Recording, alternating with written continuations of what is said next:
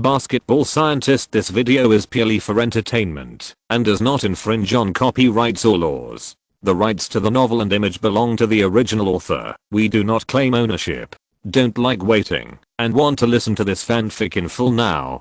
Subscribe to our Patreon, where you'll find the best fanfics. Chapter 201. 3 Tigers Fighting. Watching the fire from the other side. James lost to Garnett in the Player of the Month competition and lost to the Hawks again in the regular season. James' face became very ugly and he couldn't help but feel irritated.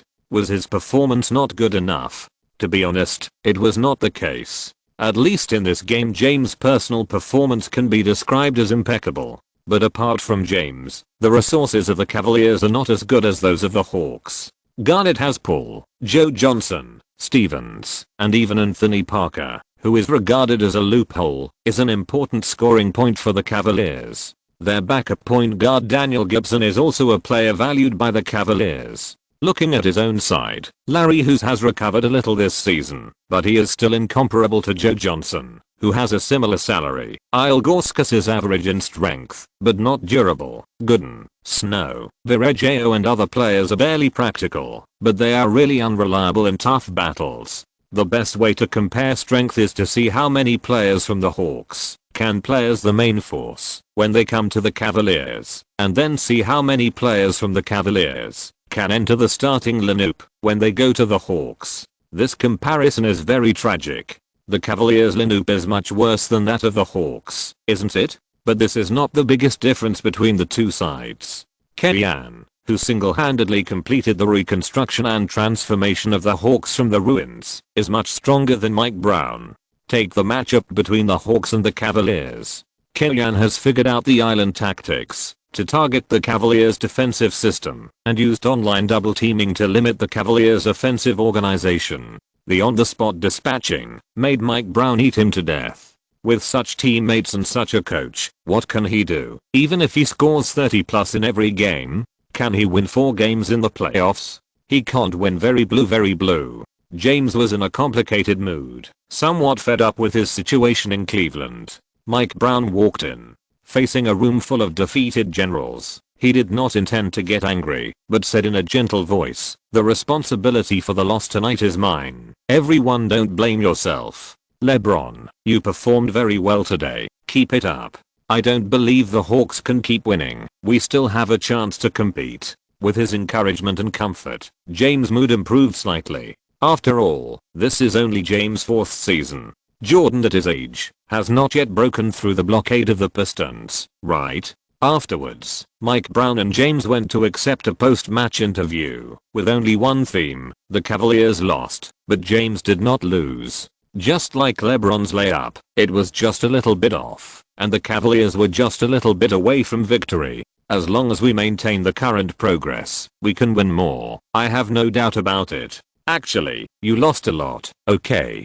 This is when the Hawks held back. But Mike Brown was right about one thing, which was the progress the Cavaliers made after he took office. From 9th in the Eastern Conference in the first year, to a first-round exit in the second year, to 3rd in the Eastern Conference this season. This is why his reputation among young coaches is second only to Kellyanne.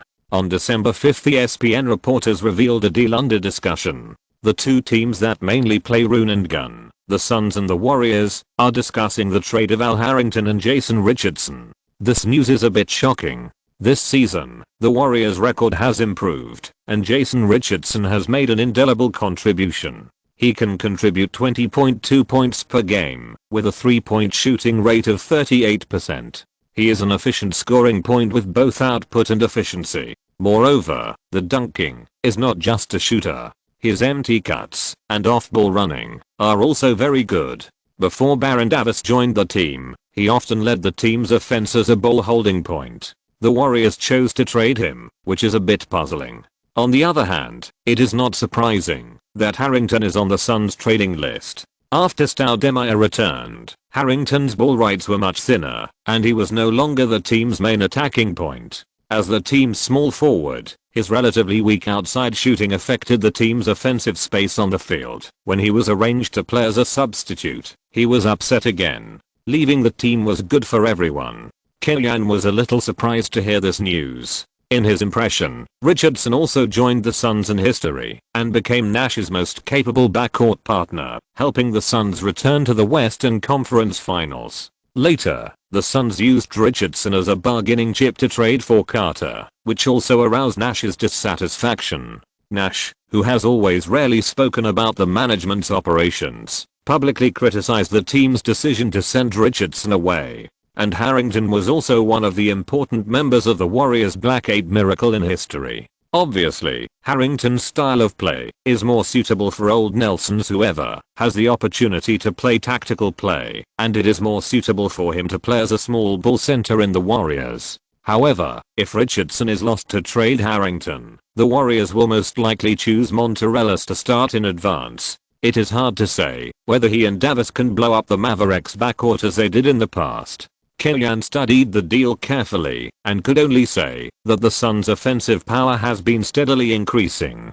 Richardson needs to swing to the small forward position, but for this experienced wing, it will not be a big problem. The key is that the improvement of the Suns will increase the competition among the top 3 teams in the West. At the same time, the Warriors' strength has been weakened by the team that created the Black 8 miracle in history. If they cannot create the Black 8 miracle and let the Mavericks enter the Western Conference semifinals, the 3 teams of the Mavericks and the Suns will continue to strangle each other in the West, which is perfect for the Hawks who are watching from the other side. In general, in terms of the current trend of this season, Kellyanne only has these 3 competitors in his eyes, the most important of which is the Spurs.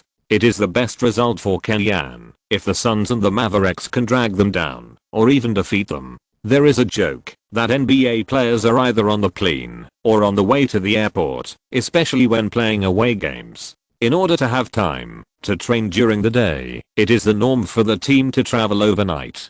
This also made the players develop the habit of resting anytime and anywhere. On the plane, most of the Hawks players fell into a deep sleep. Those who were not sleepy also wore headphones, listened to songs, and closed their eyes to rest. After the plane landed, they would rest until tomorrow noon, and then train to maintain their condition. The team's next opponent is the King of the North Raptors, a team that has finally completed its reconstruction from the ruins. With the successive joining of Bogdanovic, Garbajosa, TJ Ford and others, the strength of the Raptors has improved significantly, and Bosch's further growth finally allowed the children of Toronto to find a new basketball idol after Carter. The team achieved a record of 8 wins and 7 losses in the first 15 games of the season, with a winning rate of more than half. For other teams, this result is not surprising, but for the Raptors, who have been absent from the playoffs for a long time and were tricked by Carter, this is a record to be proud of. While the players were resting, Kellyanne was not idle. He and the coaching staff came to the front of the cabin and continued to discuss issues related to the team or the old-fashioned wing selection. Kellyanne was very stubborn in using Anthony Parker as a starter, but the past 16 games have proved that this is not an ideal choice. Parker's defensive quality does not match the starting position, and in terms of his offensive performance, he is more suitable for coming off the bench. Atkinson clearly supports Stevens' starting position and thinks Kellyanne should give Hassel more playing time when playing against weak teams to increase his trading value.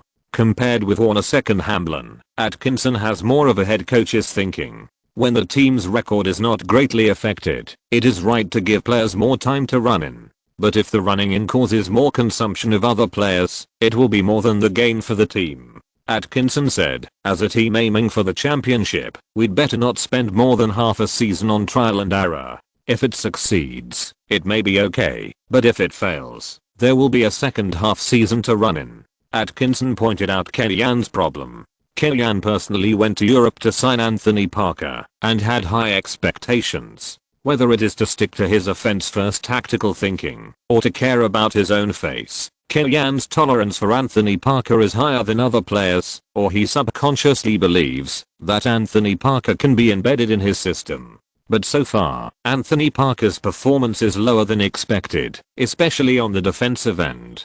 To be frank, he is really being ravaged in various ways, and this is still with the help of Garnett. Other members of the coaching staff or fans, out of blind worship of Kellyanne, or because Kellyanne's past persistence has led to success, all turned a blind eye to this problem. Only Atkinson, who joined later, can look at the problem from a more macro perspective and point out Kalyan's mistakes. After the problem was exposed, Kalyan was not angry. He pondered for a while and whispered, "The problem with Anthony Parker is that I'm too subjective. But I insist on him starting. In addition to being willing to give him time to run in, there are also reasons for Deshaun. Every time he plays, Stevens is very motivated, and he will be very excited to drive his teammates to press harder. At the right time, this meets Kalyan's tactical needs, but at the wrong time, it will increase the unnecessary consumption of teammates. Moreover, Stevens' height is a disadvantage for the small forward position.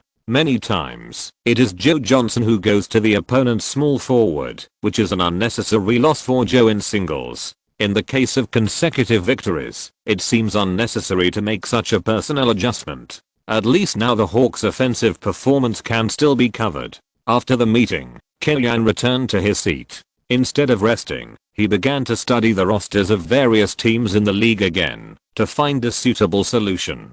Apart from those players with almost zero probability, the player who has the possibility of being traded and meets Kalyan's requirements very well is Sean Battier of the Grizzlies. The Grizzlies lost everything at the beginning of the season. In the Wolf-like Western Conference, there is basically no hope of advancing. Waiting for Ogden or Durant is the kingly way. Considering that the Timberwolves have gone down the road of tanking and have accumulated a large number of potential stocks, taking the lead, the Grizzlies' current choice is to retain Gasol and Miller, match them with possible higher-ranking rookies in the future, and rebuild the team. As for Battier, who has mediocre talent and overlaps with the potential position of Durant, he is the one the team is willing to trade. It's just that the Hawks' rotation lineup is relatively weak. If the depth of the lineup and the draft pick are sacrificed, new problems will arise. Moreover, Hasol plus draft picks plus Parker/Mystics chips may not be able to impress Jerry West. It is estimated that 3 parties will still have to be pulled in.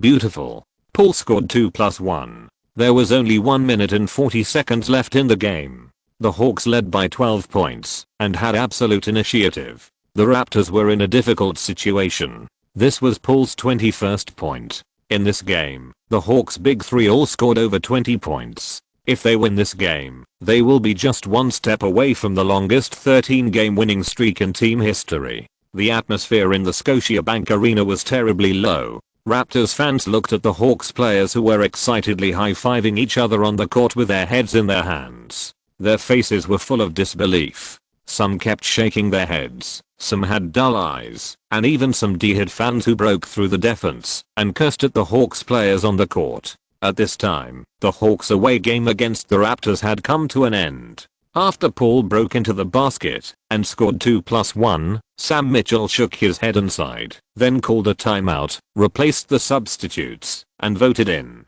the miracle of 13 points in 35 seconds. If it could happen every day, it would not be called a miracle. The Raptors surrendered, and Kalyan also replaced the main players. Afterwards, he observed PJ Tucker's performance on the court with great interest. According to the standards of a small forward, Tucker has many shortcomings. His height of 196 is definitely too short for a small forward, and he is fat and moves slowly. It can be said that, given his size, if he grows 10 centimeters taller, it may be more suitable for him to play as a power forward in the inside. But he is not Odom, and he does not have the opportunity to suddenly increase his height. In the NBA, his shortcomings are infinitely magnified, and he can only play in garbage time. Even though Kalyan has the perspective of a time traveler and knows how excellent Tucker will be as a role player in the future, seeing that he is easily passed by Berrier now, he also feels that this short and fat guy is difficult to train.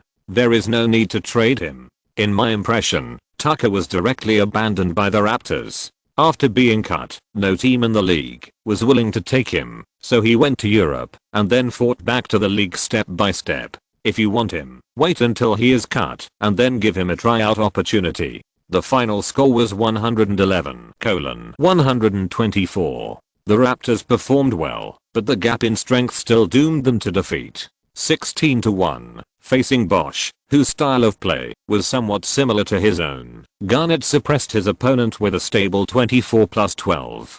However, the Wolf Kings' shooting percentage was average in this game, with only 9 of 22 shots. Paul and Joe Johnson scored 22 points and 25 points respectively. The Big Three combined to score 71 points, helping the team to win the game steadily and achieve the second longest 12-game winning streak in team history, just one step away from the longest 13-game winning streak in team history. After the game, Kellyanne made a tactful criticism of the team's performance. To be honest, with a style of play that was more restrained against the opponent, the Hawks did not perform well in this game. More or less, the team was also overwhelmed by the outstanding record in front of them and was filled with a complacent mood. In the next game, our opponent is the Dallas Mavericks. This is a real opponent. Please cheer up. Kellyanne tightened the string in the players' minds. The Hawks have had a great record recently, aiming to break records, not only because of their strong strength, but also because of the sweet schedule. But starting from the next game against the Mavericks, the intensity will gradually increase. There will be 2 waves of Western expeditions before Christmas, which will also be a real test for the team. Chapter 202, Challengers Mentality, Championship Team Strength. 129:144. The score on the scoreboard was very eye-catching. The Hawks lost to the Mavericks at home, ending their 12-game winning streak. At the same time, the Dallas Mavericks won 14 consecutive games after losing 4 games at the start of the season. It is extremely rare in the NBA for 2 teams with 10+ consecutive wins to meet. What's more, this game was given more meaning. The direct dialogue between Garnett and Nowitzki, who ranked first and second in the MVP list, the interview of Kellyanne in front of Cuban, who was speculated by fans to have the attribute of an Ayumi. However, whether it was the process of the game or the final result, Garnett and Kellyanne were at a disadvantage. In fact, Garnett's performance was as stable as ever. His pressure on the defensive end effectively restricted Terry, the second in command of the Mavericks. The former Hawks King made 3 of 8 shots at the Phillips Center and scored 7 points, which was far below the normal level. At the same time, Garnett also did a good job of protecting the frame, contributing 27+12 data throughout the game, ensuring that the Hawks did not fall behind in rebounding, and his output of 27 points was actually slightly higher than the season average. However, Nowitzki, standing opposite him, used his hot hand to disintegrate the Hawks' defensive system. As the support of the Hawks' defensive system, Garnett did not match up with Nowitzki throughout the game. Most of the time, it was Milicic who came to defend Nowitzki. The German tank basically blew up Milicic point to point. He made 18 of 32 shots in the game and scored 44 points, 9 rebounds and 4 assists. Especially in the second half of the fourth quarter, the 2 sides entered a stalemate. It was Nowitzki's strong output that helped the Mavericks to score steadily and laid the foundation for the team's victory. In contrast, none of the Hawks' big 3 could help the Hawks respond stably, which made people a little disappointed. If it was just Nowitzki who broke out, the Hawks could barely cope with it, but on the Mavericks side, Josh Howard also had a big outbreak. Whether it was Anthony Parker, Stevens or Joe Johnson himself, they were unable to stop this wing single player.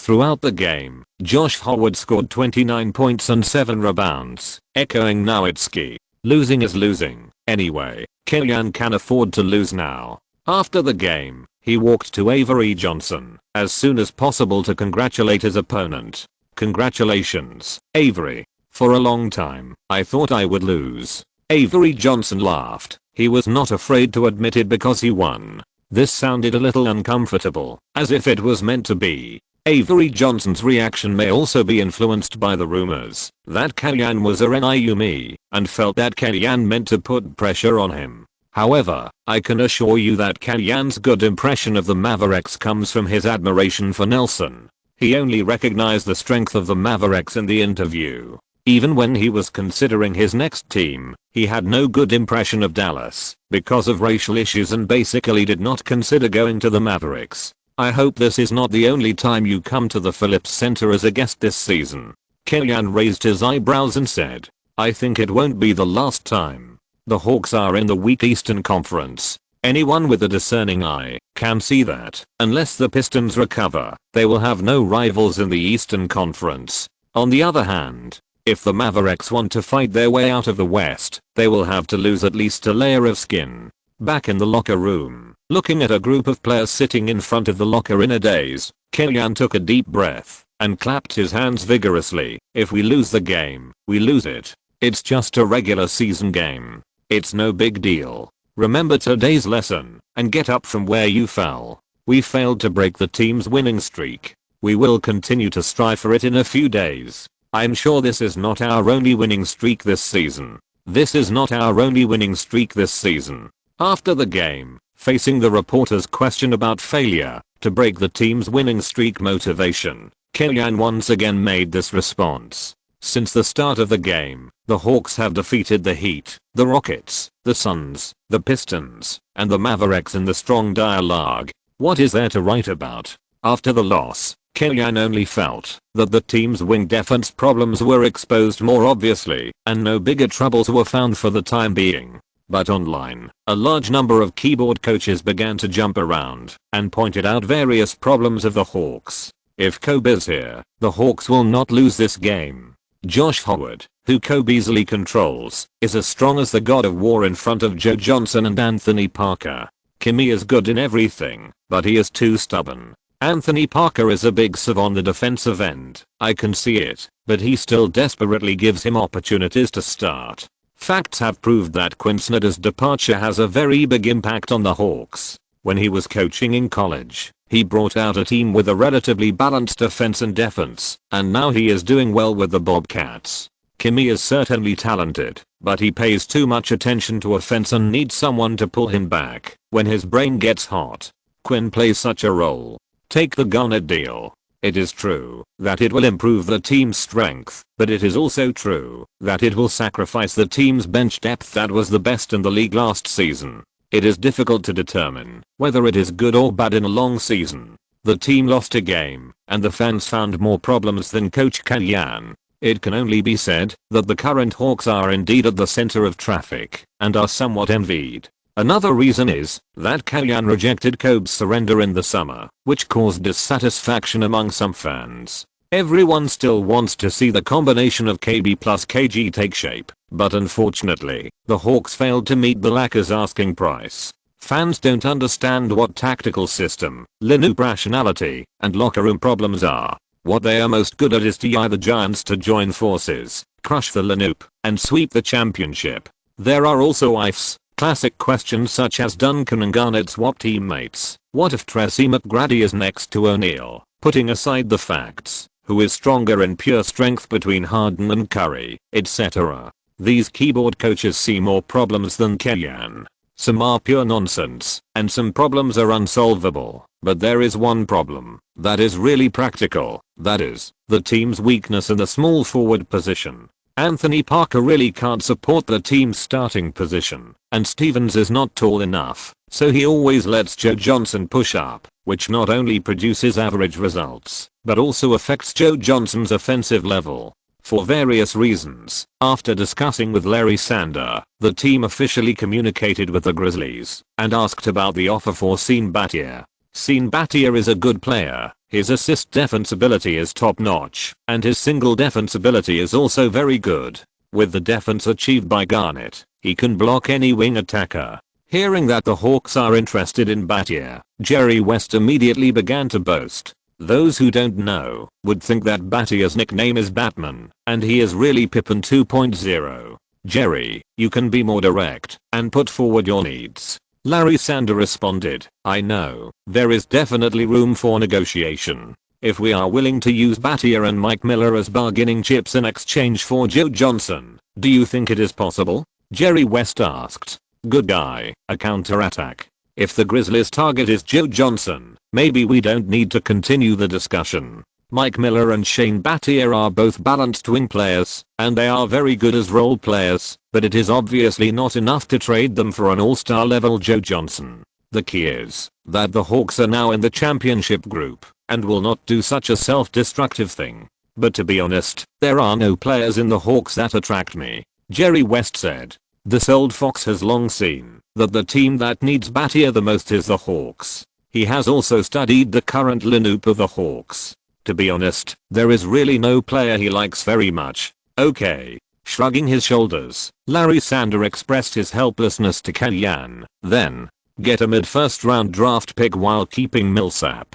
This is my bottom line. West said, if you can get it, come talk to me again. This is just like when the Heat approached the Hawks to negotiate the Posey trade last season. The work was left to the Hawks. If they could get the chips the other side wanted, the Grizzlies could consider letting you compete for the championship with Battier. In fact, people like Riley, Kellyanne, and West are all smart people. When smart people negotiate a deal, they pay more attention to their own goals and benefits. They will not bargain again and again with the idea of earning more points is more points, but will take the initiative to facilitate the deal. Like McHale, making a deal, tossing Kellyanne back and forth, and finally squeezing the Hawks, and then giving up Roy for Andy Foy. It's pure brain disease. After the call ended, Kellyanne could only shake his head. West still has a bad eye. This trade request should not be realistic, right? Larry Sander said. It depends on your perspective.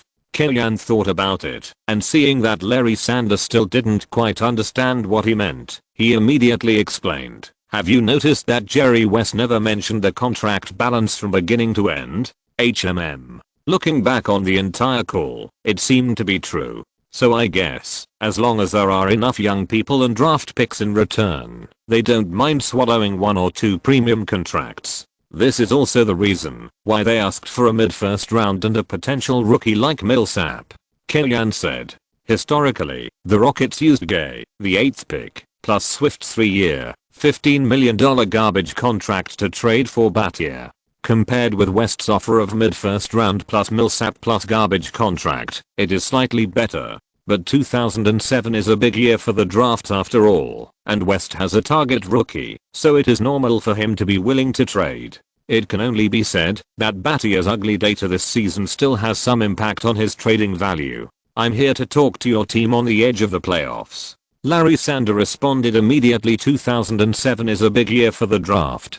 Basically, teams in the lottery zone will not consider trading their draft picks. Only teams on the edge of the playoffs will use draft picks to strengthen their strength in order to fight for a playoff spot. The trade was just a preliminary discussion, and the journey of the season is still going on. After a sweet schedule, the Hawks started their first Western expedition this season. The first opponent was the Golden State Warriors led by Nelson. As Kellyanne guessed, after trading Nelson, the Warriors pushed the team's second-year rookie Monterellis to take the lead. After a season of adaptation to the NBA, this high school basketball scoring machine began to show his talent. In the first 15 games of the season, he played as a sixth man and averaged 9.7 points in 25.5 minutes of playing time. His sharp breakthrough and aerial confrontation ability that was inconsistent with his body shape were his advantages. After starting, Monterellis played even more amazingly, averaging 17.9 points per game, fully demonstrating his scoring machine style.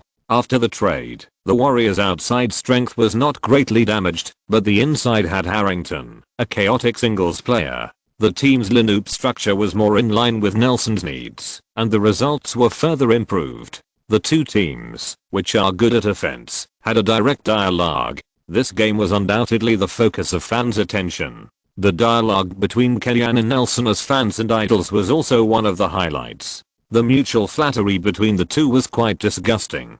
Kellyanne has been an assistant coach for Tom Genovich and Antony, but he has always regarded Nelson as his mentor. Many assistant coaches around Nelson have become head coaches, but they have also publicly said that Kellyanne is the most like him in the league. This game did not disappoint. From the first quarter, the game entered the rhythm of attack and defense. Kellyanne did not ask the players to slow down because of the Warriors' powerful style of play, but directly attacked the Warriors. The fast-paced offense and defense conversion made the fans dazzled, and the fans at the Oracle Center cheered for the wonderful performances of both sides. The Warriors are faster and more impactful, while the Hawks players have a better rhythm and more accurate shooting. Everyone has their own advantages.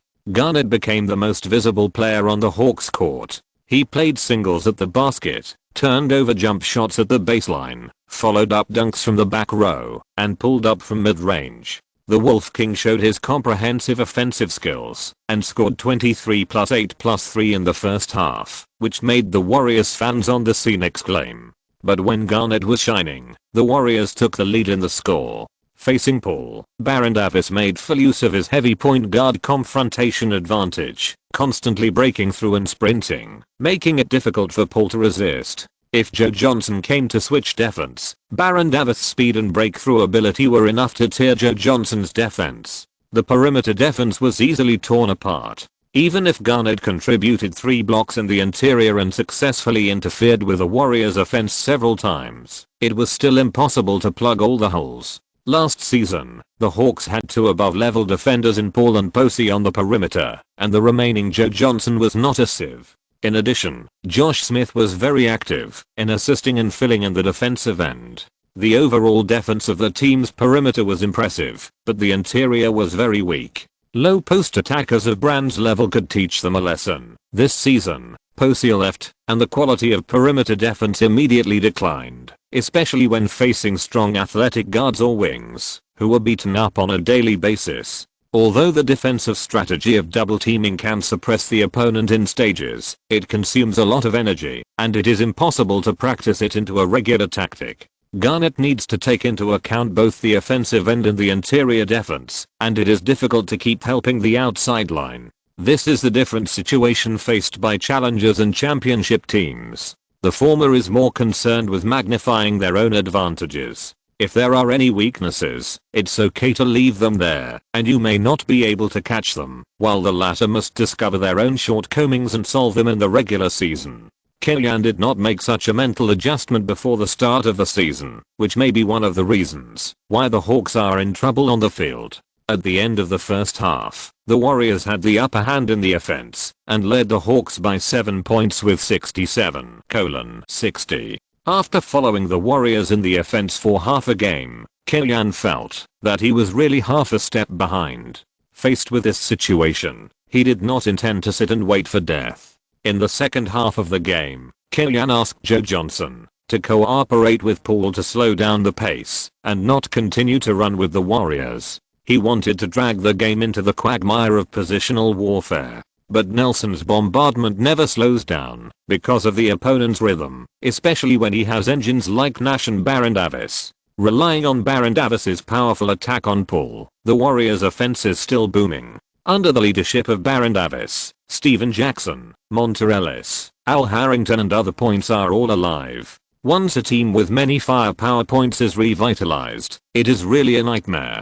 Killian deeply experienced this today. After 3 quarters, the score came to 104-88, and the score difference was pulled to 16 points by the Warriors. In the last quarter of the game, the Hawks tried to launch a counterattack, and once used the Cheyenne G-Horse Racing personnel dispatch to narrow the score difference to 11 points, seeing the hope of a comeback. But Nelson replaced Baron Davis in time, led Azubuk, Petrus and other players to counterattack, and slowly dragged down the Hawks, who were at a disadvantage in physical fitness. 132-117. The Warriors won at home, which was a big upset, and also gave the Hawks their first 2-game losing streak of the new season. In the whole game, Baron Davis scored 31 points, 11 assists and 6 rebounds, even overshadowing Garnett's 36 points and 13 rebounds. After the game, Killian shook hands with old Nelson and said with a wry smile, "Although there are excuses of all kinds, I still want to say that I'm convinced."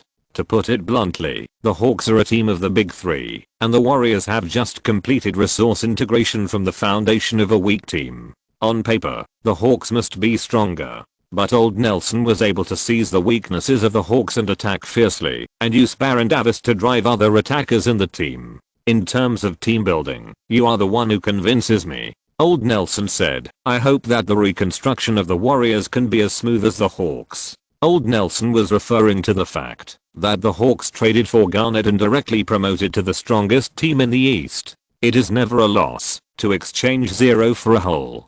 But superstars don't enter the market easily. At least Don Nelson never got such an opportunity, which is why he envied Killian. I hope I can prove that Don Nelson's small ball system can win a championship. If you're listening to this novel on a channel other than Fanfic World, it means they downloaded and uploaded it without effort. We cordially invite you to visit our channel, Mundo Fanfic Novelos. There you'll find the original version of this story and you can explore many other novels of various genres. We're waiting for you to immerse yourself in a world of incredible novels. Chapter 203. I negotiated a deal with you, but you rejected me? If losing to the Mavericks in a strong dialogue is something that everyone can accept, then losing to the Warriors unexpectedly has suddenly increased the outside world's doubts about the Hawks. The first place in the league is too conspicuous. The Hawks have received so much praise before, and now they have received so much ridicule. Counting the other fans who have grievances with the Hawks, the first is Duncan fans and Nowitzki fans.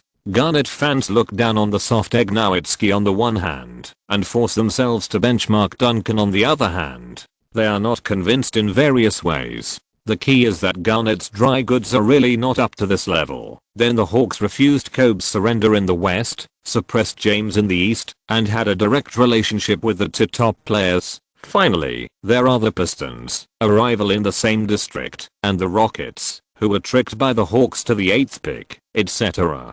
Don't talk about the matter of becoming a Marquis. A general success is the result of the sacrifice of thousands of bones. The rise of the Hawks must be the blood and tears of many other teams. In this case, it must be a tall tree attracts the wind. It is normal for the team to be criticized if something goes wrong. If you are not criticized, you are mediocre. On the night of the loss to the Warriors, there was no time to take any rest. The Hawks team boarded a special plane without stopping. After a lot of hard work, they hurried to Los Angeles to challenge the Los Angeles Lakers. This is also a focus battle. The negotiations between the two teams in the summer were exposed by reporters afterwards. The Hawks almost met the Lakers' asking price, but Kellyanne, who was far away in China, stopped the deal. This directly made many Lakers fans who were somewhat attached to Kellyanne never want him to come back. It's also interesting to say that Kellyanne's rejection of Kobe was beneficial to the Lakers, but Lakers fans still criticized Kellyanne, probably out of the loss of I negotiated a deal with you, but you rejected me. As a wealthy family, you have to be so proud. The Eagles have a great record and have been broadcast a lot on CCTV. CCTV still arranged the two Yang's combination of Yang Jian and Yang Yi to commentate on this game, which is almost the best combination in the domestic basketball commentary industry. The story that happened this summer is destined to come to a conclusion today. Like many fans, I'm also looking forward to the final result. Will Kellyanne prove his unique vision, or will Kobe show his own value and respond to him? Let's wait and see. Yang Jian said passionately. The Lakers starting lineup tonight is Kwame Brown, Lamar Odom, Radmanovic, Kobe and Smush Parker. Compared with last season, the Lakers' performance at the start of the game has improved. After Kellyanne's influence on the team gradually faded, Phil Jackson chose more players who are suitable for his triangle offense system, which made the Lakers get a better start than last season. In this game, the Hawks starting lineup welcomed the return of Dio, which can be regarded as taking the responsibility when the army is defeated and taking the order in the midst of danger. Because we all know that the Hawks' performance in the last two games has been a bit up and down, and they lost both games. Dio's return can immediately relieve the pressure on the team's lineup rotation. There are not many changes in other positions, including Anthony Parker at the small forward position. Kellyanne still chose to trust him. Garnett and Kwame Brown stood in the center circle, and with a whistle, the referee threw the ball in his hand into the air. The game starts. Garnett easily wins the jump ball. Paul holds the ball. The Lakers retreated quickly, and Smush Parker also stuck to Paul at the first time. Dio immediately went outside the three-point line. After receiving the pass from Paul, he turned around casually, pretending to pass it to Joe Johnson. But when the Lakers defense expanded, he changed the passing line and passed the ball to Garnett.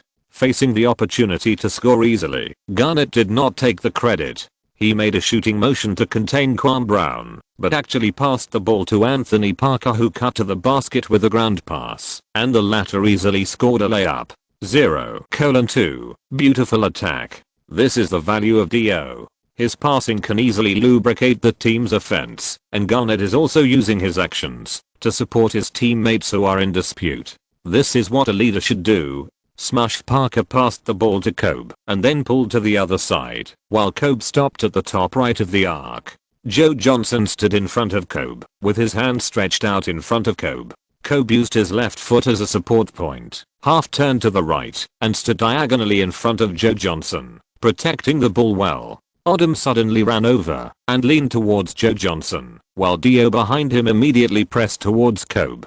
Kobe suddenly moved, swayed to the left, and after Joe Johnson subconsciously moved, he stepped out to the right side, where his right foot was most powerful. Kobe was like a gust of wind, and like a flash of lightning, he jumped through the gap between Joe Johnson and Dio. After patting the ball low, Kobe kicked his left foot hard, and his body suddenly reached full speed, and stepped into the 3-second zone. Garnett took a step forward diagonally, and raised his hands. Kobe picked up the ball, and took the first step in a very obvious 3-step layup posture. The second step, Kobe leaned his body, and stepped to the left. Garnett took an important step to the right, pressing all his center of gravity to the right. Kobe's body suddenly tilted to the right, and the momentum of his body rushing to the left just now was completely offset by his body's sudden stop. With a beautiful Euro step, Kobe passed by Garnett, lifted the ball with his right hand, and gently pushed it. The ball was thrown upward in a soft arc, rubbed against the backboard, and simply changed its direction, and fell into the basket. Yes. The fans at the scene cheered for Kobe's beautiful singles.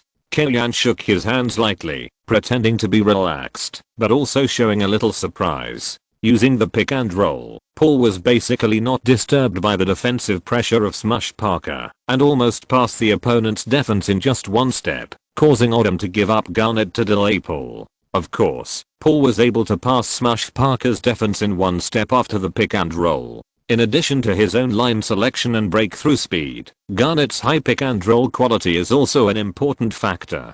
Just like a father blocking his son, Smush Parker was completely blocked behind him, leaving him no way to defend the pick and roll, and even his speed advantage could not be used. Seeing Odom delaying him, Paul, the new generation of passer in the league, did not hesitate at all, and directly passed the ball to Garnett, who was cutting inside. After receiving the pass, Garnett was also very decisive. Before Brown, who was pulled to the perimeter by Dyer, returned to the basket, he rushed directly to the basket and responded to Kobe's shot with a two-handed dunk. Bang! Beautiful attack. Garnett responded to Kobe immediately. The pick and roll cooperation between Paul and Garnett is already the most reliable routine for the Hawks offense. Garnett's contribution is not only on the offensive end. When Smush Parker and Odom played pick and roll in the middle, Garnett almost blocked the breakthrough routes of Parker and Odom by himself with his excellent positioning awareness and lateral speed. Odom's shooting percentage this season is as high as 53%, and he also has a good mid-range shooting ability. Facing Garnett, a bug-like defensive machine, he dared not waste the team's offensive opportunities at will. After a tentative attempt, the ball was transferred to Kobe at the left corner. Almost as soon as Odom raised his hand to pass the ball, Garnett double-teamed Kobe. At the same time, Joe Johnson quickly followed up and cooperated with Garnett to force Kobe back. Kobe, who was under high pressure, took 2 steps back and barely found Kwame Brown in the open space. Dio then let Odom go. Kwame Brown failed to shoot at the first time. After pushing Dio away, his shooting rhythm was also disrupted. He barely missed the shot. Garnett, who returned to defense, protected the rebound. Paul suddenly changed direction and rushed to the basket. After attracting Tulaka's defenders, he passed the ball to Joe Johnson on the outside very well. Joe Johnson made a three-pointer. Very reasonable cooperation. All the passes completely tore the Lakers' defensive position to pieces. The Hawks played well at the beginning. Yang Jian quickly introduced the situation on the court. Compared with Kobe's strength alone, it is obvious that the Hawks performed better as a team. Kobe took the ball from Brown and crossed the half court by himself. He wandered a few meters away from the three-point line, waiting for his teammates to get into position. After a quick glance, Kobe passed the ball to Parker on the outside, and then he immediately ran to the inside. Smush Parker still couldn't get rid of Paul's pressure after several fake moves. So he had no choice but to pass the ball to Odom on the right three-point line. Odom raised the ball and made a shooting gesture, then immediately lowered his body and slapped the ball, leaped forward and took a step, and immediately came to the 3-second zone line. Without pausing, he jumped up and shot.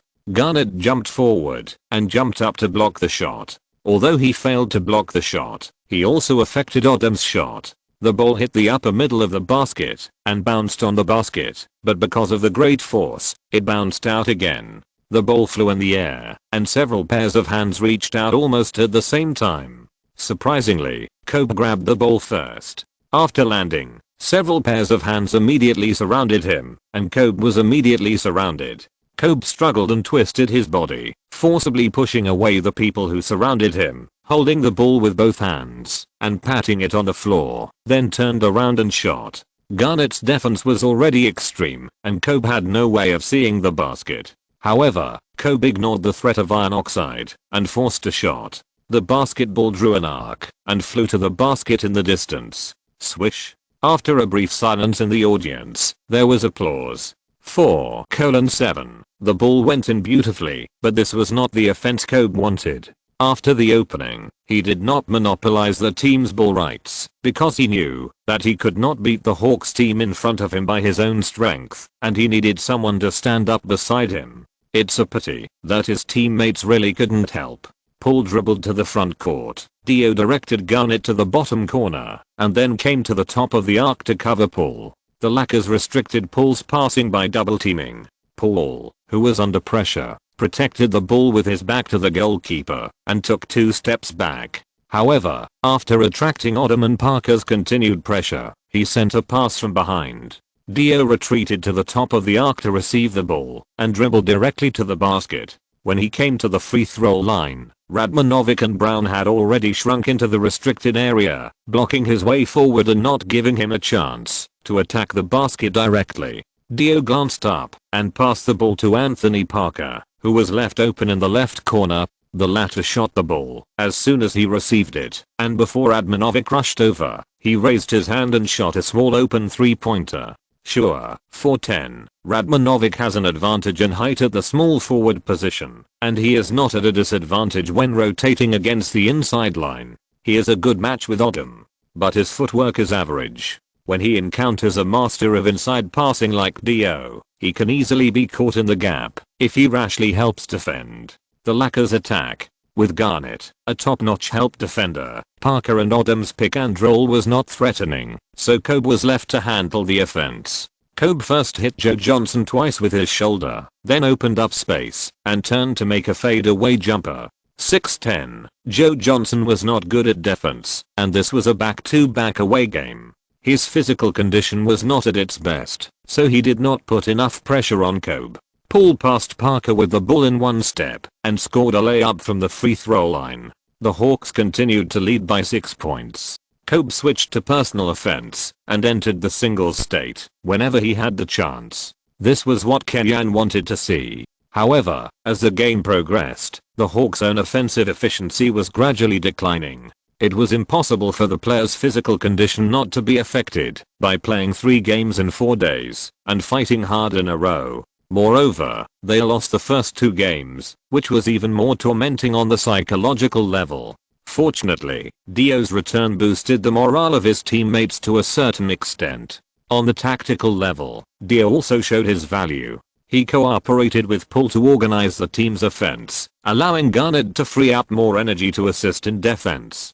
Garnett, a defender with a huge defensive area, can limit Kobe with naked eyes. Phil Jackson did not find a way to crack it.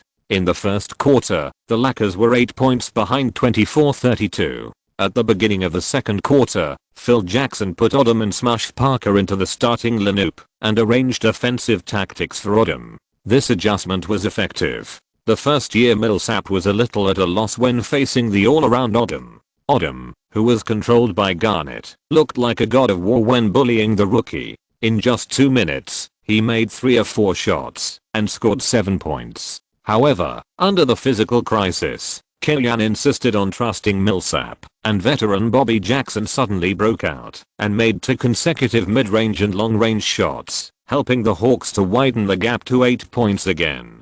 33:41. It also gave the main players more rest time. The game was a bit tricky. Phil Jackson decided to bring in Kobe Bryant in advance and use Kenyan's best blitzkrieg to compete with the Hawks. Kenyan also immediately replaced Paul and Dio to revitalize the team's offense. Among the big three, Paul is the youngest and has the best physical recovery. After receiving the ball in the half court, Kobe began to dribble and rushed to the right without any tricks. Stevens immediately followed him, but because of the hasty pace, Kobe immediately separated half of his body from him.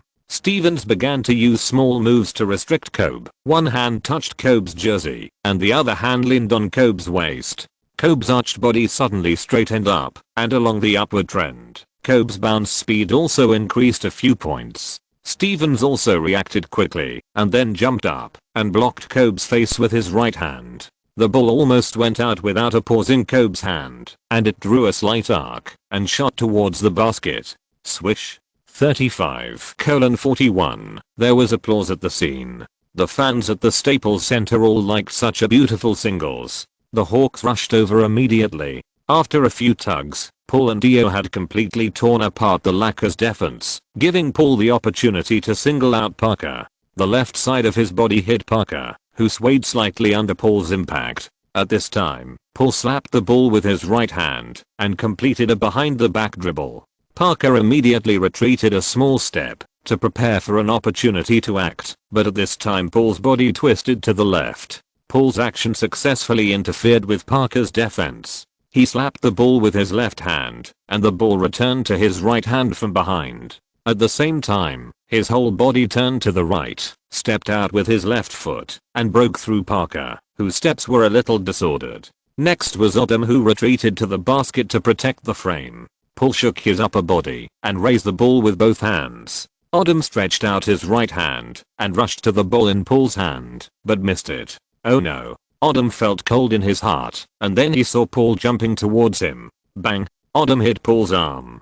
Beep. The referee blew the whistle immediately. An intentional foul was not all of Paul's plan. After the collision, Paul immediately controlled the strength of his wrist, aimed at the position of the basket, and spun the ball in his hand towards the backboard. After the basketball hit the backboard, it spun diagonally into the basket with an exaggerated rotation.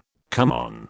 Kenyan stood up and cheered for Paul's wonderful score. Paul's shot was the best response to those who questioned it online. Who said we need Kobe? Chapter 204. We are both right. We are just not suitable. After receiving the referee's serve and making a simple adjustment, Paul steadily sent the ball into the basket. 35:44. The Lakers attacked, and the ball was passed between Smush Parker and Odom.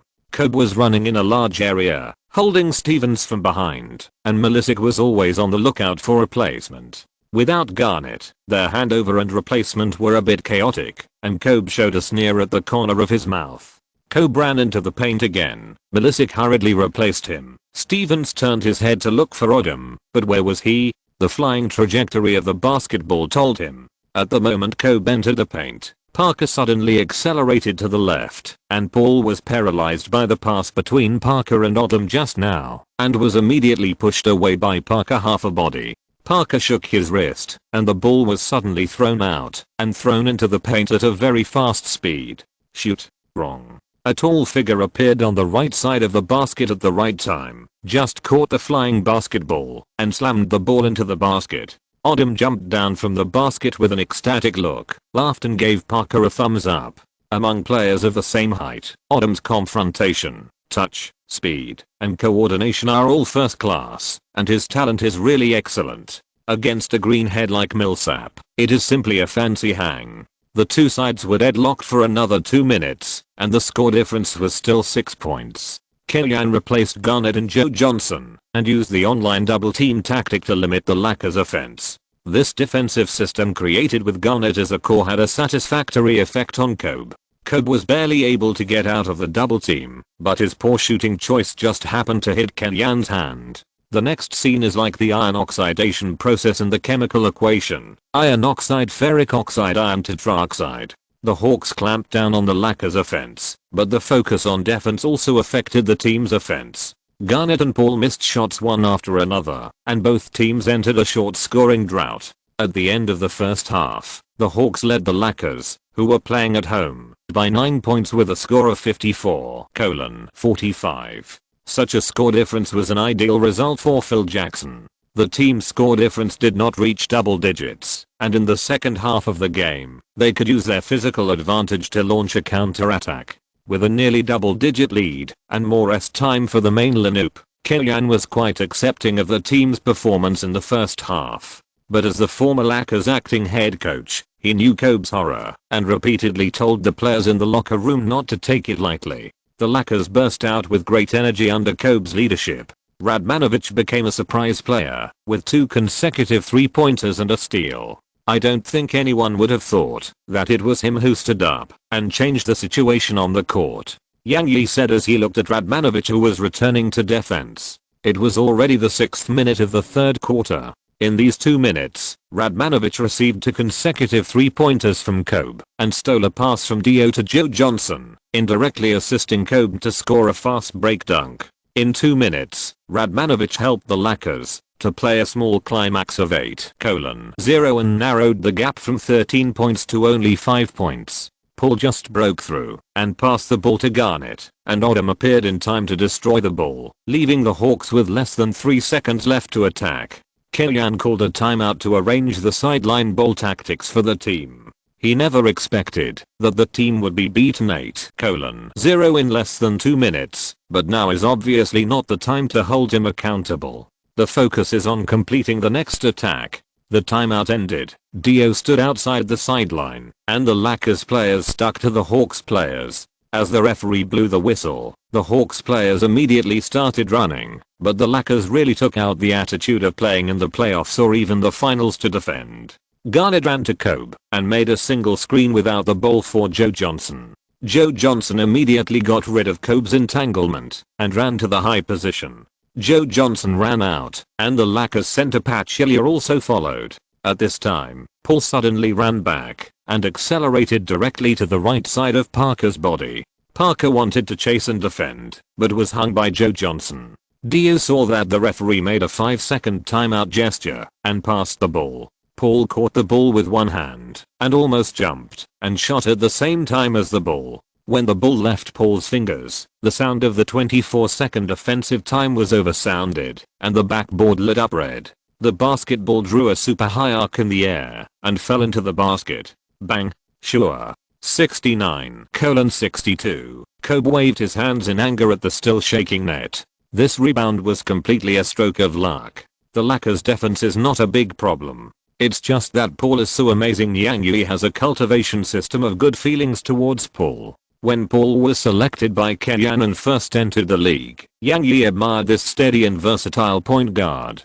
Seeing him constantly improving, Yang Yi also felt proud, as if Paul was cultivated by him. After Paul scored, Kobe's reaction also reflected his own immaturity. His teammates had already put in 100% effort in defense, and the defense of this ball was also successful. As a leader, this is a time to encourage teammates instead of venting his dissatisfaction with some physical movements. Perhaps he was fed up with these teammates. The defense failed to defend, and Kobe became more bloodthirsty on the offensive end, tightly blocking Joe Johnson and catching the ball with one hand.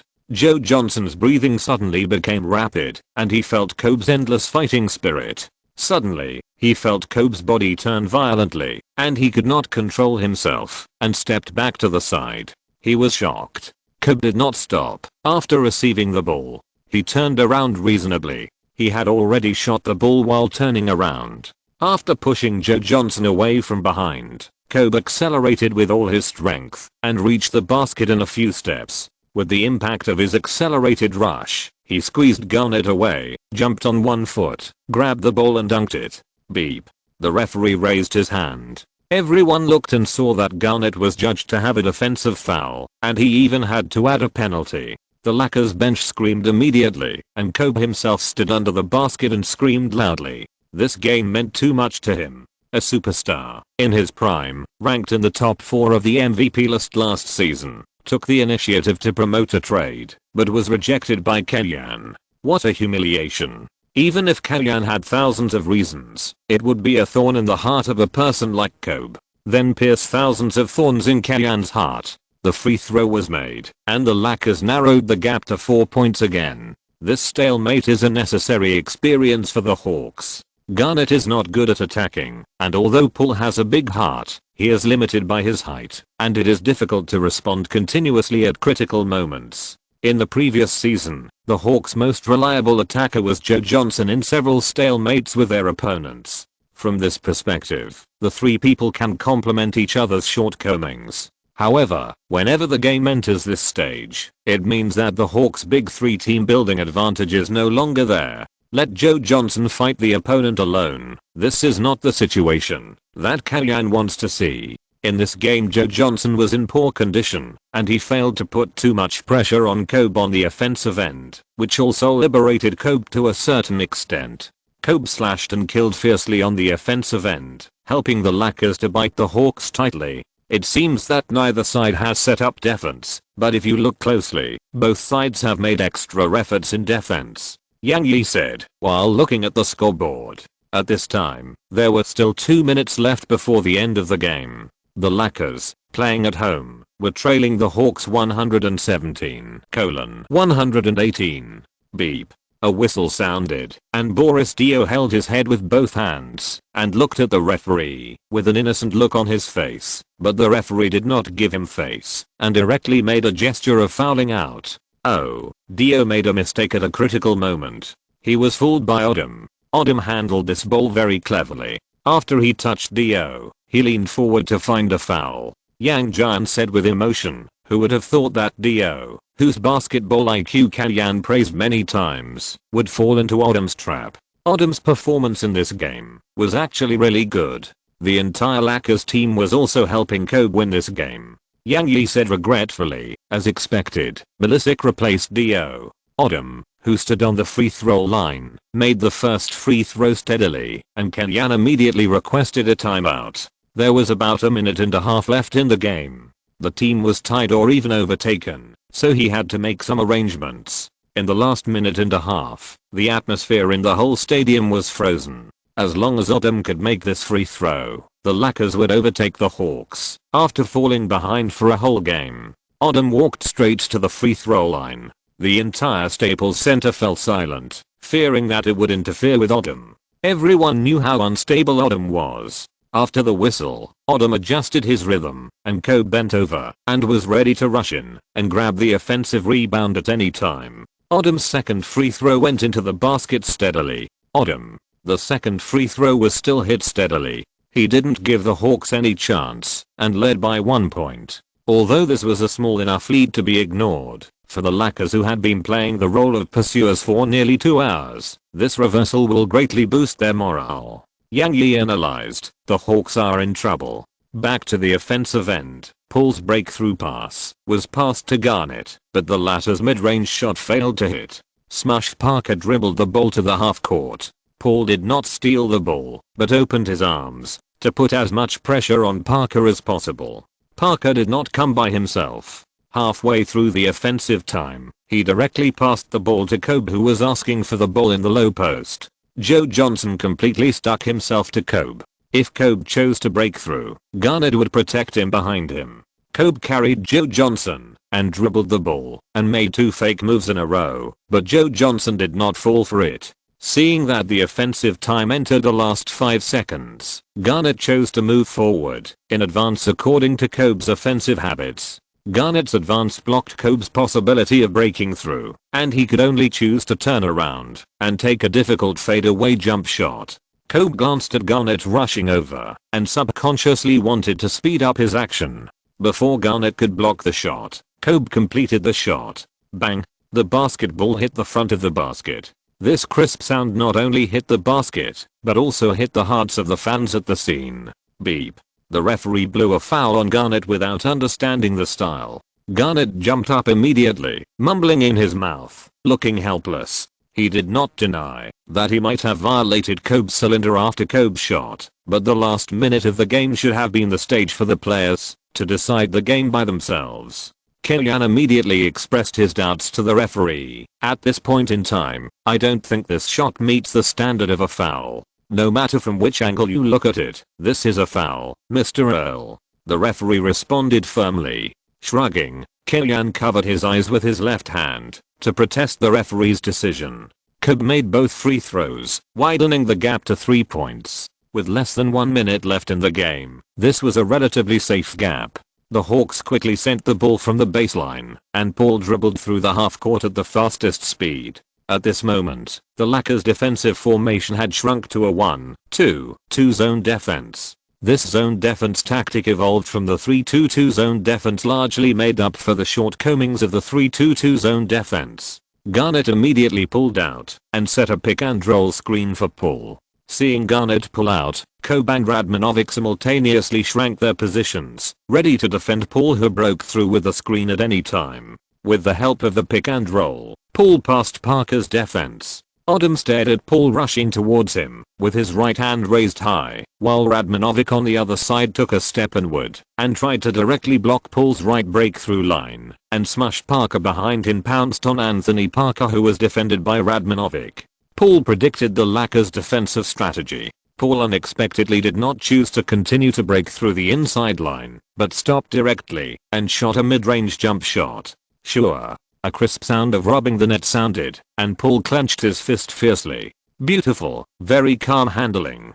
Paul sees the loopholes in the Lakers' defense. His thinking was too clear at the critical moment. Yang Yi said excitedly. After completing the attack, Paul did not stop, and immediately retreated quickly. Standing on the 3-point line with his arms open, glaring at Parker, who was dribbling forward, Paul shouted loudly, "Defense." With 33 seconds left in the game, Phil Jackson called the last timeout to arrange the team's last attack. In fact, there was nothing to arrange. Kobe didn't even have Pippen or Cole around him, and Fisher would have to wait until next season to come back. The Hawks' defensive strategy was simple. Anthony Parker and Milicic guarded the restricted area, and the others guarded Kobe. Odom passed the ball to Parker, who then passed the ball to Kobe. Death handled the ball a little too casually, and the Hawks' defense was completely focused on Kobe. Garnett and Joe Johnson almost double-teamed Kobe at the first moment. The pressure from the two was very strong, making it difficult for Kobe to protect the ball. He barely found the passing line, but unexpectedly found that this loophole was blocked by Paul. Kobe suddenly found something wrong and was about to cover up his mistake, but saw Paul making a traveling gesture to the referee. Beep.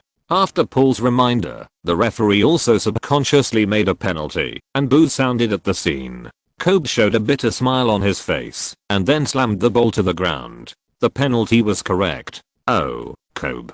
How could you make such a mistake? Yang Jian also felt sorry for Kobe's mistake. He was the hero of the Lakers game, but at the last moment of the game, he made a potentially fatal mistake. Such a scene also reminded people of Zidane in the 2006 World Cup final. In Kellyanne's opinion, Parker also had an unshakable responsibility for this ball. When Kobe had not yet entered the attacking position, Parker did not have any intention of organizing the offense or improving the offensive environment for Kobe. He directly handed the ball to Kobe, which facilitated the Hawks' pressure on Kobe.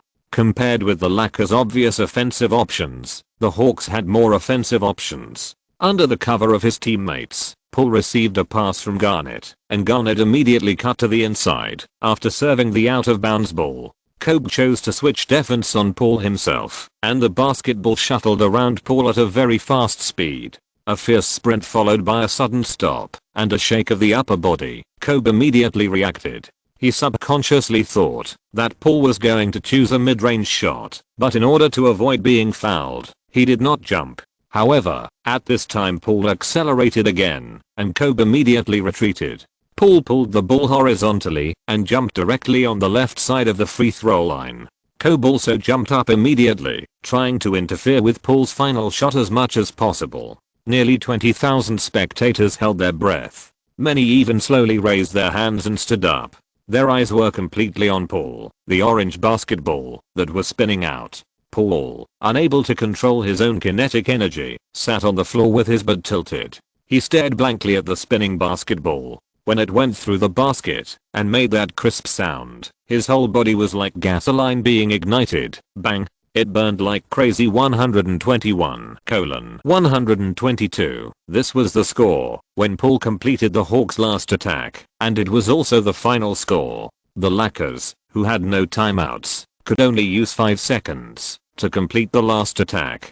Kobe's horseback archery just after halftime didn't even touch the basket, which also allowed the Hawks to avoid the embarrassment of losing 3 games in a row after 12 consecutive wins. Winning again at Staples, this time Kalyan still ignored Phil Jackson, but took the initiative to walk towards Kobe, expressing his affirmation and respect to the other party. "We are alright, but we are not suitable."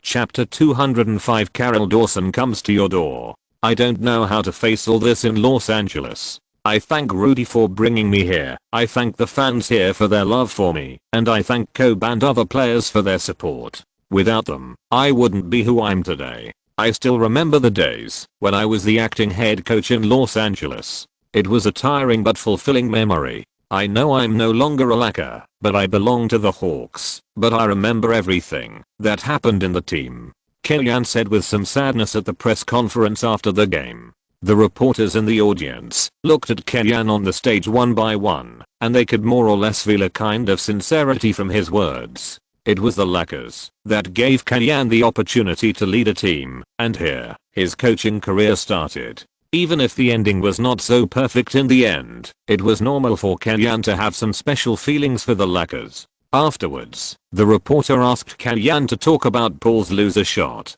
Any coach would be excited to have a player like Paul. He is a player with strong tactical execution ability. He can implement my tactical ideas on the court and achieve a good balance between personal offense and teamwork. At the same time, he can also stand up and play a heroic role when the team needs him. The strength of the Hawks lies in the fact that we have 3 such players. I'm very happy that Paul can stand up today. It is rumored that Kobe Bryant requested a trade to the Hawks in the summer, and you eventually rejected the deal. I would like to ask, is it true? What was your reason for preventing the deal from happening? The reporter of Yahoo Sports asked a really sharp question, and countless fans wanted to get a clear answer to this question. This thing did happen, but the negotiation of the transaction is not as simple as it seems on the surface. There are many games in the process of the matter, which led to the 3 parties of the transaction being unable to reach an agreement. At least in my opinion, it is more beneficial for the Hawks to retain the team's main lineup. Kalyan took the initiative to take the blame for ejecting Kobe Bryant. The Hawks had an excellent start, and Kalyan's reputation value has steadily increased. Garnett, Paul, Joe Johnson, and Dio have a good running in, which gives Kalyan more confidence. If the trade is completed without too much blood loss, the configuration of the Hawks role players will further decline, and by then, the results may be worse than now.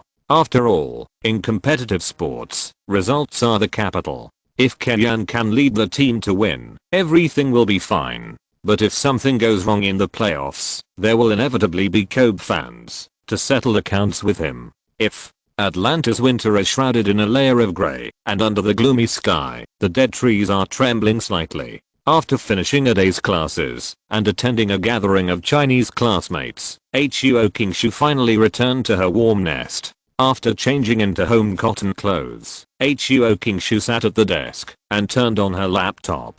The boot speed was a bit slow. During the startup process, she had already started watching the text live broadcast of the game between the Hawks and the Trail Blazers on her mobile phone. The game has entered the 4th quarter, and the score is 88-97. The Blazers' resistance was unexpectedly tenacious. The game was updated on the spot. Roy singled out Joe Johnson and made a mid-range fadeaway jumper. 90-97. I thought it was an easy game, but it turned out to be so tense. Huo Qingshu was a little unbelievable. He clicked on the technical statistics, but found that the data of the big 3 was no different. Garnett had already scored 22 plus 9, and Joe Johnson and Paul also scored 18 points and 16 plus 9 respectively. The game was difficult, and more importantly, the Blazers played very well. Roy showed an excellent state after entering the league. In November, he averaged 16.7 points and 6.2 assists per game, and won the Rookie of the Month without any suspense. In this game, he went a step further and scored 17 points and 6 assists after 3 quarters. Randolph and Aldridge also contributed double-digit points respectively. The Blazers even suppressed the Hawks in the competition in the interior. Thinking of Kenyan's praise for the Trailblazers draft work in Basketball Park in the summer, Huo Kingshu was even more surprised by Kenyan's vision. The topic of today's forum post was found. Finally, the computer successfully turned on. Huo Kingshu waited patiently for a while, turned off various pop-up windows, entered the browser, found the link of the live game in the favorites, and clicked it. At this time, when the web page was opened, both sides completed 2 attacks respectively. Jarrett Jack hit a 3-pointer for the Trailblazers, narrowing the gap to 4 points. The situation is a bit unfavorable for the Hawks. It is obvious that after the winning streak was ended, the Hawks' trip to the West was very difficult. Regardless of winning or losing, the Warriors, Lakers, and Trailblazers have caused trouble for the Hawks. This is a challenge they will not encounter in the East. The West is strong and the East is weak. This is an objective fact. But this statement itself is invalid for Kenyan. It's not like he hasn't been in the West. Just say that last season, he almost completed the sweep Texas plan. Just the last step. Paul dribbled the ball across half court, and Jack stepped on the 3-point line, blocking him in front of him, ready to fight. Paul did not choose to play one-on-one, but made a gesture, and Garnett came up to cover him. Aldridge saw this, and immediately switched defense with Jack, not giving Paul an easy mid-range shot. Paul dribbled the ball in a series of changes of direction, and his realistic fake moves made Aldridge dance in the corner. After turning around, he watched Paul break into the basket and scored a layup. 95-101. Looking back, Randolph showed his strong strength in the low post. After receiving the ball in the high post, he rushed forward with his fat pig, carried Garnett to the penalty area line, opened up space, and scored a mid-range shot. 97-101. Randolph's other abilities are average, and he needs his teammates to help him clean up his butt, but his offensive skills are indeed very rich. Whether it is a low post strong attack or a face 2-frame single, he can rely on his own strength to cause great damage, and Garnett has a hard time carrying him. The turn of the game, the Hawks attacked. Paul and Garnett set a pick and roll again, looking for an opportunity to single out Aldridge. The Trailblazers learned from the previous lesson. Aldridge deliberately took a small step up to cover Paul's shooting space. Randolph behind him ignored Dio at the baseline and protected Aldridge. Paul passed the ball to Garnett, who relied on his height advantage to single out Jack, easily pushed Jack away, and shot from mid-range, hitting. 97-103. On the sidelines, McMillan saw the Hawks score continuously by relying on pick and roll, and his brows could not help but frown. But he hesitated for a moment and did not make any defensive adjustments. On the court, the Trailblazers sent a baseline ball. This time the Hawks strengthened their defense against Roy. He passed the ball to Aldridge. The latter shot a straight arm jump shot and hit it accurately. 99-103. He can play a low post back-to-back, can turn over jump shot, and can also shoot accurately from the high position. He is indeed Kenyan's favorite among the new generation of inside players. Although it has not been long since the team was rebuilt from the notoriety of the Portland prison team, McMillan has already shaped the character of this team. Their style of play is very tough, which also makes Huo Kingshu, who is watching the game in front of the screen, very worried. The Trailblazers consciously adjusted their defense. Webster stepped forward to assist Aldridge in double-teaming Paul, and Jack quickly chased back to his position. However, just as Jack and Aldridge switched positions, Paul took the Gianquiu basketball and slammed it to the ground, passing between the two of them and rebounding to Garnett's hands. Garnett took advantage of the situation and strode to the basket, jumped high, and pushed Randolph into the basket. The round changed. The Trailblazers attacked. Roy personally controlled the ball across half court, used the pick and roll to pass Joe Johnson, and went straight to the inside. Garnett was stuck in position, but Roy made a big change of direction, flashed past Garnett sideways, and rushed into the penalty area. Dio let Randolph go to help defend. Roy dribbled 2 steps to the left, attracted the defense, and passed the ball to Randolph, who was unguarded under the basket. The latter took the ball and jumped up to dunk. Snap. At the critical moment, a big hand slapped over and hit the basketball onto the backboard. Garnett returned to the basket in time and gave Randolph a nail on the back block. This is not over yet. After completing the block, Garnett grabbed the rebound for Aldridge and threw the ball directly to the front court. Joe Johnson had already taken the lead, received the ball, and rushed directly to the basket. Webster followed him and chased back with all his strength. Joe Johnson's speed is not fast, but he still has some speed when running occasionally. More importantly, he is experienced and can firmly block Webster's position. The latter can't catch up with him. In the end, in order to avoid being hit 2+1 by Joe Johnson, he wisely chose to stop and let Joe Johnson complete the dunk. With 3 minutes left in the game, the score difference was pulled to 8 points, and the Hawks were in a relatively advantageous position. The situation was not good. McMillan called a timeout and rearranged the team's tactics on the field. After the timeout, the Trailblazers played a new trick on the sideline ball tactics. Webster found an open three-pointer opportunity through an off-ball pick and roll with Aldridge, but his shot failed to hit. Aldridge grabbed the front court rebound and then made a tip-in, but was interfered by Garnett again. Aldridge complained to the referee about Garnett's foul at the first time, but not only did he fail to change the referee's penalty, but the Hawks directly launched a fast break. As a result, facing the opportunity of 4-3 in the front court, Paul chose to control the rhythm and not launch an attack. As young players and young core players, the difference in mentality between Paul and Aldridge determined the outcome of the game. The Hawks curbed the Trailblazers' counter-attack and won the game 115-107. Paul scored a double-double of 23 points, 11 assists, 4 rebounds and 2 steals, and stood out in the second half of the fourth quarter, constantly killing the Trailblazers through pick and rolls. It was the key for the Hawks to win in the fourth quarter.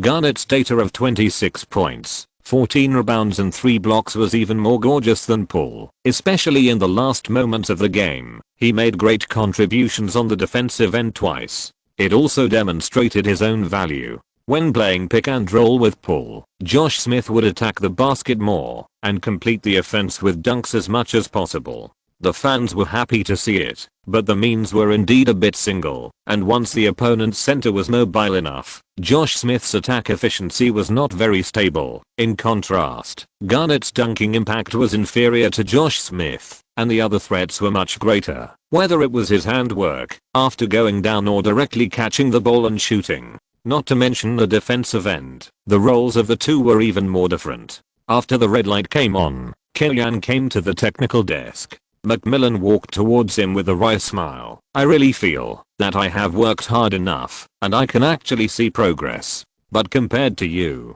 Kimmy, I always feel that I'm much slower," McMillan said. Killian rejected the Trailblazers, and McMillan got the Trailblazers' lucrative contract of $5 million a year. In addition, the two were in the East and West respectively, and there was no direct competition, so McMillan's attitude towards Killian was much friendlier. Killian smiled and shook hands with him. "The situations we face are different. If I were to come, I might not be able to control the Trailblazers locker room." This is really not modesty, but a heartfelt statement. McMillan is black and Killian is Chinese. This is a fundamental difference. After Killian's suggestion, McMillan could also figure it out. "But if you have the third pick, you will choose Paul, right?" McMillan asked. I think so. In fact, McMillan could also choose Darren, but he trusted Telfer and missed it. Fortunately, Brandon Roy played well, which made up for McMillan's mistake of missing Darren. After the game, Huo Kingshu immediately logged into his HP forum account and expressed his views on the game. "Killian is really strong." Before the season started, he said that the Trailblazers did the best job in drafting. It's true. Roy is really good, and Aldridge is also very strong. Because he would occasionally serve as a Chinese translation group to translate some articles from the United States and post some photos of himself and Killian. Huo Kingshu was also considered a famous person on HP. After posting, the number of replies quickly exceeded 1,000. Then, he began to have a heated discussion with netizens with great interest. Although all 3 games were played to the last minute, it was undoubtedly acceptable to achieve a record of 2 wins and 1 loss in a 3-game road trip in the West. After returning to Atlanta, the Hawks got 2 full days of vacation. They would not face the Indiana Pacers until the 3rd night. Kellyanne also generously gave the players 2 days off to let them go home and rest, including Kellyanne himself. He also needs time to relax. After all, he is also a human being. Continuous fighting has made his nerves tense, and he also needs to relax appropriately. How about pretending to relieve stress? Come to our forum. Huo Kingshu invited Kellyanne on behalf of the website. Sister, do you know how much my appearance fee is now? Pretending to be cool is not only possible on the forum. You are a billionaire with a net worth of hundreds of millions of US dollars. You still care about this good guy playing moral kidnapping. After chatting for a while, Kellyanne finally asked Huo Kingshu for the forum account. Login account, ID name, Snowfalls again. A very feminine name. In his previous life, he was also a JRS, and he would visit the forum in his spare time to read various cuckold posts. The first time he logged in after crossing, the forum page was still very simple and the management was relatively loose. Moreover, Yayo fans and KO fans accounted for 80% of the forum population, and they quarreled with each other on a daily basis. The 2 strongest fan groups in the previous life, KO fans and James fans, were far behind these 2 groups. I spent half a day on the forum and was about to go out for lunch when Larry Sander called. The Hawks needed a mid-first round pick to trade for the Grizzlies that year. The Rockets were interested in participating and offered their first round pick. Dawson dared to trade with me? Kellyanne laughed out loud. He really didn't learn his lesson. Their requirements are quite high. They want to trade Swift for our Anthony Parker. Larry Sander said. What a rip-off. Kellyanne said in shock. Last season, the Rockets were in the lottery zone. They used a high probability lottery pick to take away Juwan Howard's garbage contract and took away Barnes, who was at the end of the rotation loop. Obviously, they used the first round pick to take away the garbage contract to save money. In fact, they did achieve their goal. However, this lottery pick was finally upgraded to the number 8 pick and brought Garnett to the Hawks, which made the Rockets lose a lot of money. And now, they want to repeat the same trick. Taking advantage of the Hawks' eagerness to strengthen the team, they gave them garbage contracts to ease their own salary pressure. But this season, the Rockets have performed well and are firmly in 5th place in the Western Conference. The first round pick is likely to be between 20th and 23rd. With this kind of trading value, it is difficult to take away Swift's garbage contract, and they still want the Hawks starting small forward. Isn't this a joke? Do you think Paul can activate Swift? Larry Sander asked. Swift is a beast-style power forward with very explosive physical fitness. Such a player, when encountering a top point guard like Paul, may be able to try to save a wave. Larry Sander is good in one way. He informed Kellyanne of any feasible transactions and let Kellyanne make the judgment. At least better than Kupchak. It's difficult. Kellyanne shrugged. Swift's problem is not just that his skills are off. His lower limbs are weak, and he can't be a blue-collar worker. His basketball IQ is also low, and his positioning after the pick and roll is very poor. His body is not durable. Even Jordan can't save him. If Jordan really came, he would probably spray him to retire. Apart from good jumping ability, strong explosive power and beautiful dunks, he really has no advantages. He was not able to make a name for himself in the CBA. If they want Anthony Parker, they should talk to Bonzi Wells and others. Kellyanne studied the Rockets roster and responded, or they can eat Hassel's contract. I reluctantly agree to take Swift. Chapter 206, Stumbling, but Winning. Happy Mid-Autumn Festival to everyone. The Hawks offered what they thought was a suitable bargaining chip, but the Rockets refused to accept it. Their purpose in participating in the transaction was to get rid of Swift's junk contract, and Anthony Parker was dispensable to them. If neither the Hawks nor the Grizzlies were willing to take Swift's contract, then the transaction could not be completed. On the Grizzlies side, Jerry West was not very interested in the Rockets' first round pick. In his opinion, as long as they stay healthy, the Rockets are a top 5 team in the West and a top 8 team in the league, and the draft pick is likely to be outside the top 20. The value of this draft pick does not meet the needs of the Grizzlies. The three-party negotiations eventually failed. Killian was unwilling to accept it, but he was not in a hurry to achieve success. After all, the season has just started a quarter, and the situation of the Hawks is still good. Maybe Anthony Parker can get along with the team. The Hawks did not facilitate this reinforcement transaction. Ariza, who Killian had been thinking about, was given to the Lakers by the Magic at a bargain price. Just yesterday, the league broke out a deal. The Lakers used Brian Cook and Morris Evans as bargaining chips to trade Ariza from the Magic. In addition to some brilliant performances under Killian, Brian Cook's career was very mediocre, and Morris Evans was even more marginal. Bruce Wade traded Ariza for these two people, which really made Killian a little upset. Is this considered internal friction? Seeing the Magic's suffocating operation, Killian couldn't help asking. Not really. Anyway, if it were me, I wouldn't trade to the Hawks. Larry Sanders' perspective was more objective, but I don't think you have to be discouraged. At least the Magic are losing money on this deal, right? Think about it. I know what Ariza's use is, but others may not have Ariza's instructions. From the perspective of the Magic, Ariza was affected by injuries in the past season, and his attendance rate was not high, so it is not easy to renew his contract. But such a player cannot be traded to the Hawks. With Killian and Paul, Ariza might be able to develop his potential and play at a very high level. On December 11th, the Hawks played against the Indiana Pacers at home. Since the Palace of Auburn Hills, the Pacers management has made many stupid moves in player transactions in the free agent market, which has led to the team's strength declining year by year, and the team's people are not united.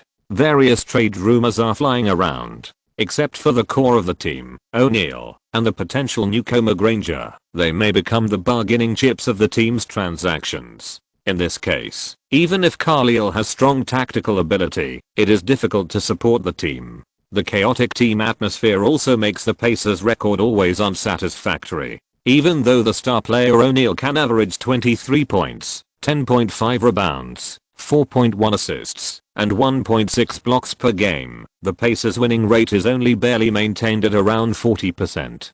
The only thing that comforts the management is that the overall strength of the East this year is so poor that, even if the Pacers' winning rate at the start of the season is only 40%, they can still rank 10th in the East and are only 3 games away from the 8th placed Wizards in the East. This is also the reason why many fans of Western teams are somewhat dismissive when talking about the Hawks' dominance in the league. The overall competitiveness of the East and the West is indeed quite different. From the fact that the Hawks played 3 consecutive away games in the West and faced the 3 mid and lower level teams of the Warriors, Lakers, and Trail Blazers, all of which were challenged, we can see some clues. After all the players rested for 2 days, the Hawks did not spend much effort to establish a double-digit lead against the Pacers early, except for O'Neal Jr. who could score through individual singles in positional battles. The scoring ability of other people in the Pacers was very average. Facing the Hawks' flexible and fast defense rotation, it was difficult to come up with 2 good offensive opportunities. Even Granger, the second in command who was trained by the team, found it difficult to perform too efficiently in one-on-one situations. At the end of the first half, Granger's offensive efficiency was only 3 of 11 shots, including 0 of 2 from beyond the 3-point line, and 1 of 2 free throws, barely getting 7 points, 4 rebounds and 2 assists. If it weren't for O'Neal's 14 points, 6 rebounds and 1 assist in the first half, the Pacers would have surrendered long ago. Killian reduced Parker's playing time in this game, and let Hassel, who has better defensive ability, defend Granger. The purpose is to reuse waste when a deal cannot be reached in the short term, and let Hassel play his role as much as possible. What if he is saved and can increase some of the trading value? Hassel replaced Anthony Parker, affecting the Hawks' offensive space on the field. But after a few days of rest, Paul, Joe Johnson and others adjusted their physical conditions to a relatively comfortable state, and the Big Three relied more on their personal abilities to suppress the Pacers' defense. In the second half of the game, the Pacers failed to launch an effective counterattack and eventually lost to the Hawks 91-110. Unconsciously, after a wave of 2 consecutive losses, the Hawks stumbled and won 3 games in a row. The team's record has reached 19 wins and 3 losses, and the position of the first in the league is as stable as Mount Tay.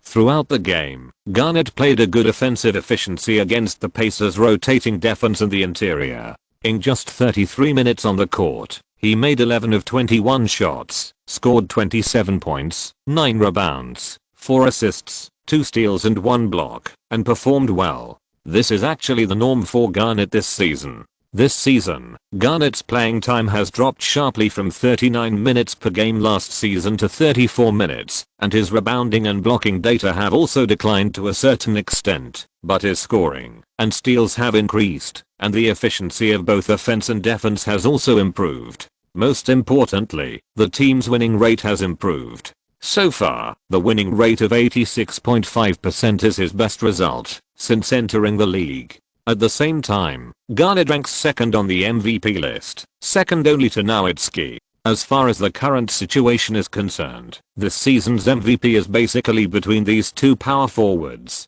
In the next 2 games, the Hawks defeated the Washington Wizards and the Boston Celtics, and while the team's ranking was completely consolidated in the first place in the league, it also helped Garnett win the second Player of the Week in December. The team's record came to 21 wins and 3 losses, which was a start that allowed fans to compete with the Bulls' historical record of 72 wins and 10 losses. Coincidentally, when this topic was first discussed, the Hawks' next opponent happened to be the Chicago Bulls. The next day, Kellyan woke up to the sound of the alarm clock. When he opened his eyes, he saw a somewhat unfamiliar ceiling. He turned off the alarm on his mobile phone and sat up.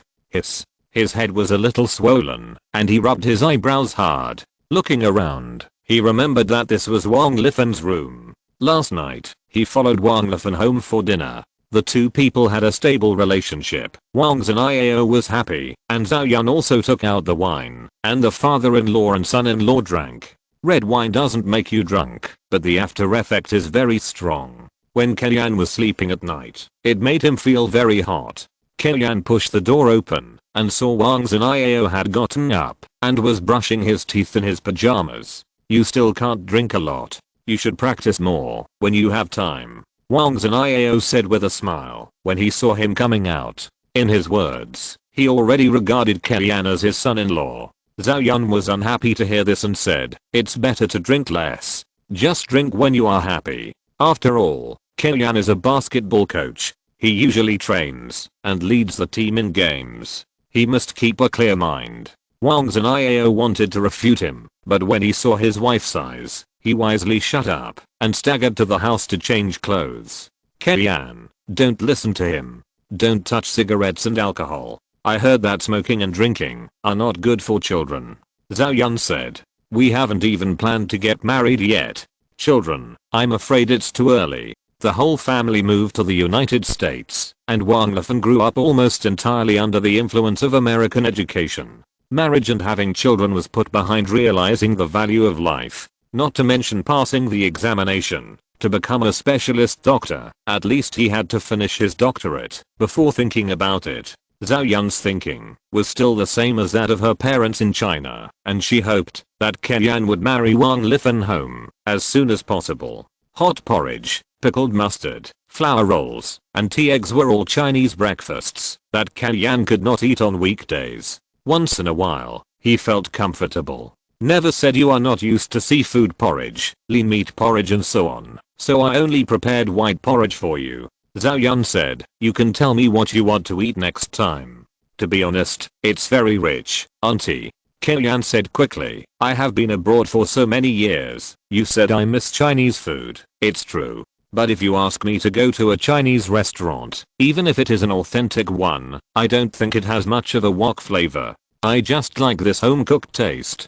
Kellyan's few words made Zhao Yun laugh happily. When Never is on vacation, I will teach her how to make these breakfasts myself. You will have them every day in the future.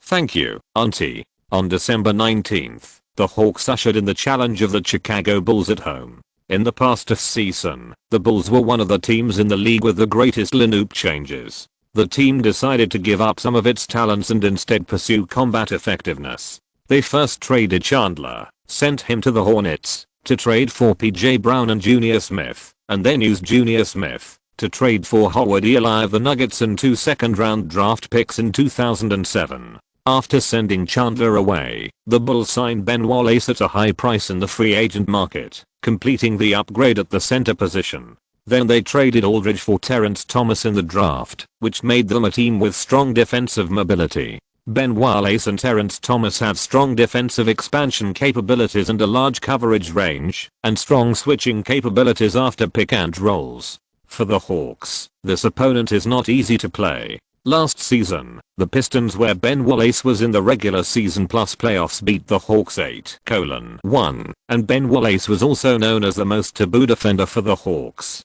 Before the game started, a reporter walked into the court with great interest to interview Ben Wallace and asked him about his views on the Hawks. In my eyes, this is just an ordinary regular season game. I don't think this game is special at all. Even though the Hawks have just won 5 consecutive games in the next season, I don't think they can easily win against us. The Bulls are not afraid of any opponent in the league. We are confident that we can beat any opponent. Kellyan doesn't like this kind of speech to deal with the media. He doesn't believe that the Bulls match against a weak team like the Knicks and a strong team like the Spurs is an ordinary regular season. Nonsense. In this game, the Hawks and the Bulls continue to use their most commonly used starting 5 this season. Hawks, Paul, Joe Johnson, Anthony Parker, Garnett, and Dio. Bulls, Hinrich, Sefolosha, Luol Deng, Terrence Thomas, Ben Wallace, Ben Gordon, who plays as the 6th man, sat on the bench. After the game started, the young Terrence Thomas helped the Bulls get the first wave of offensive possession after the opening. Hinrich held the ball through half court, while Luol Deng went from the baseline to the top line, set an off-ball screen with Ben Wallace, and then ran back to the basket. Facing Garnett's timely defense, he stopped in advance and shot a mid-range jump shot. In terms of scoring methods, Luol Deng is somewhat similar to Hamilton and is good at finding opportunities for quick mid-range shots by running without the ball. The difference is that Luol Deng has a better physique, and even if his singles skills are not very proficient, he can use his body to beat smaller players, while Hamilton is a better shooter. The Hawks attacked. Paul passed the ball across half court and accelerated suddenly when Hinrich was not paying attention, shaking off Hinrich's defense and attacking the Bulls' defense. Dio threw the ball casually and it just happened to be delivered to Paul. He kept the ball to attract Terrence Thomas to make up for the defense and then threw the ball high to the basket. Garnett jumped up to catch the ball but failed to directly dunk it, but scored a dunk after Thomas made up for the defense. 2:2. Fortunately, the dunk was pretty good. If he didn't want an alley-oop, then he didn't want an alley-oop. The Bulls were attacking, and seeing that they didn't have many good offensive opportunities, Hinrich used 2 consecutive pick and rolls to pass the ball to Luol Deng, who was running out of the half space opportunity at 45 degrees on the left. Even though Joe Johnson had tried very hard to defend him closely, Luol Deng still took a step away from the screen. After receiving the pass from Hinrich, Luol Deng made a fake move to open up Joe Johnson's defense, and then he rushed to the inside and passed the ball to Thomas, who pulled the green onion out of the dryland and completed the dunk directly. The Hawks used Joe Johnson to play a high pick and roll with Garnett. Ben Wallace's switch defense clamped Joe Johnson's singles. Joe Johnson did not mess around, but chose to pass the ball to Garnett from behind, leaving it to the Wolf King to eat Sefolosha. Snap.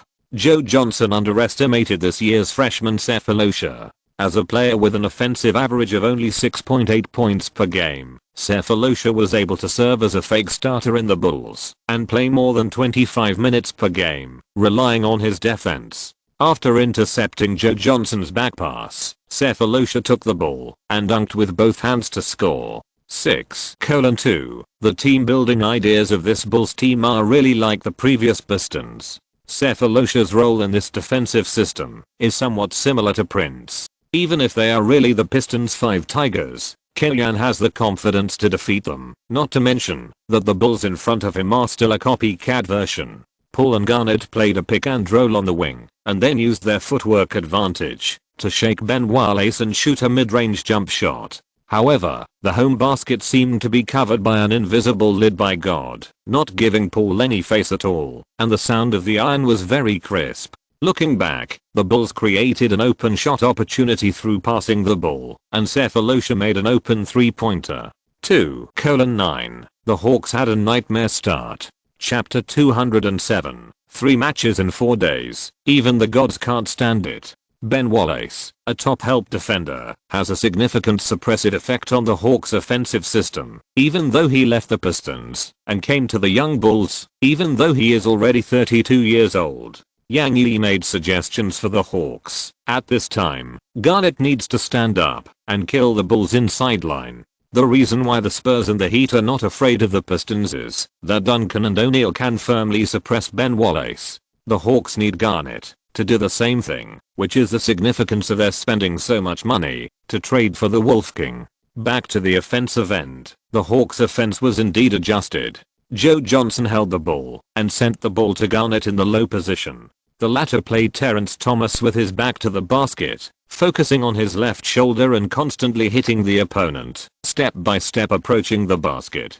Usually, Garnett's back to the basket singles will often end with a turnaround jump shot, but this time, Garnett chose to go head to head, using the squeezed space to turn around and cut into the basket, facing the defense of Ben Wallace, and forced to jump and dunk the ball into the basket. Bang. Raw. After landing, Garnett stood under the basket and roared to the audience, stirring up the emotions of the entire audience. In the face of adversity, Garnett's dunk boosted the morale of the Hawks. Amid the roars of the fans, the Hawks double teaming worked again. Joe Johnson and Garnett double teamed Hinrich, forcing the opponent to pick up the ball. Paul determined Hinrich's passing route and completed a one-stop process of steals, fast breaks, and layups, further narrowing the gap. The Bulls' lineup was relatively poor in offense. Ben Wallace was an offensive black hole. Terrence Thomas and Sefolosha were not good at offense. Even Luol Deng, who averaged 15 points per game, was better at scoring after running and receiving the ball. He had a hard time single-handedly beating Anthony Parker with the ball. In the next offensive round, Hinrich and Thomas played a pick and roll and then passed the ball. The latter pretended to attack the basket. He dribbled past Garnett and then finished the mid-range shot. The shot missed. Ben Wallace grabbed the front court rebound and Dio hugged him to the free throw line. At %. The second offensive opportunity was turned into a free throw. Ben was unhappy. He cursed and struggled to break free from Dio. As a result, his action was a bit too big and he threw Dio to the ground again. This time, the Hawks players were not happy. Garnett went up to argue with Ben Wallace and then was pulled away by his teammates. Beep. Dio fell, and Garnett went up to make trouble. The referee did not say a word and whistled Ben Wallace for a technical foul.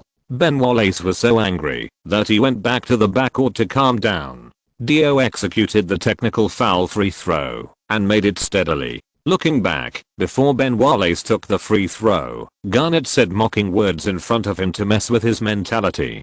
Garnett has maximumed out his skills when it comes to mentality. In the China Summer Games, Paul was almost pissed off by him. Bang, bang.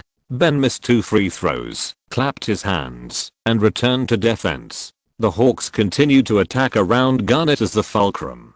Garnett played against Ben Wallace with his back to the basket, shook his shoulders left and right, turned over and made a jump shot, and scored the ball. 9:9. After a 7:0 climax, the score was immediately tight. Skiles made a substitution adjustment, replacing Sefolosha with Ben Gordon. After coming on the court, Ben Gordon immediately made a contribution. Through a lot of back running and screens, Ben Gordon successfully ran to the left corner to get a good chance to catch the ball. Facing Joe Johnson's defense, Ben Gordon did not rush to shoot, but used a fake shot to fly Joe Johnson before jumping to the left to adjust his position, and then made a steady mid-range shot, hitting it accurately. 9:11. The Hawks attacked, and the Bulls chose to switch defense, using Luol Deng to limit Joe Johnson, Ben Gordon to defend Paul, and Hinrich to defend Anthony Parker. Skiles was sure that Anthony Parker was the weakest link of the Hawks, but he didn't know that the European King's strength over other shooters was his ability to play one-on-one.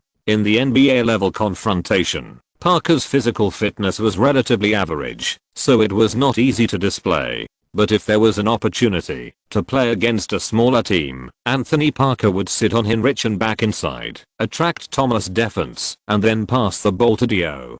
Dio received the ball in an open position, pretending to attack the basket directly, while holding Thomas and Hinrich's defense. He passed the ball behind his head, and returned it to Parker, who was unguarded. At this time, Hinrich could no longer return to defense, and could only watch Parker score a mid-range jump shot. Good shot, Dio. This is why Kellyanne likes him so much. He is like he has eyes behind his head, and he can always add the finishing touch to the Hawks' already gorgeous offense. Yang Jian praised excitedly. The fans at the Phillips Center were also excited about Dio's wonderful pass, and the cheers were even louder than Garnett's dunk. There are many dunkers, but there is only one Dio. The Bulls were on offense, and Hinrich faked a pass and forced his way into the paint to find a confrontation. He opened up a step of space and scored a mid-range jump shot, catching the Hawks off guard.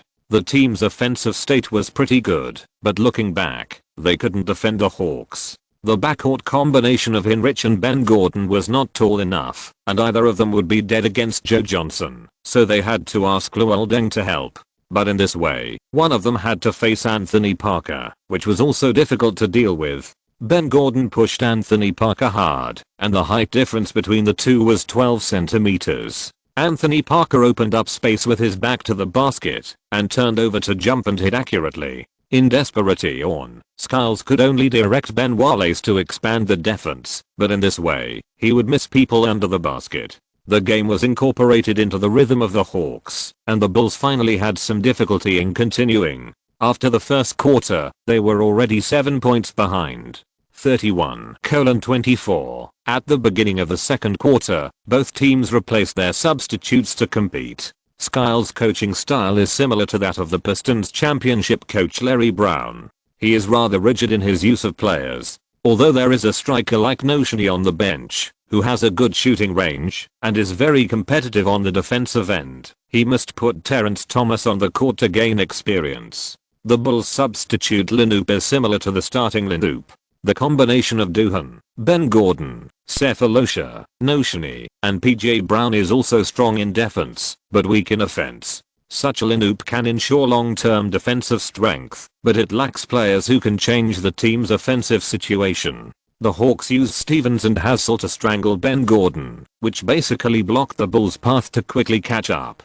Duhan and Noshani can only play pick and roll as the main offensive means. The substitute lineup played for 5 minutes, and the Bulls recovered 3 points with great difficulty. But the Hawks replaced Paul and Joe Johnson with a backcourt double gun, and then led the team to beat the Bulls 8-2, widening the score difference to double digits. 46-36. The main lineups of both sides returned one after another, and the Hawks still had the advantage. At the end of the second quarter, Kellyanne arranged for Millsap to implement the cut Ben tactics, committing 3 consecutive fouls within 2 minutes, sending Ben Wallace to the free throw line 6 times, and 2 of 6 free throws. Taking advantage of this opportunity, the Hawks continued to attack, and widened the score difference to 20 points. In the second half of the game, Kellyanne changed the game strategy, focusing more on control, replacing Milicic and Hassel, who had better defense, and outrighted the Bulls on the defensive end, wearing down the opponent's patience. The game was not so good, but the Hawks' advantage was retained to the greatest extent. Facing the experienced Hawks, the efforts of the young Bulls were unsuccessful again and again, and their emotions began to fluctuate. When they fell into frustration, that was when the Hawks showed their true colors. In the middle of the third quarter, the score difference was once narrowed to 15 points, but by the end of the third quarter, the score had become 88-64, 24 points. The last quarter of the game was a training time for the Hawks. Millsap and Gibson got the opportunity to have fun, and Milicic could also come on the court to brush up the data.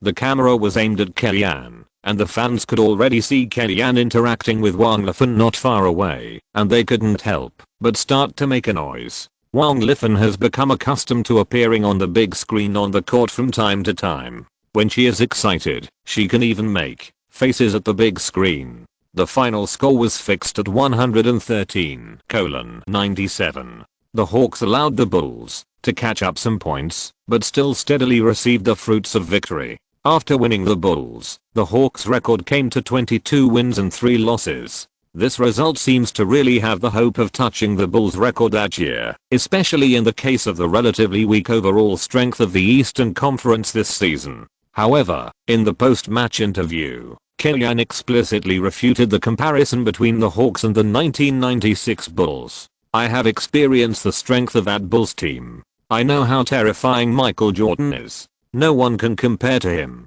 So 72 wins and 10 losses should not be discussed in the Hawks. I would rather everyone analyze our championship prospects," Kellyan said. "The higher you praise, the harder you fall. Just like they were praised to the sky after 12 consecutive wins, and then they were questioned after 2 consecutive losses." Kellyan would rather the team be more pragmatic and down to earth. Christmas is approaching, and the whole United States has entered a New Year atmosphere. Christmas trees are decorated in the streets and alleys, including the Phillips Center and the Hawks Training Hall, which are also decorated with large and small Christmas trees. But for the Hawks, the few days before the holiday are not easy, because the team's schedule is quite tight. The team will play 4 games in the 5 days from the 19th to the 23rd. After playing the Bulls at home, they immediately went to New Orleans to face the Hornets. Marvin Williams, who should have been infamous as a fake second pick in the Hawks, fell to the 4th pick because of Kellyan's appearance. He came to the Hornets, which was in need of reconstruction, and then got better room for growth. In his rookie season, he averaged 14 points and 8 rebounds per game, which was definitely a 4th pick above the standard. In his second season, Marvin Williams continued to improve on both offense and defense. The data of 17 points and 9 rebounds per game made New Orleans fans firmly believe that he is the core of the team's future.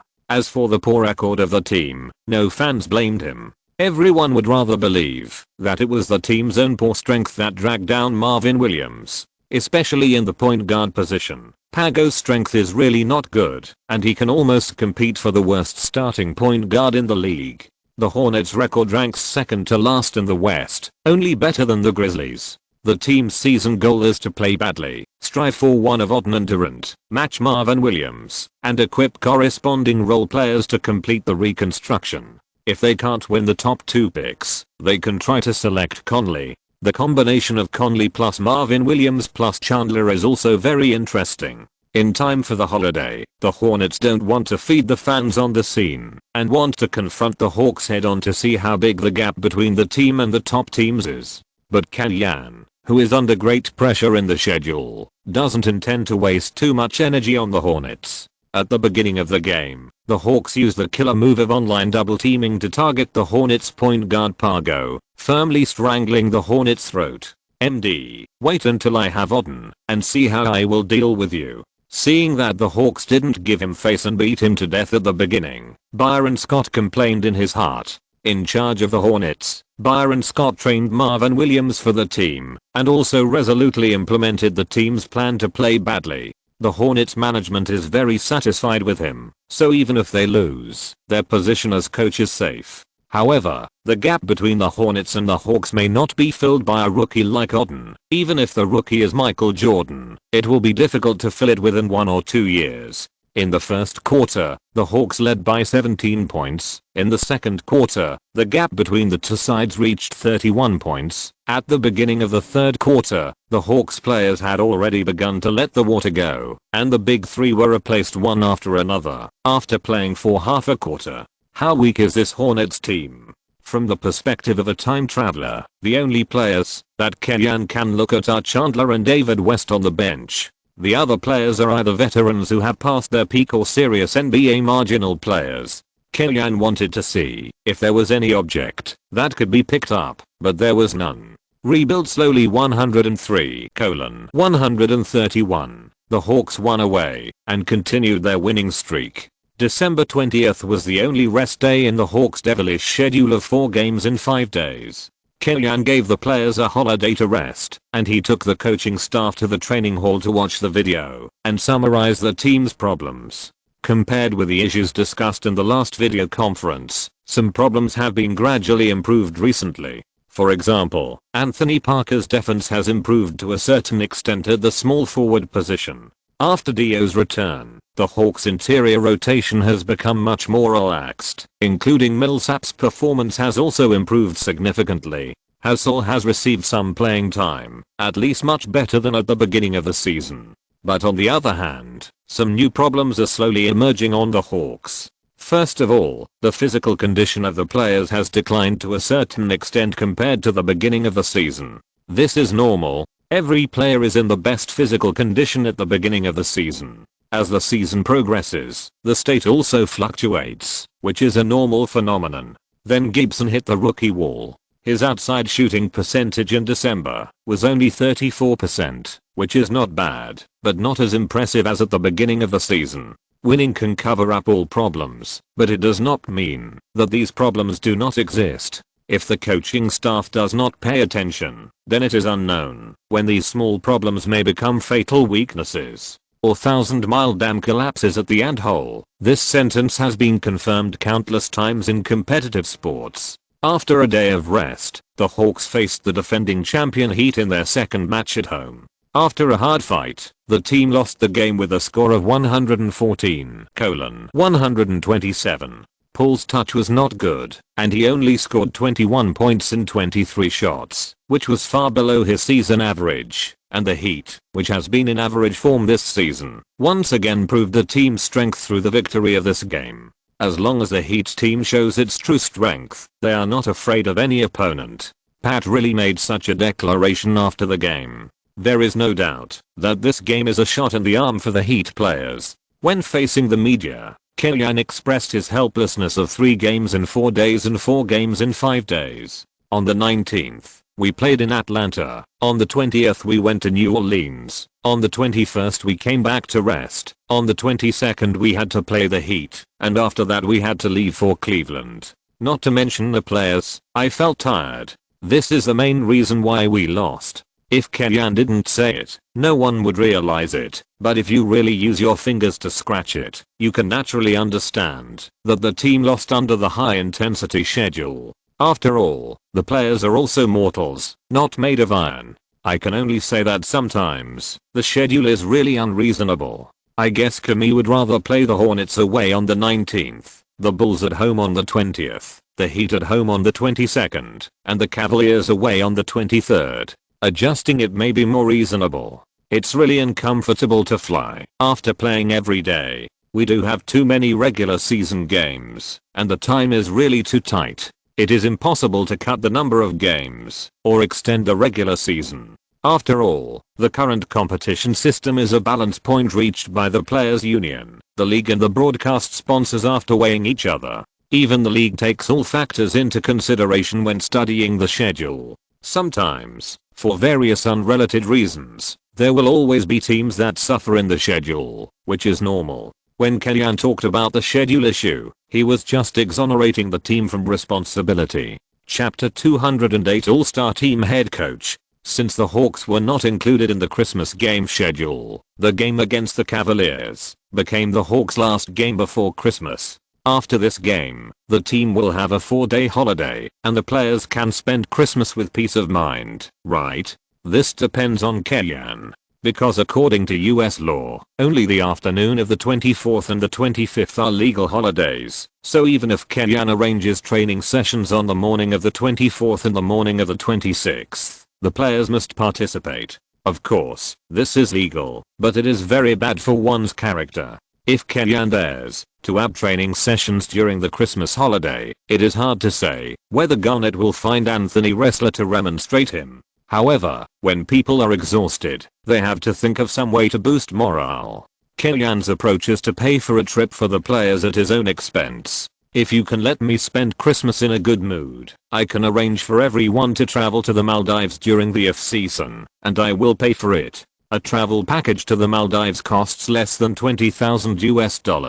The 14 players on the team, including the coaching staff, cost only $340,000 US. Even if there are personnel transfers in the future, they will be distributed without distinction at that time, and the maximum will be more than $400,000. For Kellyan, who has a net worth of over $100 million, this is not a particularly exaggerated expenditure, but it can win the hearts of the people. His operation directly made the players cheer in the locker room. Long live. Thank you, boss. Boss, I want to buy a house. Can I get a discount? Where is the Maldives?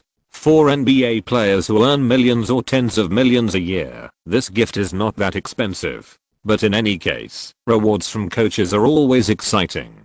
Just like when you were in elementary school, the teacher gave you a little red flower, which made you happy for a long time. It's the same truth. Full of expectations for sunshine and beaches and beautiful cars and beautiful women, the Hawks players came on the court with great vigor and started the game with the Cavaliers players who had the advantage of home court. After the opening, Paul and his teammates played with great concentration and immediately established a leading advantage in the score.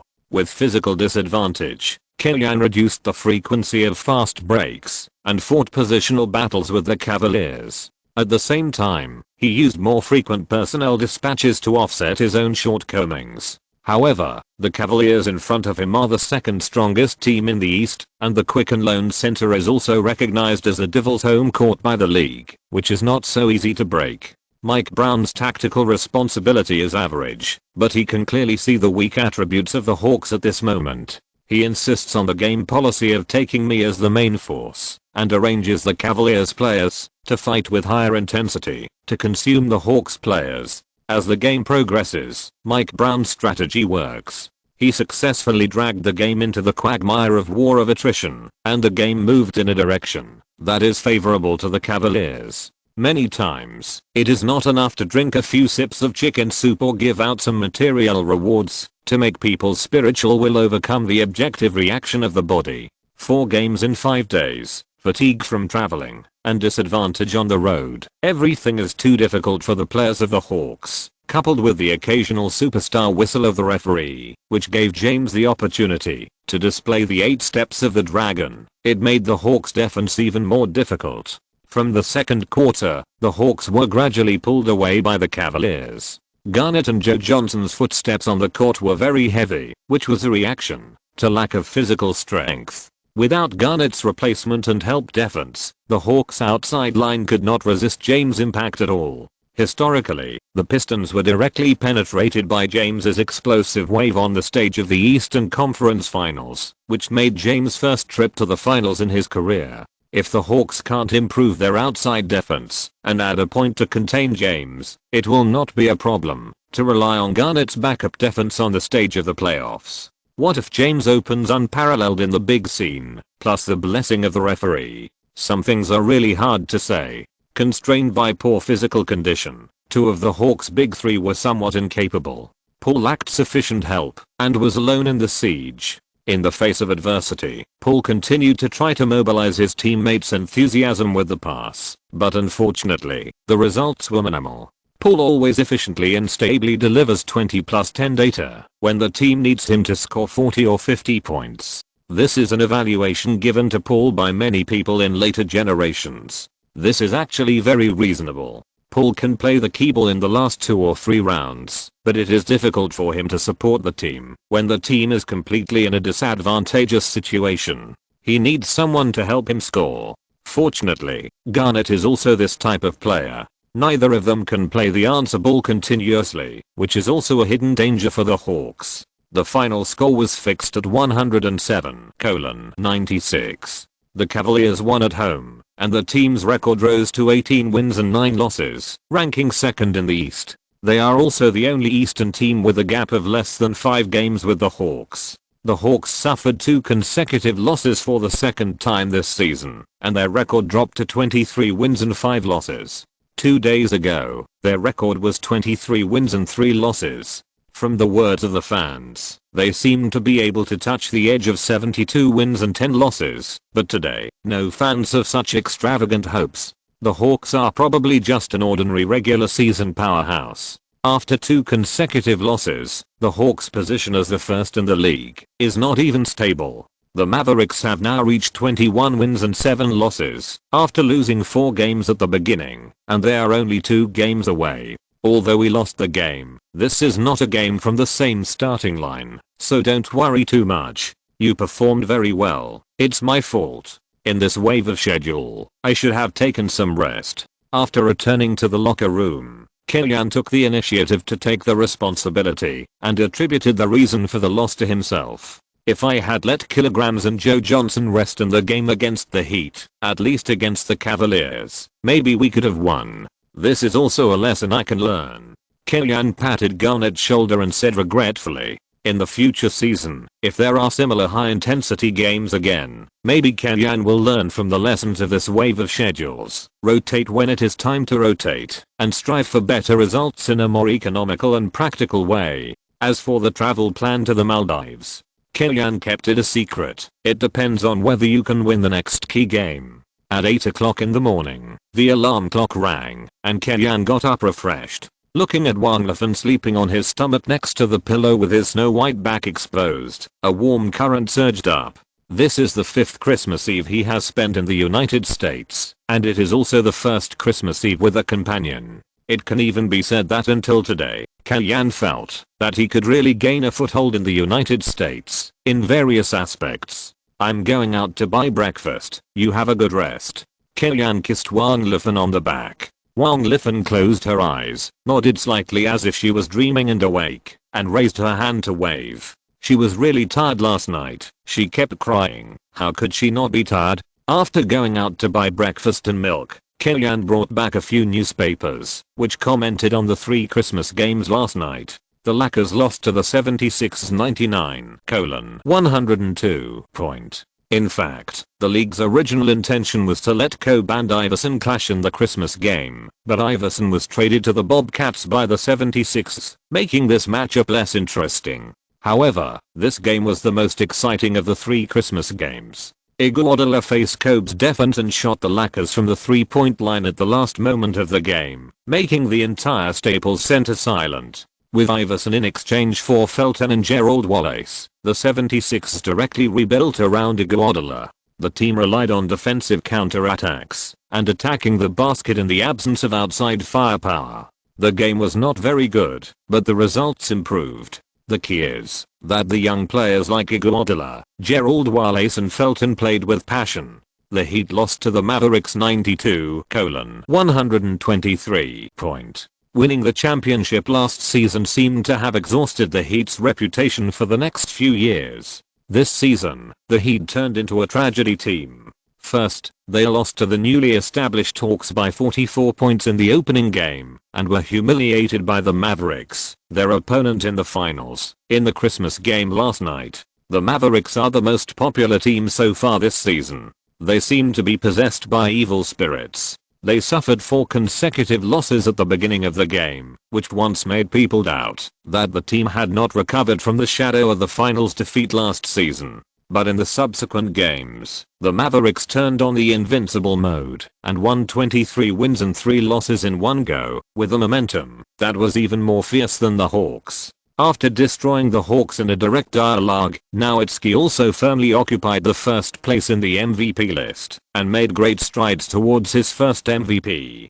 The Spurs lost to the Suns 87:92 point. A coincidence in this year's Christmas game is that all 3 home teams lost.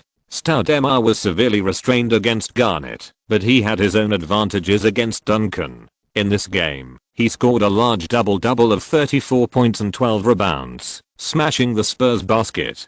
Jason Richardson, who joined the Suns in the trade, also performed well, scoring the second highest 17 points in the team, providing enough help to Nash and Stoudemire. In contrast, the Spurs seemed a bit old and frail, especially Duncan, who had obviously declined compared to the past. Judging from the situation of the Christmas game, the competition between the 3 Western Conference teams is still very fierce. The Spurs have not changed much from the Spurs in history. Duncan's so-called decline is more about giving offensive opportunities to Parker, which is a transformation actively promoted by the Spurs. The Mavericks and the Suns are in completely different situations. The Mavericks themselves have not changed much, but their nemesis, the Warriors, lack Richardson. It is still unclear whether Baron Davis can beat the Mavericks backcourt combination on his own, and how much Monta Ellis can play. The Suns lack Dio, but have Richardson, who is very compatible with Nash. The firepower has increased significantly. Historically, the Spurs relied on Horus' dirty tricks to kill the Suns, but now, everything is hard to say. Kellyanne was reading the newspaper, thinking about the unknown future, and something was suddenly stuffed into his mouth. "Here's a white rabbit." Wang Lifan appeared in front of Kellyanne, tore off the sugar coating, took out a white rabbit candy, and stuffed it into Kellyanne's mouth. Kellyanne chewed the candy and asked, "Do you have time in February? Accompany me to Las Vegas." "What?" Speaking of Las Vegas, the first thing that comes to mind is the gambling table. The staff of the league informed me that I may be the head coach of the Eastern Conference in the All-Star game, Kellyanne said with a smile. In fact, he was only notified that he was on the candidate list. However, considering the Hawks' current record, and considering the significance of Kellyanne's existence to Stern's development of the Chinese market, unless the Hawks lose n consecutive games, and fall out of the top 3 in the Eastern Conference, this matter is indeed a sure thing. Wow. Kellyanne's career has made a new breakthrough, and Wang Lifan waved his arms to celebrate for him. Don't you dislike the All-Star game? Kellyanne really doesn't like watching the All-Star game. Last year's All-Star game, he only watched the dunk contest, and it was because he had instructed Josh Smith in advance to sit and dunk, so he went to watch it. As a spectator, I would feel that there is no defense, the technical content is very low, and there is nothing to watch except the crackling dunks. But if it is regarded as a party and to expand my network, I'm still interested, Kellyanne explained. In the future, Kellyanne wants to buy a team and be his own boss. This requires him to have a good relationship with most people in the league, including various star players. After all, he is a Chinese, and it is sometimes not so easy to enter the NBA openly. In addition to personal connections, the most important thing is financial resources. Kellyanne's current net worth is just over $100 million, and he has no fixed industry. He is still far from buying an NBA team. In my impression, in 2010, Jordan was the poorest boss in the NBA for a long time, but he spent a full $270 million to buy the Bobcats. This was based on the fact that he had his own industry and received hundreds of millions of commissions from Edge every year. Considering Kellyanne's skin color and background, it is estimated that he would have to increase his net worth tenfold at least to buy a less popular NBA team. At 9 o'clock in the evening of December 27th, the game between the Hawks and the Nets was about to begin at the Phillips Center. This was the Hawks' first game after Christmas. Last season, the Nets relied on the advantage of the division championship to beat the Hawks, and ranked 3rd in the Eastern Conference, forcing the Hawks and Cavaliers, who ranked 3rd and 4th in the Eastern Conference, to fight each other in the first round of the Eastern Conference. The Nets, although they avoided strong opponents by relying on their division advantage, still couldn't beat the Washington Wizards, and were eliminated by their opponents 3:4. This also shows that the Nets are indeed a paper tiger. The three-headed monster combination of Kidd, Carter and Jefferson is indeed good, but the inside line is too weak, and it is difficult for them to do anything in the playoffs. The Nuggets and the Nets, respectively, have obtained good rankings by virtue of their division championship advantages, but they are vulnerable in the playoffs, which eventually led to the NBA's revision of the ranking rules. Division champions can at most ensure the top half of the division, and no longer lock in the top 3. The Mavericks and the Spurs are the happiest about this change. Both teams regard each other as the strongest opponent. Now they finally don't need to fight against each other in advance in the Western Conference semifinals when they are in the top 2 in the West. The Hawks, who are now the only team in the Eastern Conference, have no chance to enjoy this benefit. Amid the cheers of the fans, the players of both sides entered the court. Jason Collins and Garnett came to the center circle respectively, ready for the jump ball.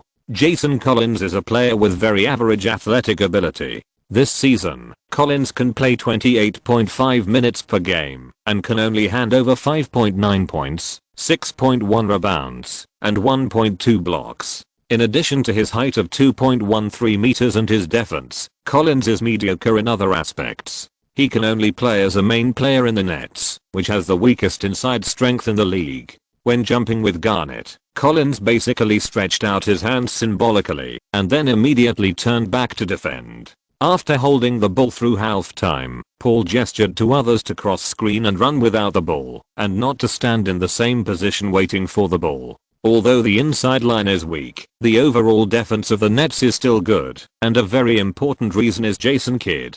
Kidd's defensive ability is absolutely the best in history when it comes to the backline. So far, Jason Kidd has been selected to the best defensive team for 6 consecutive years. I'm afraid that except for the glove Peyton, no point guard dares to say that his defensive ability is better than Jason Kidd in his prime. Against speed guards, Kidd will block the opponent's breakthrough route and use his strong body to confront and cause mistakes. And if he needs to switch to other positions, Kidd can also slightly block it. Paul and Garnett played high pick and roll. Kidd was very smart on the defensive end.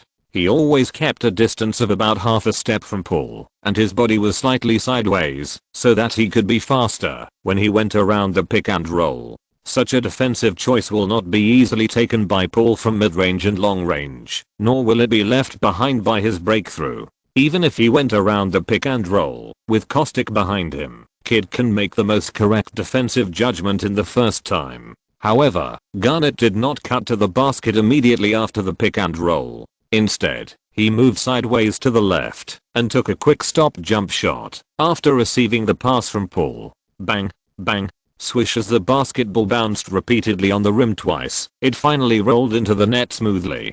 Garnett made a direct mid-range iron-blooded jump shot, and Kidd had no choice. This was not something he, a point guard, could affect. This is also the reason why only 2 guards, Peyton and Jordan, have won the DPOY in history. The influence of backcourt players on the defensive end is limited. When the Nets attacked, Kidd crossed the half court with the ball, observed the defensive position of the Hawks, and could not find any obvious loopholes. He then handed the ball to Carter and went forward to set a pick and roll for Carter. As Kidd's physical fitness declined, the Nets' ball possession became more and more concentrated on Carter. Carter's ball possession in the Nets also reached more than 26%, second only to Iverson and Kobe, and even higher than James and Arenas. Kidd took the initiative to step forward to set a pick and roll. Carter accelerated in one step and broke through Joe Johnson's defense. Facing Paul's replacement, he forcibly pushed the opponent away and then made a backward jump shot. Among the 4 major points, Carter's breakthrough ability is the worst. His control skills are very average, and his breakthrough depends entirely on his excellent explosive power, which is also the reason why his knee injury is very hidden. But it is precisely his average breakthrough ability that has prompted Carter to develop a stable shooting skill, especially his three-pointer, which is the most reliable among the 4. This is also the reason why Carter will be able to adapt better when he transforms into a role player in the future. Chapter 209, the greatest moment in team history. Dio quickly served the ball from the baseline, and the Hawks started a fast break. Paul quickly advanced. Garnett inserted in the middle, pointed to the sky. Paul threw the ball. Garnett squeezed Kostick with force, jumped up and pushed the ball into the basket. Once upon a time, this was the Nets' specialty. Kidd, Kittles, Jefferson, and Kenyon Martin played well in running and gunning, but even the Nets at that time would not be easy to beat against the current Hawks, right? In other words, if the Nets had an inside player of Garnett's level at that time, they probably still couldn't beat the Lakers in the 2002 finals, but it would be hard to say against the Spurs in the 2003 finals. The Nets attacked. Richard Jefferson received the ball on the wing and singled out Anthony Parker. Jefferson pretended to force a breakthrough from the middle, but when Anthony Parker's center of gravity shifted to the left, he quickly completed a large body change of direction, then pushed his left shoulder back, blocking Anthony Parker's possibility of returning to defense, and hit a close-range emergency stop jump shot. Richard Jefferson is a top-notch weak-side singles player in the league.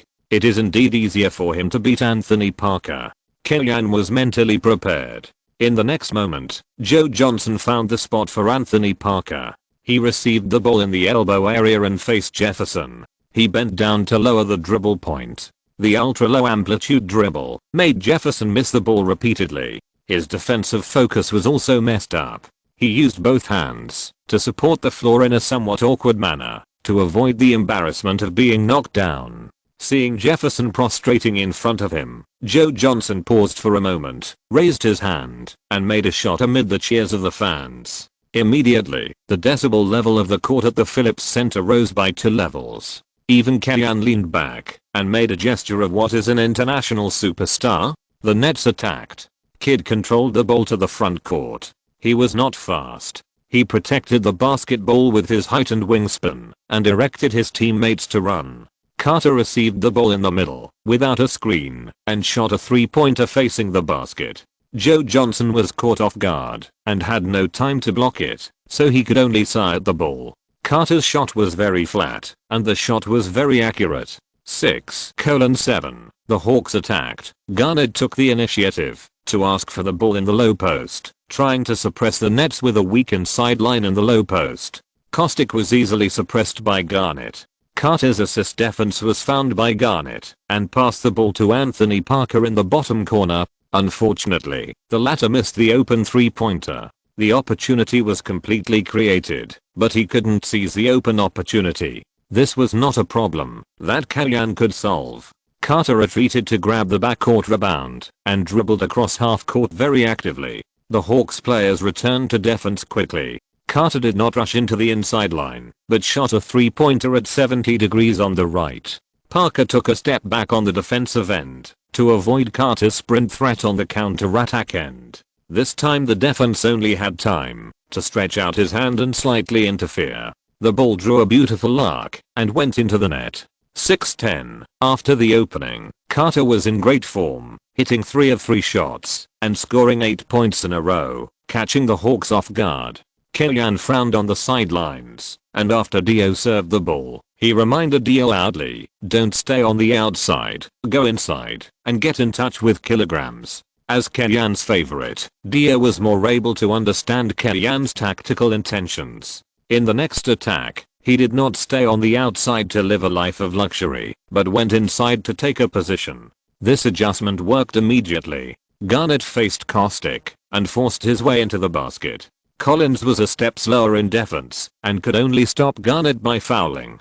Playing too easily in the inside, Garnett's free throws were not up to standard, and he made 1 of 2 free throws. The Nets attack. The team formation is open. Kidd holds the ball in the middle. Carter runs on the side with no ball screen. Kidd passes the ball to Garnett. Garnett receives the ball to attract Garnett to switch defense. Holds the ball to open up space. Kostick cuts to the basket. Carter passes the ball to him immediately. Kostick is the only inside player who is good at the Nets offense. He receives the ball and turns to the middle of the lane with Joe Johnson. Takes the ball with both hands and shakes his shoulders, shaking Joe Johnson to tiptoe. Raises his hands, raises his center of gravity, and throws the ball with his left hand close to Joe Johnson. 7:12. Joe Johnson is relatively strong among shooting guards, and he is not at a disadvantage when he swings to the third position, but he still can't hold up inside, and his defensive awareness is average. The Hawks attack. Joe Johnson wants to return one, asks for the ball to challenge Jefferson, leans to the left and turns to jump, but the shot is out due to interference. Garnett rushed to grab the front court rebound and dunked the ball with one hand in the second attack. Collins looked at the ball and sighed, but did not reach out.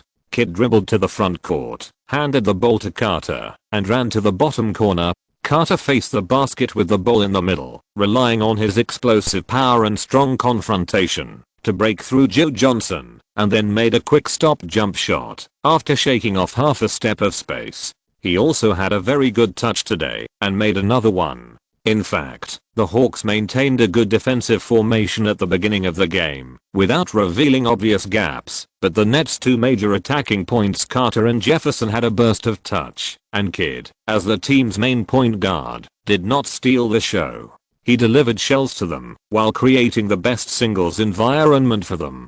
Seeing Carter's continuous scoring, Paul also got angry. He forced Kidd with the ball and made a quick stop jump shot within 1 step of the right 3-point line. He failed to completely get rid of the defense and missed the shot under interference. Jefferson grabbed the rebound. After landing, Jefferson immediately passed it to Kidd, who took the ball across half court and made a high lob to the middle. Carter, who was on a fast break, jumped up and caught the ball with both hands. He turned halfway in the air and dunked the ball directly. The Nets widened the gap to 7 points. 9:16. Kellyanne looked unhappy and stood up again, yelling at the players, reminding them to be patient and focused. The Hawks attacked in a positional battle.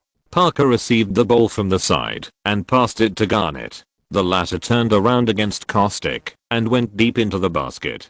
He missed the shot under the interference of Collins.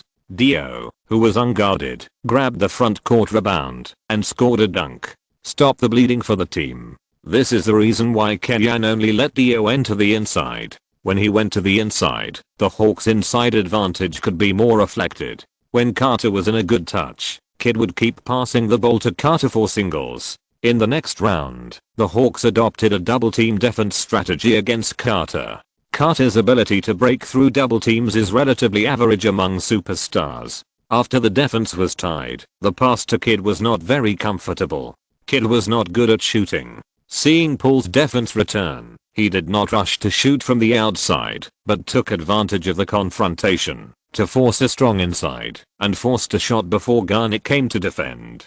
Kidd's shot was a bit hasty and missed, but Collins grabbed the front court rebound and put the ball into the basket. This time, Kellyanne was anxious and called a timeout. 11-18. In fact, the Hawks' performance at the beginning was not that bad. Except for Paul's uncalm attack and Parker's mismatch, there were not many other mistakes.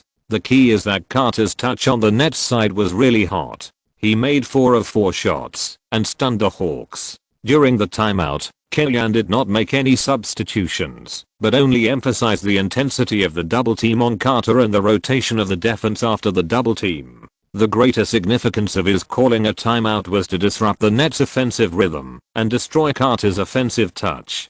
Kidd's mid-range and long-range shooting is not stable, and Jefferson can only be said to be above average. The defensive rotation system built around Garnett should be able to minimize the threat. After the timeout, the Hawks attacked. Paul and Dio played pick and roll. The latter received the ball and singled out Kidd.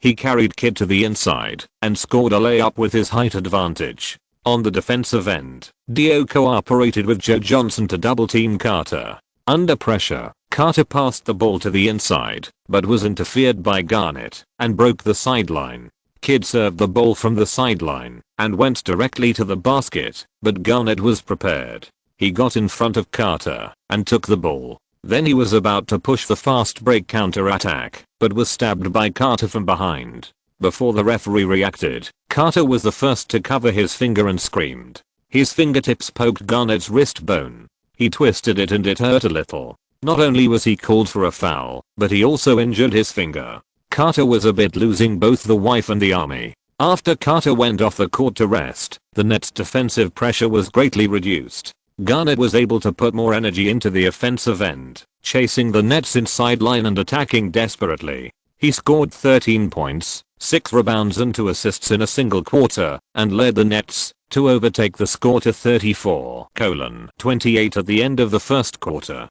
In the second quarter, Carter returned to the court, but the finger injury undoubtedly affected Carter's touch. Facing the defense of Stevens and Hassel, Carter's offensive touch was quite average. On the contrary, the Hawks rookie Gibson recovered after the Christmas holiday. Under the guidance of Dio's pass, he made 3 of 4 shots and scored 8 points to help the team continue its firepower. At 6 minutes, Paul and Garnett came on to replace Stevens and Dio, and Gibson, who was in a hot hand, was left on the court. The Hawks played with 2 point guards. Kidd and Carter had obvious physical advantages in the backcourt. However, if they went hard inside, Garnett's presence could effectively curb their attack on the basket. Kidd and the injured Carter did not pose much threat in shooting. The Nets could only put their expectations on Jefferson as the main attacker. Obviously, the Arizona Flyer with obvious technical defects could not support this position. At the end of the half, the Hawks opened up the score difference to 20 points. 69-49. Facing the Nets with low health, the Hawks began to save their strength in the third quarter. Garnett no longer went down to attack the Nets' weaknesses in the interior, but more often pulled out of the restricted area to test formations with Dio. According to the fans, being able to expand or maintain the lead is a scientific research time of scientists, and if such operations lead to the score difference being narrowed or even the opponent's reversal, then Kellyanne began to make a living. Fortunately, Ferguson is still the head coach of Manchester United. Otherwise, Kylian would have many forms in the mouths of fans. Earl lightning scientist Kylian Kylian conducted a scientific experiment, but the Nets still couldn't narrow the gap. Carter, who played with an injury, was indeed a little bit unable to stand up. After 3 quarters, the score was 94-76, and the Hawks still led by 18 points, which also turned the fourth quarter into a complete garbage time. In the last quarter, Carter did not appear on the bench, but returned directly to the locker room, then left the stadium, and went to the hospital to take an X-ray to confirm the injury. The Nets directly voted in and admitted defeat. In this case, Kylian also directly let Gibson, Millsap, Milicic and other substitutes play the entire fourth quarter. The final score was fixed at 115-100, and the Hawks won at home.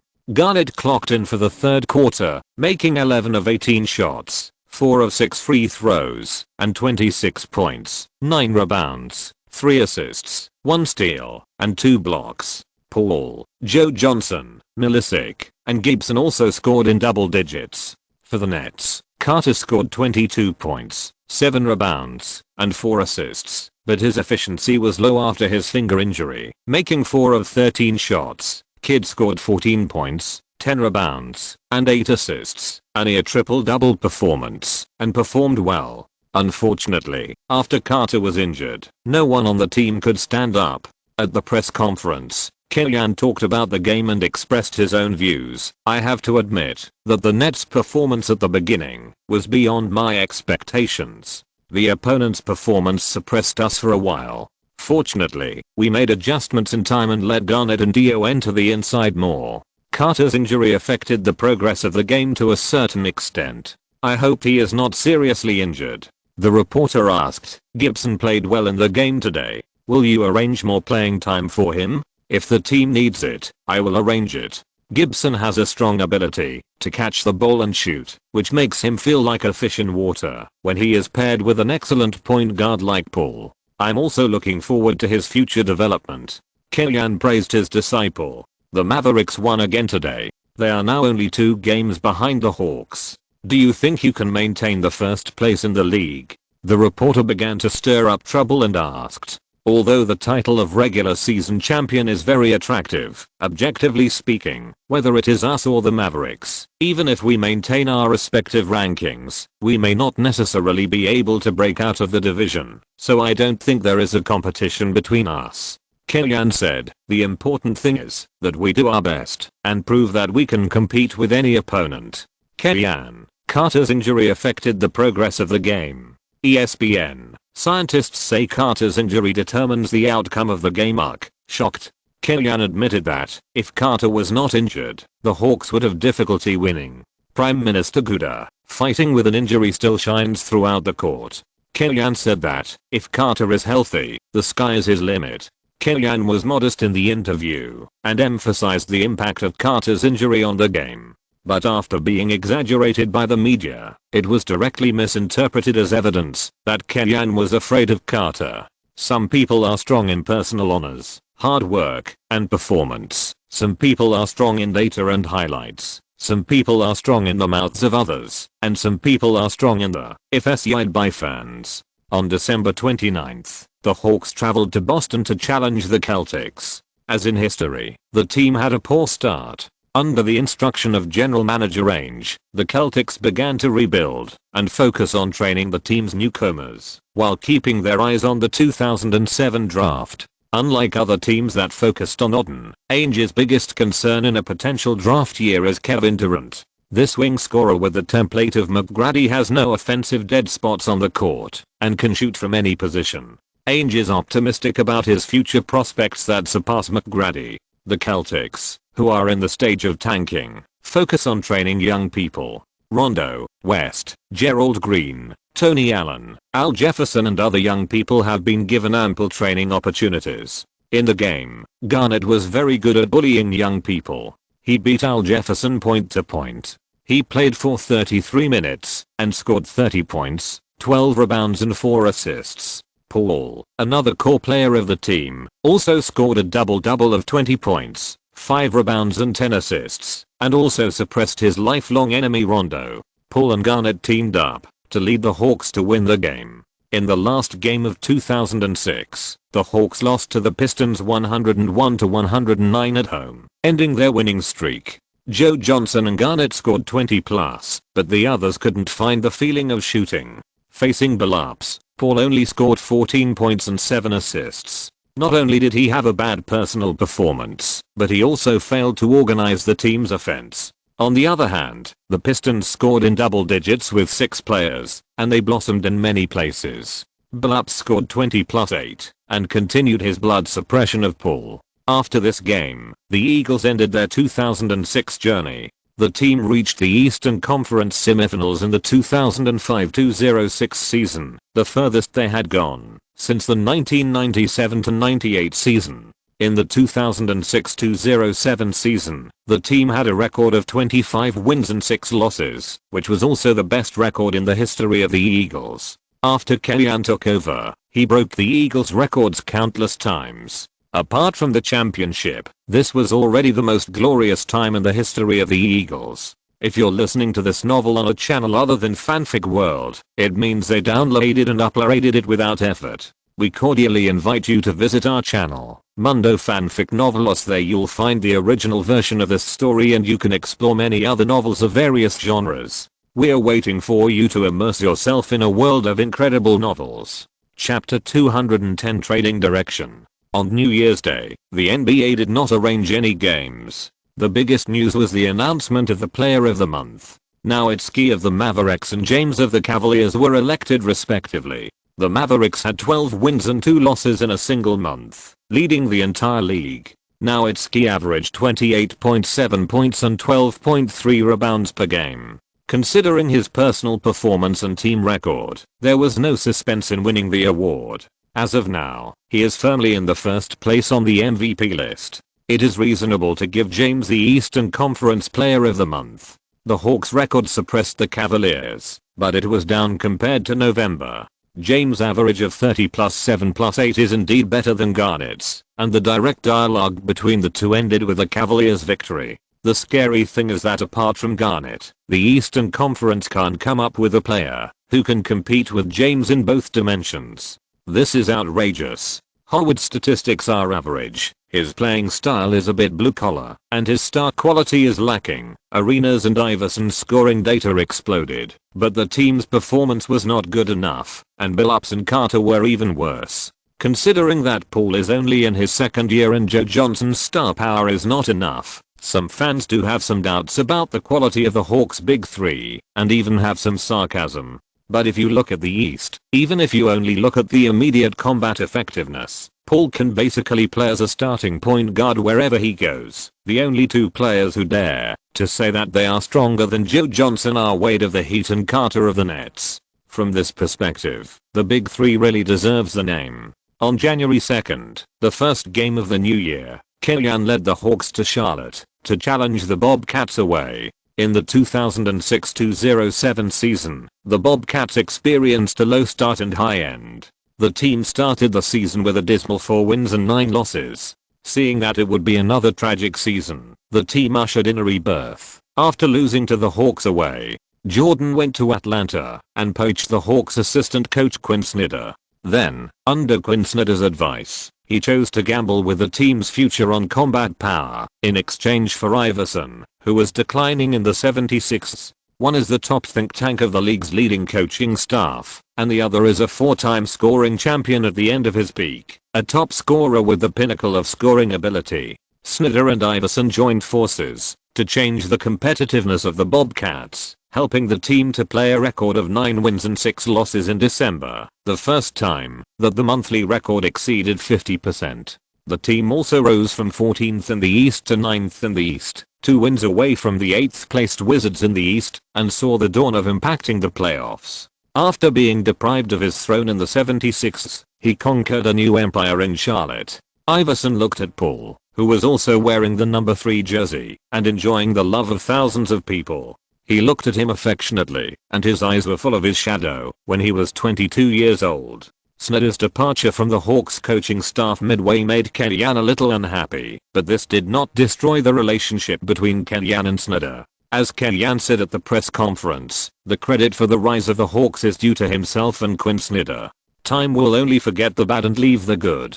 Kellyanne expressed his great gratitude for his help to the Hawks. Before the game started, Kellyanne took the initiative to walk up to Snyder and say hello. Long time no see, Quinn. Congratulations, you are doing a great job in Charlotte. It takes courage to take over the chaotic Bobcats midway. The environment Snyder faces is even more difficult than Kellyanne's taking on the losing army in the Lakers. The Lakers' performance at that time was at least in the playoff sequence. Jim Buss pushed Kellyanne to take the position, and the initial purpose was to hope that he could stabilize the morale of the troops. Of course, Kellyanne did better than the expectations of the Lakers management, and it was this experience that made him famous. Snyder took over the Charlotte, shouldering the heavy responsibility of improving the Bobcats. There is no doubt that it is more difficult, but as of now, Snyder's performance has exceeded Jordan's expectations. If he can really lead the Bobcats to the playoffs for the first time in team history, he will definitely be written into the history of the Bobcats. It's not easy to get your recognition, Snyder joked. It turns out that my boss is not bad. When Snyder was still considering whether to come to the Bobcats, Kellyanne mentioned the problem of Jordan's dictatorial as a boss. However, at the beginning of Snyder's tenure, Jordan still chose to trust Snyder and gave him considerable power to dominate the team's Linoopan tactics. He even traded Felton, who he had chosen, and the valuable 2007 draft pick in exchange for Iverson, which was also the key to the Bobcats' rapid improvement in strength. I don't think I underestimated you, because I really didn't expect you to trade for Iverson, and you two could get along so well. Kellyanne made a fist-clenching gesture towards Snyder, which also made the other party smile heartily. After the game, call Frank and Jeff. Let's get together, Snyder suggested. Snyder is also a dominant leader. It is only right for him to show his hospitality to his partners, who have worked together for a year and a half to visit his territory. No, if we don't bring Kenny, he will be unhappy, Kellyanne joked. Gan. Snyder reached out and patted Kellyanne's arm, pointed at him, laughed and cursed, and then returned to his position. Before the game started, the communication between the two head coaches was very harmonious. But after the game started, Snyder was not very happy. After taking charge of the team, Snyder's work focused on polishing the team's defensive system, and the offensive end was mainly give the ball to Iverson. On the defensive end, Snyder arranged a defensive system based on matchup zone and rotation defense. When the opponent serves the ball in the front court, Iverson will be assigned to interfere with the ball holder, and another defender will be asked to press forward after the opponent passes half court. If the opponent passes the ball, the rotation defense will be quickly executed.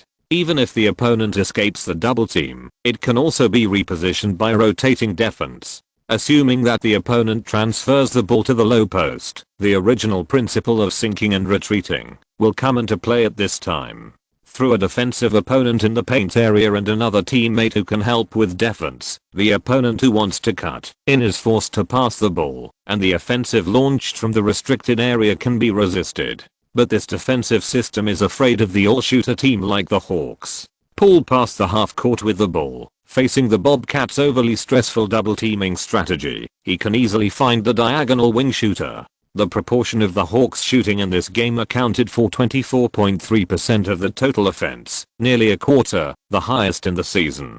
Joe Johnson and Anthony Parker scored 27 and 18 points respectively. This game was also the highest combined score of the Hawks wing combination this season. On the defensive end, Garnett is also a mountain that the Bobcats cannot overcome. He is tall and has long arms. He covers a large defensive area and is particularly good at local 1-on-2 defense, such as the pick and roll against Iverson and Okafor. In some rounds, he can not only take into account the delay of the ball holder Iverson's breakthrough, but also return to his position in time to defend Okafor and fight with him, and complete accurate positioning under the basket, occupy favorable terrain, and protect the backcourt rebounds. It is precisely because of Garnett's existence and his extremely comprehensive defensive attributes that the Bobcats' most important offensive weapon, Iverson's breakthrough attack, is largely limited. Since Iverson cannot effectively attack the basket and complete a high-efficiency finish, the whole body is affected. The result of not being able to play deep is naturally that it is difficult for teammates to get real open opportunities. The Bobcats were beaten by the Hawks on both offense and defense. In the fourth quarter, the score difference was already 30 points. Iverson chose to fight to the end rather than surrender, and Paul and Garnett really fulfilled Iverson's wish and chased the Bobcats to death. Seeing that Snyder showed his perverted killer expression again, in order to avoid the embarrassment of the next party, Kellyanne took the lead and replaced the main players and called off the battle. Kellyanne's meaning was very clear. He and Snyder were still friends. Between friends, the victory and the defeat had been decided, so they should not make it too ugly. After all, you will see each other again in the future. The head coach announced that he would stop, and the players stopped playing desperately. Instead, the Bobcats continued to slash and kill. Iverson scored 19 points in a single quarter, setting the final score at 105-120. The Hawks won the game, and the Bobcats saved their face. Everyone won. After the game, Snyder went to the meeting alone, had supper with the Hawks coaching staff, and talked about work. Quinn, to be honest, when Kimmy talked to us, he really felt that you were wasting money. He really didn't think Michael Jordan would become a successful boss, Hornacek said. In fact, for those of us who are not from the academy of the team, how many of us can take over a good environment right away? It's hard, right? Snyder said, just like when Kimmy took over the Lakers mess, wasn't he constrained everywhere? Even in the Hawks, he rebuilt the team from scratch. In fact, only if we make achievements can we get the opportunity to choose the team. Hamblin knew the gap between himself and others, especially Kellyanne, and planned to stay in the position of assistant coach to play his strengths. So, Snyder said this to Hornacek. Unexpectedly, Hornacek didn't react much, but Atkinson nodded and accepted Snyder's theory. At first I hoped you would win the championship with us, but now I think you want to lead the team to win the championship yourself, right? Kellyanne smiled and guessed what Snyder was thinking. Not likely within 2 years, but I can't say for sure in the future, Snyder said. In Snyder's opinion, the current Bobcats and the Hawks have one thing in common. That is, this team does not have too many junk contracts, and the team's space situation is very healthy, which is extremely important. With salary space, the team can offer big contracts to players in the free agent market, and can get draft picks by eating junk contracts. These are the steps Kellyanne took to rebuild the Hawks, and Snyder only needs to go through them again. From Kellyanne's perspective, he also hopes that Snyder can lead the Bobcats. After all, Snyder also came from his own assistant coaching team. If he can make a name for himself, it will also be a facelift for Kellyanne. After returning to Atlanta, Kellyanne got good news. The team's pursuit of Shane Battia's trade had made new progress. The Toronto Raptors, whose performance has improved this season and are expected to impact the playoffs, agreed to participate in a three-way trade. The Raptors took a fancy to Anthony Parker of the Hawks and thought that Parker could help them keep their place in the playoffs. For this reason, they were willing to exchange the first-round pick in 2007 with the Hawks. As early as the summer, the Raptors had the idea of signing Anthony Parker to strengthen the second position, but the competitiveness of the Raptors, located in Canada, for free agents was obviously not able to compete with the Hawks, which was dominated by the Big Three. In addition, Kellyanne went to Europe to be a lobbyist, and finally, Anthony Parker chose the Hawks. After joining the Hawks, Anthony Parker's performance was not bad, at least on the offensive end. He played his own characteristics. The problem mainly appeared on the defensive end. Not to mention defending the all-star small forward, even Josh Howard and Prince could be easily controlled, which was really a bit of a drag on the team. The Raptors are currently ranked 4th in the Eastern Conference, but they also took advantage of the division championship. Their record is not as good as the Bulls, who are ranked 5th. Therefore, their draft picks are about 18 to 22, which is more in line with the Grizzlies' need for a mid-first round pick than the picks offered by the Rockets. After they entered the market to participate in the transaction, the progress of the negotiations accelerated sharply. In this transaction, we may need to send Anthony Parker, Millsap, the team's first round pick in 2007, the second round pick, the first round swap rights in the 2008 and 2009 seasons, and other players to balance the contract, and the Grizzlies will not eat Hassel's contract. Larry Sand informed Kellyanne of the current progress of the negotiations. The main plan of the transaction is that the Grizzlies send Battier to get Nestorovic, Millsap, PJ Tucker, Lucas III, the Raptors' first round pick, the Hawks' second round pick in 2007, and the first round swap rights in 2009. The Hawks sent Anthony Parker, Millsap, Lucas III, the first round pick in 2007, the second round pick, and the first round swap rights in 2008 and 2009 to get Battier. The Raptors sent Nestorovic, PJ Tucker, and the 2007 first round pick to get Anthony Parker, the Hawks' 2007 first round pick, and the right to swap the 2008 first round pick. The Grizzlies sent a high-paid top puzzle player to get a practical inside potential stock and a first round pick in the middle, which gives them more chips in the reconstruction stage. At the same time, it will be easier to release salary space in the future. The Hawks have sacrificed their future on the surface, but the current lineup is completely aimed at the championship, and the draft pick is not very meaningful. The biggest loss is Millsap, who is an important inside substitute for the Hawks. Kellyanne knows his future value, but everything has its pros and cons. The general managers of other teams are not fools, and they have made the Hawks successful in vain. The Raptors may be the winner in the transaction. The Raptors, who follow the international column route, have many international players in the team. The tactical system and team atmosphere are more suitable for Anthony Parker, who has been in Europe for many years. Nestorovic and PJ Tucker are both water cooler players outside the team's rotation lineup.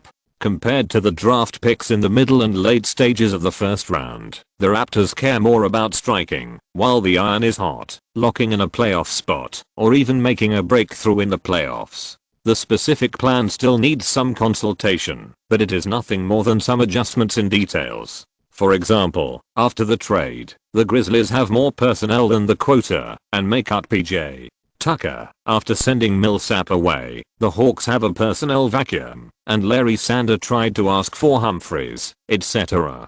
Chapter 211.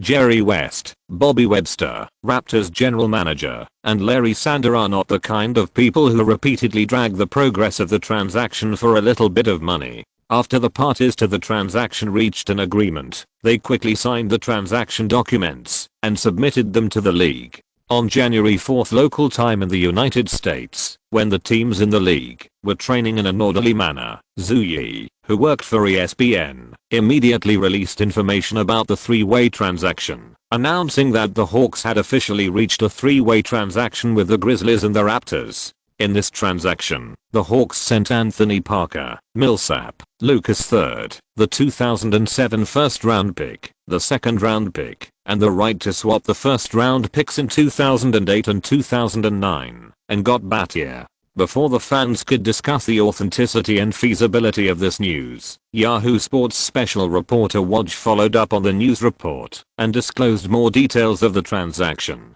The specific transaction plan is that the Grizzlies sent Battier to get Nestorovic, Millsap, PJ Tucker, Lucas III, the Raptors' first round pick, the Hawks' 2007 second round pick, and the first round swap rights in 2009. The Hawks sent Anthony Parker, Millsap, Lucas III, the 2007 first round pick, the second round pick, and the first round swap rights in 2008 and 2009 to get Battier. The Raptors sent Nestorovic, PJ Tucker, and the 2007 first round pick to get Anthony Parker, the Hawks' 2007 first round pick, and the first round swap rights in 2008. In this three-way big deal, in order to get Shane Battier, the Hawks not only sent the team's starting small forward and potential inside stocks, but also locked all the team's first round draft picks for the next 3 years. It can be said that this is not a gamble. It also made fans curious about Shane Battier.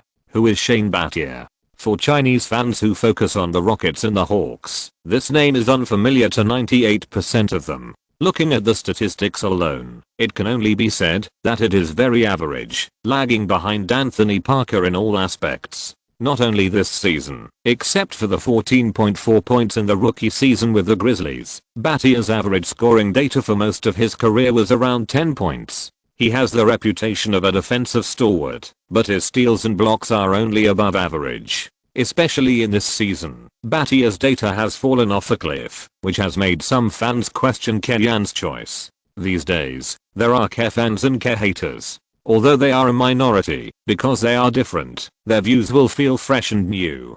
They expressed their pessimism about Batier on the forum, and quoted classics, and listed various data to prove that Batier is not good, which was highlighted. It was under such circumstances that Huo Kingshu integrated his conversation with Kellyan and posted a post to introduce Batier to Chinese fans. Batier is a typical Duke player. He has average physical fitness, top basketball IQ, high tactical literacy, gentle personality but full of fighting spirit, and a tough guy. His offense is mainly based on three-pointers, which are qualified but not top-notch. He occasionally plays back, but his efficiency is not high. He lacks the ability to attack independently. Therefore, his offensive efficiency dropped sharply after Gasol was injured, but Gasol's performance in the past few seasons has been quite stable. He is a typical defender with brains and attitude, relying on anticipating the opponent's actions to take precautions in advance, supplemented by some small moves like covering his eyes.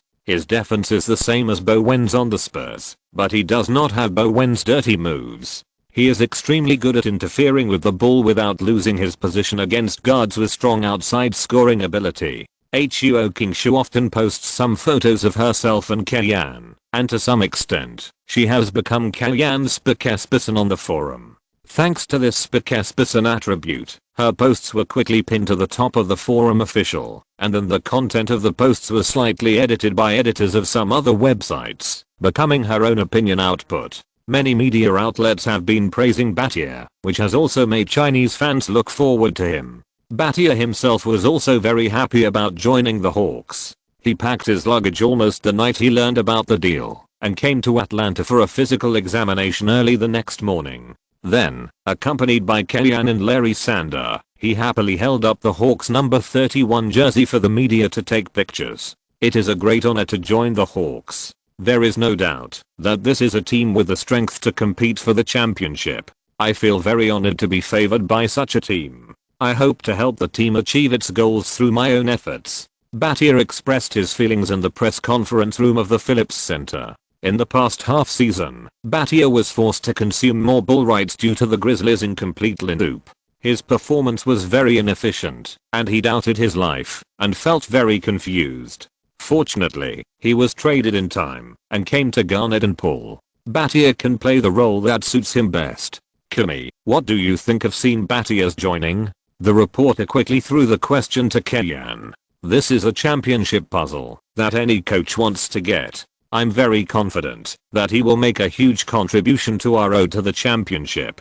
Kellyan once again threw out the bold statement of fighting for the championship. After the deal was reached, many fans thought that the Hawks paid too much for this deal. What do you think about this? The reason why I pushed for this deal is that I think the arrival of Batier will significantly improve our lineup, and the fans will gradually realize this. As for paying too many draft picks, it may be difficult for us to get a high draft pick in the next 3 years. After the press conference, Batier followed Kellyan to his office to learn about the tactics designed by Kellyan for the team and his positioning for him. I think you should also know that I paid such a high price to let you come to Atlanta, hoping that you can help us win the championship. I know that your poor performance this season was affected by the team's lineup, but I hope that after you come to the Hawks, you can quickly adjust and respond to your state. Kellyan said. In his previous life, Batier was one of the few teammates of Yao Ming who was not belittled by Chinese fans. Even when he partnered with James in the late stage of his career, he was not disdained by James fans. On the contrary, because of his cooperation with these two top stars, Batier's excellent professional ethics were spread again and again, so that Kellyan was not worried that Batier would really decline. I understand. I'm confident that I can adjust quickly. Battier immediately stated, I can train today. Scene, don't worry, I know your ability, and I also believe that you can come out of the first half of the season. You will be the most important part of the Hawks' perimeter defense. You also know that I need to free Paul and let him devote more energy to the offensive end. Of course, this will also benefit you. You will get more opportunities for easy shots, and I also believe that you will help Paul get more assists. Kellyanne said with a smile. Strong perimeter defense and accurate open three-point shooting are what Battier can bring to the Hawks, and what the Hawks under Kellyanne need urgently. As for Anthony Parker's single-handed play, which is better than Battier, it is not very useful. Coach, don't worry, since you trust me so much, I will never let you down. January 5th. At 7 o'clock in the evening, the Magic came to the Phillips Center for pre-game warm-ups to prepare for the evening game. Returning to Atlanta, Josh Smith had mixed emotions. The NBA is a business, which Josh Smith has long understood. Even when he was in the Hawks, in Kellyanne's first year in charge of the team, he witnessed the departure of many teammates, so he played very hard to meet Kellyanne's requirements and do his best. Unfortunately, his hard work only made himself a more valuable chip in the transaction. Kellyanne had no attachment to him when he could get Garnett, and decisively promoted the transaction. For Josh Smith, the only thing to be thankful for is that he did not go to the bitter cold land of Minnesota, but came to the Magic to play brother basketball with Howard. Howard was practicing close-range rebounding after turning around, which was his expansion of his arsenal. He noticed Josh Smith standing motionless outside the three-point line and immediately threw the ball to him. Josh Smith retracted his gaze, dribbled the ball with a series of crossover steps, and shot a mid-range shot. Bang! The basketball hit the rim. Josh Smith cut off the rebound, flew into the air, and completed a slam dunk. Josh. The fans who arrived early still cheered for Josh Smith's dunk. After coming to his senses, Josh Smith also applauded the fans as a thank you. Kellyanne on the sidelines also noticed Josh Smith's dunk just now, and his expression was a little playful. After all, he has developed the attribute of mid-range shooting handsome boy. In order to accommodate the viewing experience of Chinese fans, the Hawks' home games are usually postponed to 9 p.m., which is 9 a.m. Beijing time. In contrast, local fans watch the game a little later. However, the team's performance is good, so there is no need to worry about attendance. The postponement of the game time has another benefit for Kellyanne, that is, Juan Lafon, who is busy with his studies, can also come to watch the game. In this game, Juan Lafon, who has not appeared for a long time, appeared in the front row of the audience. Although he was dressed very ordinary and did not carefully adjust his makeup, he still appeared on camera frequently. In this game, the Magic's starting lineup did not change. Nelson, Peja, Turkoglu, Josh Smith, and Howard. On the Hawks side, Battier immediately entered the team's starting lineup after joining, and other positions did not change. Paul and Joe Johnson partnered in the backcourt, and Garnett and Dio guarded the inside. Kellyanne still arranged Dio to start. In fact, Milicic can provide better defense. Is he a better choice? It's hard to say. CCTV's guest commentator today is Tazu. He is more subjective and will stubbornly express his own opinions, or he will brag about the great Michael Jordan. After the game started, Garnett and Howard stood in the center circle for a jump ball. There was once a rumor about Garnett's height. Garnett took off the coin on the top of the backboard during the tryout, which was once widely circulated, and even many fans believed it. Later it was confirmed that this was purely a rumor. But the rumor has such credibility, which also shows how good Garnett's jumping ability is. Just like Chamberlain boasted that he had slept with 20,000 girls, many people really believed it. The same reason. If Kellyanne said that he had slept with 20,000 girls, everyone would definitely not believe it. If you have slept with 20,000 girls, you would have been squeezed dry. But when it comes to jumping, the young are better. Howard's physical fitness was as abnormal as Garnett's, and he was younger. He hit the ball to his own half before Garnett. Nelson crossed the half court with the ball, and Josh Smith could not wait to come up and set a screen for him, blocking Paul behind him. Seeing that Nelson was going to use the space created by the screen to shoot from the outside, Paul instantly got under Josh Smith's armpit like a loach. Nelson did not think twice and hit the ground to send the ball steadily to Josh Smith. The latter took a tentative step towards Garnett and shot from mid-range. Bang! How dare you let Josh Smith shoot from mid-range? Kellyanne complained in his heart. Before he could be happy, the Magic took the advantage in the fight for a bounce. Howard hit the ball to the outside. Turkoglu received the ball, made a fake shot, and saw that Battier was not fooled, so he just shot directly. Swish. The Hawks attacked. Paul received Garnett's serve and steadily advanced to the Magic's half. He passed the ball to Joe Johnson, who dribbled one step to the left and then passed it back to Paul. Howard's energy was involved in the back and forth. Paul dribbled the ball continuously, testing Nelson's defense. Suddenly, he pulled the ball to the left and shook it. After Nelson moved his feet, he changed direction randomly and broke through Nelson's defense. Josh Smith's defense was very quick, but Paul's reaction was faster. He pulled the ball and changed direction directly to break Josh Smith's defense. Paul threw the ball over the basket, and Garnett easily completed an alley-oop dunk. 2:3. So beautiful. The perfect cooperation between Paul and Garnett. Like Stockton and Karl Malone, Paul and Garnett are a pair that complement each other. Dazu said with a smile. The Magic's counterattack started quickly, and the continuous passing of the ball tore the Hawks' defense. With the help of Howard's screen, Turkoglu shook off Battier. Battier was about to go around, but Turkoglu immediately turned around to the basket. Howard received the ball and turned around, passing Garnett who was defending, and jumped up to complete a dunk. Paul suddenly changed direction. Nelson's defense was a little slow, but this little bit gave Paul a chance. With the voice of Zoo, Paul rushed into the inside. Paul's breakthrough made Josh Smith on this side choose to defend, while Garnett, who was responsible for defending him, quickly ran back to the basket. Turkoglu retreated from the bottom corner of the other side to the basket to defend Garnett, but left Battier with an open shot opportunity. Paul immediately passed the ball to Battier. Paul's pass was very accurate. After receiving the ball, Battier shot decisively, and the ball drew an arc in the air and steadily drilled into the basket. From forcibly breaking through the defense to launch an attack to Battier's goal, Paul's every move tore the Magic's defense apart. Good shot. Battier gave a thumbs up to Paul who passed the ball to him. This was his positive feedback to his teammates. The Magic continued to attack Howard. Dio defended Howard alone, but he was completely unable to resist the confrontation and was easily crushed by Howard. He scored a goal and caused Dio to foul. Swish. Howard scored a free throw, which he himself did not expect. On the way back to defense, Howard also showed a simple smile.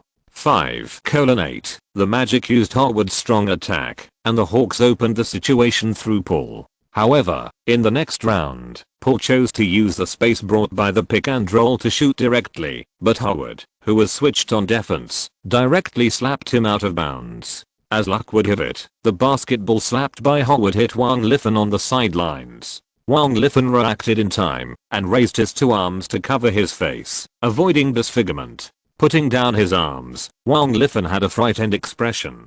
He did not respond to the comfort of the audience next to him. Kellyanne had to go over and touch his face and comfort him. After knowing each other for so long, it is really rare to see Wang Liffen like this. It was not Wang Liffen's fault. Howard's basketball shot out of the court was like a cannonball, going straight to her face. Wang Liffen was already a female hero for being able to block it. If it was another girl who took Howard's block with her face, she would basically have to go to a plastic surgery hospital to have her face redone. A minute later, Wang Liffen finally recovered and declined Kellyanne's suggestion of returning to the office to rest or changing seats. She continued to watch the game, and the audience also accompanied them, and ate dog food for a minute. The ball was still in the Hawks' hands, but there were still 7 seconds left in the remaining offensive time, which was obviously a bit tight. Dio wanted to play a sideline ball tactic, using Paul and Joe Johnson's running positions to distract the Magic's defense and actually send the ball directly to Battier in the left corner. Unfortunately, Josh Smith guessed Dio's sideline ball idea, not only completed the steal, but also directly launched a fast break after stealing the ball and completed a gliding slam dunk. 5:10. The Magic team is a bit tricky. The company arranged overtime, and I was busy until 9 o'clock. Sorry for the late update.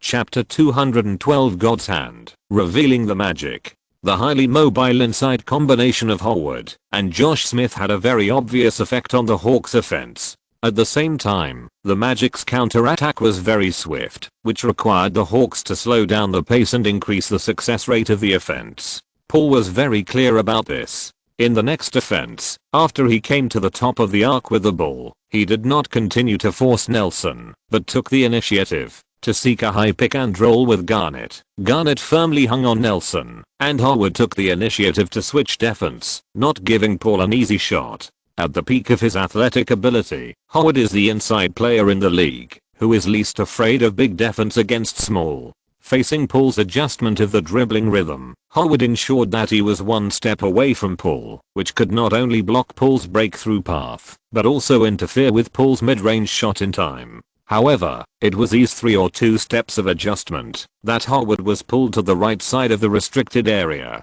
Garnett resolutely inserted into the inside line. Paul seized the opportunity to send the ball in. Garnett received the ball, but knocked Nelson away and easily scored on the rebound. 7-10. Howard's defensive ability is indeed a bug, but his experience is not that rich, so he is more likely to be hooked. Facing most opponents, with his athletic ability, he may be able to rebound in time and fill in the position, but the Hawks' offensive configuration is too strong, and Howard can't plug all the holes. Looking back, the Magic attacked. Turkoglu controlled the ball. PJ first came to the bottom corner, and then used Howard's screen to go out.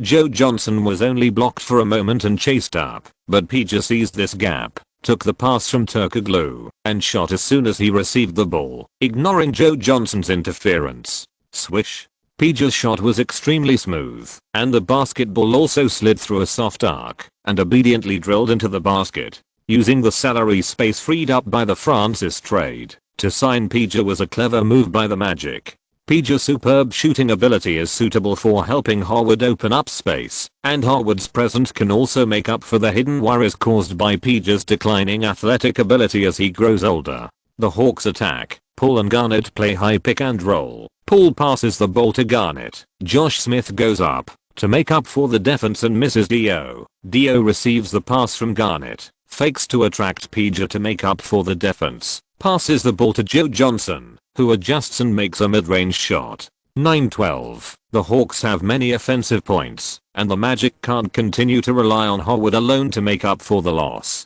Stan Van Gundy changes the defensive arrangement, letting Josh Smith switch defense with Howard, letting Howard stay at the basket, and Josh Smith comes out to sweep.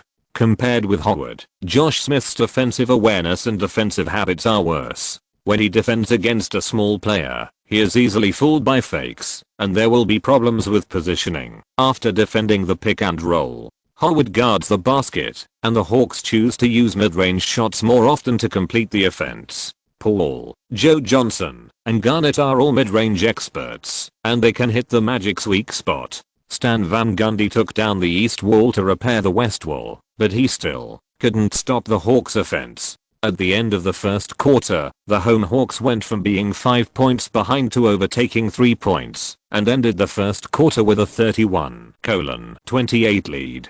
At the beginning of the second quarter, Killian replaced the main players and sent Gibson, Bobby Jackson, Stevens, Hassel, and Milicic. Hassel's height of 194 cm as a guest power forward is a big disadvantage.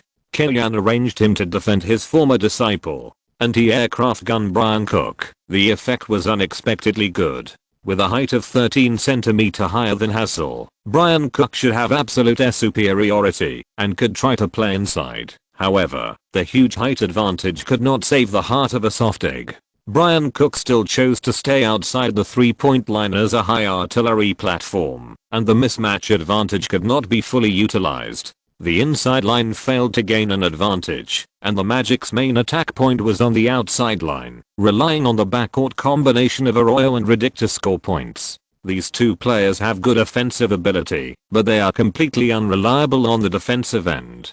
The aging Bobby Jackson can score frequently against Arroyo, and Gibson, who is also a sharpshooter, is more impressive on both offense and defense against Redick, the 11th rookie of the 2006 draft. The weak substitute lineup of the Hawks unexpectedly did not suffer a loss against the Magic, which surprised Kellyan. Before the game, he was really worried about the team's substitute power forward position. After Howard left the court, the Magic's defensive problems were more obvious, and the substitute lineups on both sides fought hard. This made Stan Van Gundy very dissatisfied, and he made adjustments in advance and replaced Howard to limit the Hawks' outside offense. As soon as Howard came on the court, he immediately improved the Magic's defense. The Magic played a small climax of 8:0 in the next 2 minutes, and then helped the team overtake the score. 40:44. Kellyan watched Howard's towering performance from the sidelines and could not help but frown.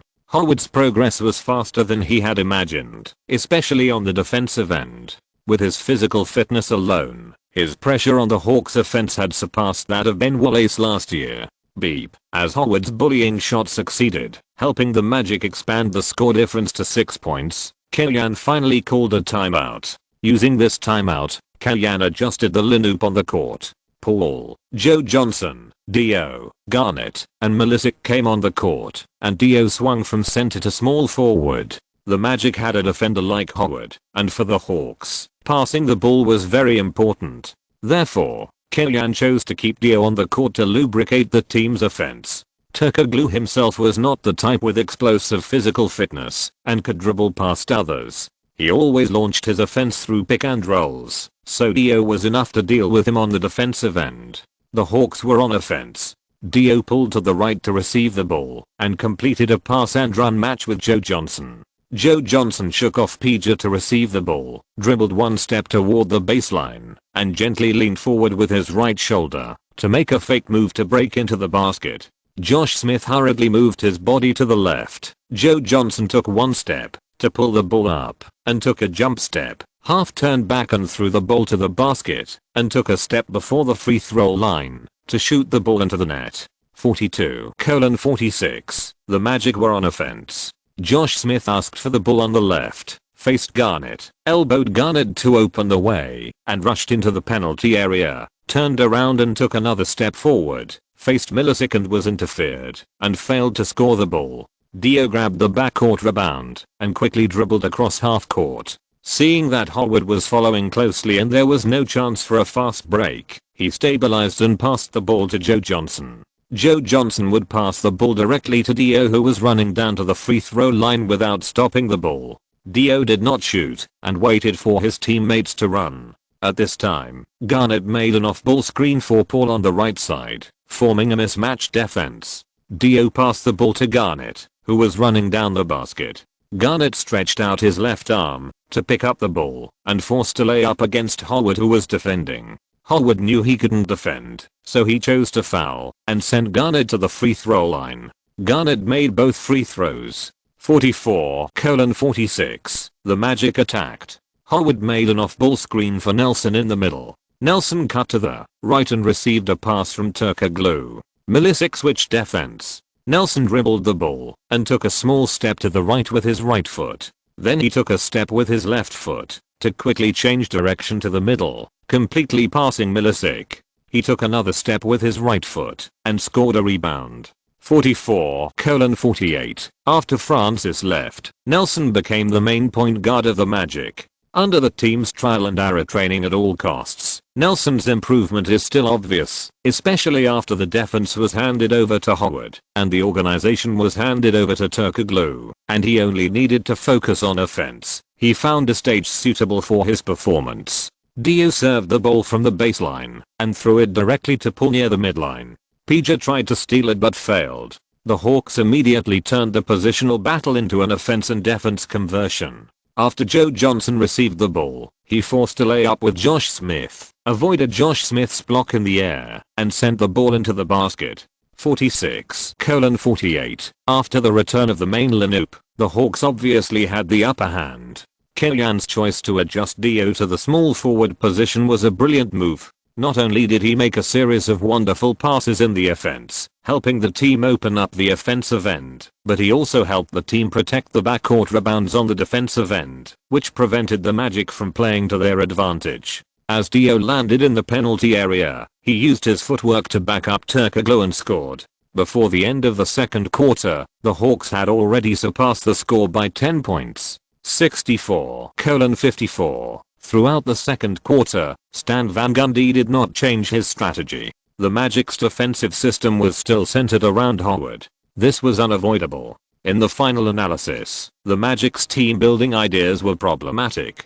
Their outside rotation players were Nelson, Dooling, Arroyo, Redick, Stojakovic, and Turkoglu, all of whom were excellent shooters, strong in offense, but weak in defense. Ariza, the only player who could provide defense and confrontation, was replaced by Van Gundy because of the failure to reach an agreement on a contract renewal and too many injuries. This also caused the Magic's embarrassment in the strong dialogue. In the second half of the game, the Magic changed to mixed defense. Howard guarded the restricted area at the bottom line, and 4 players rotated outside to interfere with the Hawks' mid-range shots. Josh Smith was arranged to guard Dio. On the one hand, it was to suppress Dio's threat of post-up singles, and on the other hand, Dio's shooting ability was relatively unstable, so Josh Smith could free up more energy to assist in defending others. Stan Van Gundy's arrangement also allowed Howard to save energy and focus more on the offensive end. The Magic team attacked. Howard went to the right low post to ask for the ball. He pushed Milicic back to the inside, attracted Garnett to retreat and double team, and then passed the ball to Josh Smith in time. Josh Smith made an open jump shot 64-56. Being able to force Josh Smith to complete the attack with a mid-range shot was already a successful defense. Paul took the ball to the front court and passed it directly to Garnett, who was pulling to the free throw line to ask for the ball with his back. Garnett turned flexibly, took a step to the right, and shot accurately. The Magic team attacked. Howard went out to set a screen and helped Nelson get rid of Paul. The jump shot missed due to the interference of Dio. Dio took the rebound and dribbled across half court while directing Paul's movement. When Paul ran to the designated position, he suddenly made a no-look pass and directly stuffed the ball to Garnett under the basket. Not to mention the defensive players, even the audience was confused by Dio's action. They thought Dio and Paul had designed some special pass cooperation, but they didn't expect Dio to attack the west while making a feint to the east. After Garnett scored, the fans at the scene cheered for Dio's pass. French magician. The best passer in the NBA. The fourth giant of the Hawks. One of the greatest inventions of scientists. Various praises came out from the mouth of the commentator, and every word of praise represented the voice of the audience. During the halftime break, Stan Van Gundy made a special adjustment to the team's defensive strategy, but his adjustment failed at the beginning of the third quarter. In response to Kenyan's God's move of putting Dio at the small forward position, Van Gundy couldn't find a way to solve the defense, and could only watch the Hawks slowly expand the score. The overall trend of the third quarter was almost the same as the second half of the second quarter. After the Hawks took back the secondary offensive bonus brought by the front court rebounds, the Magic's offensive efficiency declined, and they could only rely on PJ's piecemeal outside shooting and Howard's inefficient strong attack to support the team. On the defensive end, the Hawks, led by Dio, blossomed on the offensive end and completely broke the balance of the game. The entire second half of the game was spent calmly under the control of the Hawks. The Hawks suppressed the Magic throughout the game. The final score was 112-92. The Hawks defeated the Magic by 20 points and avenged their first defeat of the season. For Hawks fans, the only regret is that, because of Kenyan's tactical adjustment, Battia's position was occupied by Dio, so that including the garbage time in the second half of the fourth quarter, Battia played a total of 21 minutes, 3 of 8 shots, and scored 7 points, and his performance could only be described as mediocre. Garnett, who scored 27 points and 10 rebounds, became the best player selected after the game, but in fact, everyone knows that Dio is the key to the Hawks' victory in this game. Garnett also mentioned this in an interview. "I have never seen a player like Dio. When I was in position, I couldn't believe he could pass the ball, but he did it.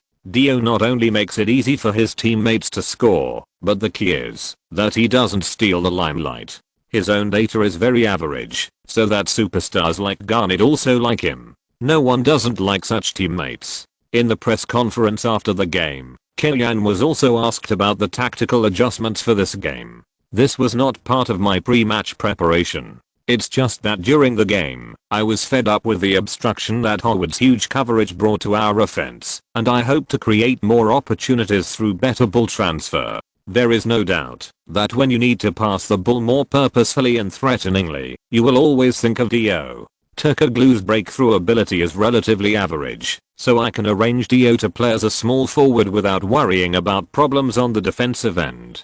In fact, when I made the adjustment, I didn't expect to achieve such an ideal effect. What do you think of Battia's debut with the Hawks? Because of tactical changes, he did not get the playing time of a starting player. But in the coming season, he will still be our starting player. In future games, we need him to make more contributions, and I know he is ready. Chapter 213 The Direction of Advancement. Although they beat the Orlando Magic, Larry Sander and Kellyan were not ready to rest easy. The team traded for Battia by sacrificing the depth of the team's lineup, and now only 12 players are left in the roster. Especially in the interior, there are only 4 players left: Garnett, Dio, Milicic, and Mbenga. Let alone strengthening the combat effectiveness, at least 2 players should be added, right? Otherwise, it is not just a problem of no substitutes. What if the main players are injured, and they go directly to the small 5 to die? Larry Sander found Kellyan, and found a dozen player information from the development league, and handed it to Kellyan for review.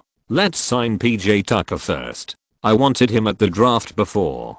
Kellyan gave his first signing list. After the 3-way transaction was completed, PJ Tucker was cut by Jerry West before he had time to report to the Grizzlies. Now he is looking for a job through his agent. At the draft, Kellyan's first target was indeed Millsap plus PJ Tucker. In his impression, these 2 people were the most accomplished players that could be selected at that position. Later, Tucker was intercepted by the Raptors, so he chose Daniel Gibson, who was more capable in combat. Unexpectedly, this move turned out to be a blessing in disguise. Tucker was a complete water dispenser in the Raptors, and the state he showed was completely unable to play in the NBA, while Gibson was at ease, whether he was a backup point guard or cooperating with Paul to play the double point guard tactics. In November, the game between the Hawks and the Raptors had garbage time for most of the quarter.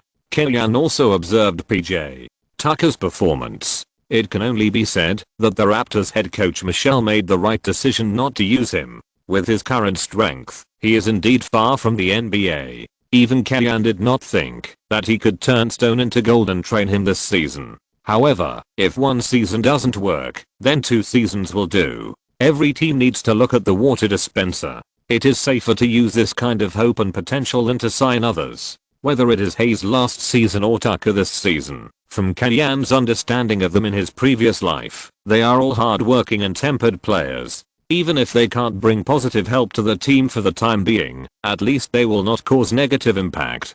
Do you want him to play as a power forward? Larry Sander asked. Tucker is only 196 centimeters tall, strictly speaking, the height of the second position. However, in Kellyan's tactical system, Dio, who is the size of the third position, is firmly in the starting center position, and it is not impossible for Tucker to transform into a power forward. No, I plan to let him play in Battia's position and develop towards the path of a 3D player, Kellyan said. But Tucker now is not good at 3-pointers and defense, and is not as good as Hessel. But we still have a vacancy at the power forward position. I got the news that the 76ers are trying to sell Weber. If they can't reach a deal before the trade deadline, they may buy out Weber's contract. Kellyan raised his eyebrows at Larry Sander and told him his plan. You got the news? Larry Sander was surprised. Where did you get it from? Did the female reporter, Zuyi, from ESPN give it to you? Regardless of the truth of this news, even if the 76ers reach a buyout with Weber, they have to wait until around the trade deadline, which is only a month away. And who can guarantee that Weber will definitely come to the Hawks? Larry Sander raised his concerns to Kellyanne, and Kellyanne also expressed his understanding. But the team has completed 2 major trades for more than one this season, and the lineup has changed a lot. The focus of the next season is running in, not making any adjustments. At most, it can only fill in the gaps. If Weber doesn't come, I will try to communicate with the Chinese Basketball Association to see if they can let Wang Zizhi play for us for half a season.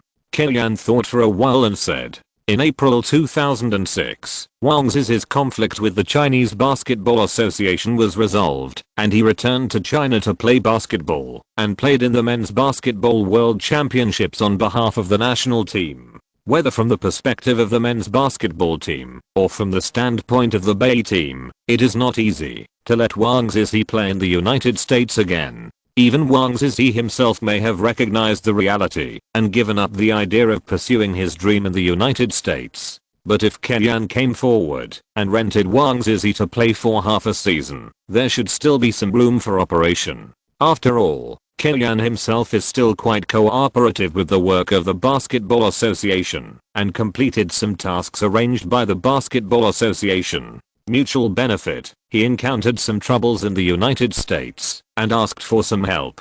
It's not a big problem, right? Of course, the premise is that the CBA season of the Bay team is over, so it's easy to communicate about this matter. On January 6th, the Hawks started their trip to the Northwest. There was a fat guy on the team's plane, PJ Tucker. He had just completed his physical examination and had not signed his contract, but he was pulled into the team's Western expedition. Tucker was a little uneasy when he got on the plane. He was not the kind of old-timer who was repeatedly cut and changed teams, but a second-round pick this season. The Hawks was only the second team he had been in. Garnett was a superstar he had never met up close, and he didn't quite understand how to get along with these star players. PJ Tucker? Just when Tucker was wearing a headset and was strong and calm, suddenly someone came to sit opposite him with a cup of coffee. Hi, Chris. Tucker wanted to maintain his cold image, but when he saw that the person was Paul, he was instantly broken. Relax a little, we will be teammates in the future.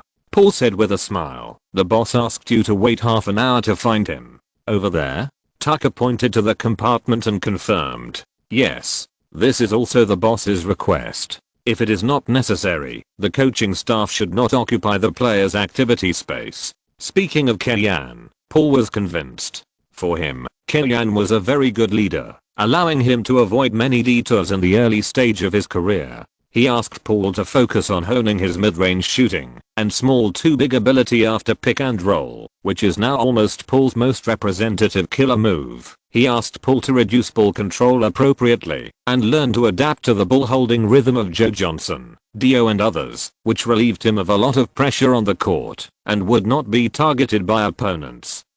Because of excessive ball holding by point guards, this season, there are fewer voices praising Paul, not because his performance has deteriorated, but because everyone regards Paul as a first-tier point guard in the league, rather than an ordinary second-year rookie, which is a greater recognition than many praises. Completely different from Michelle.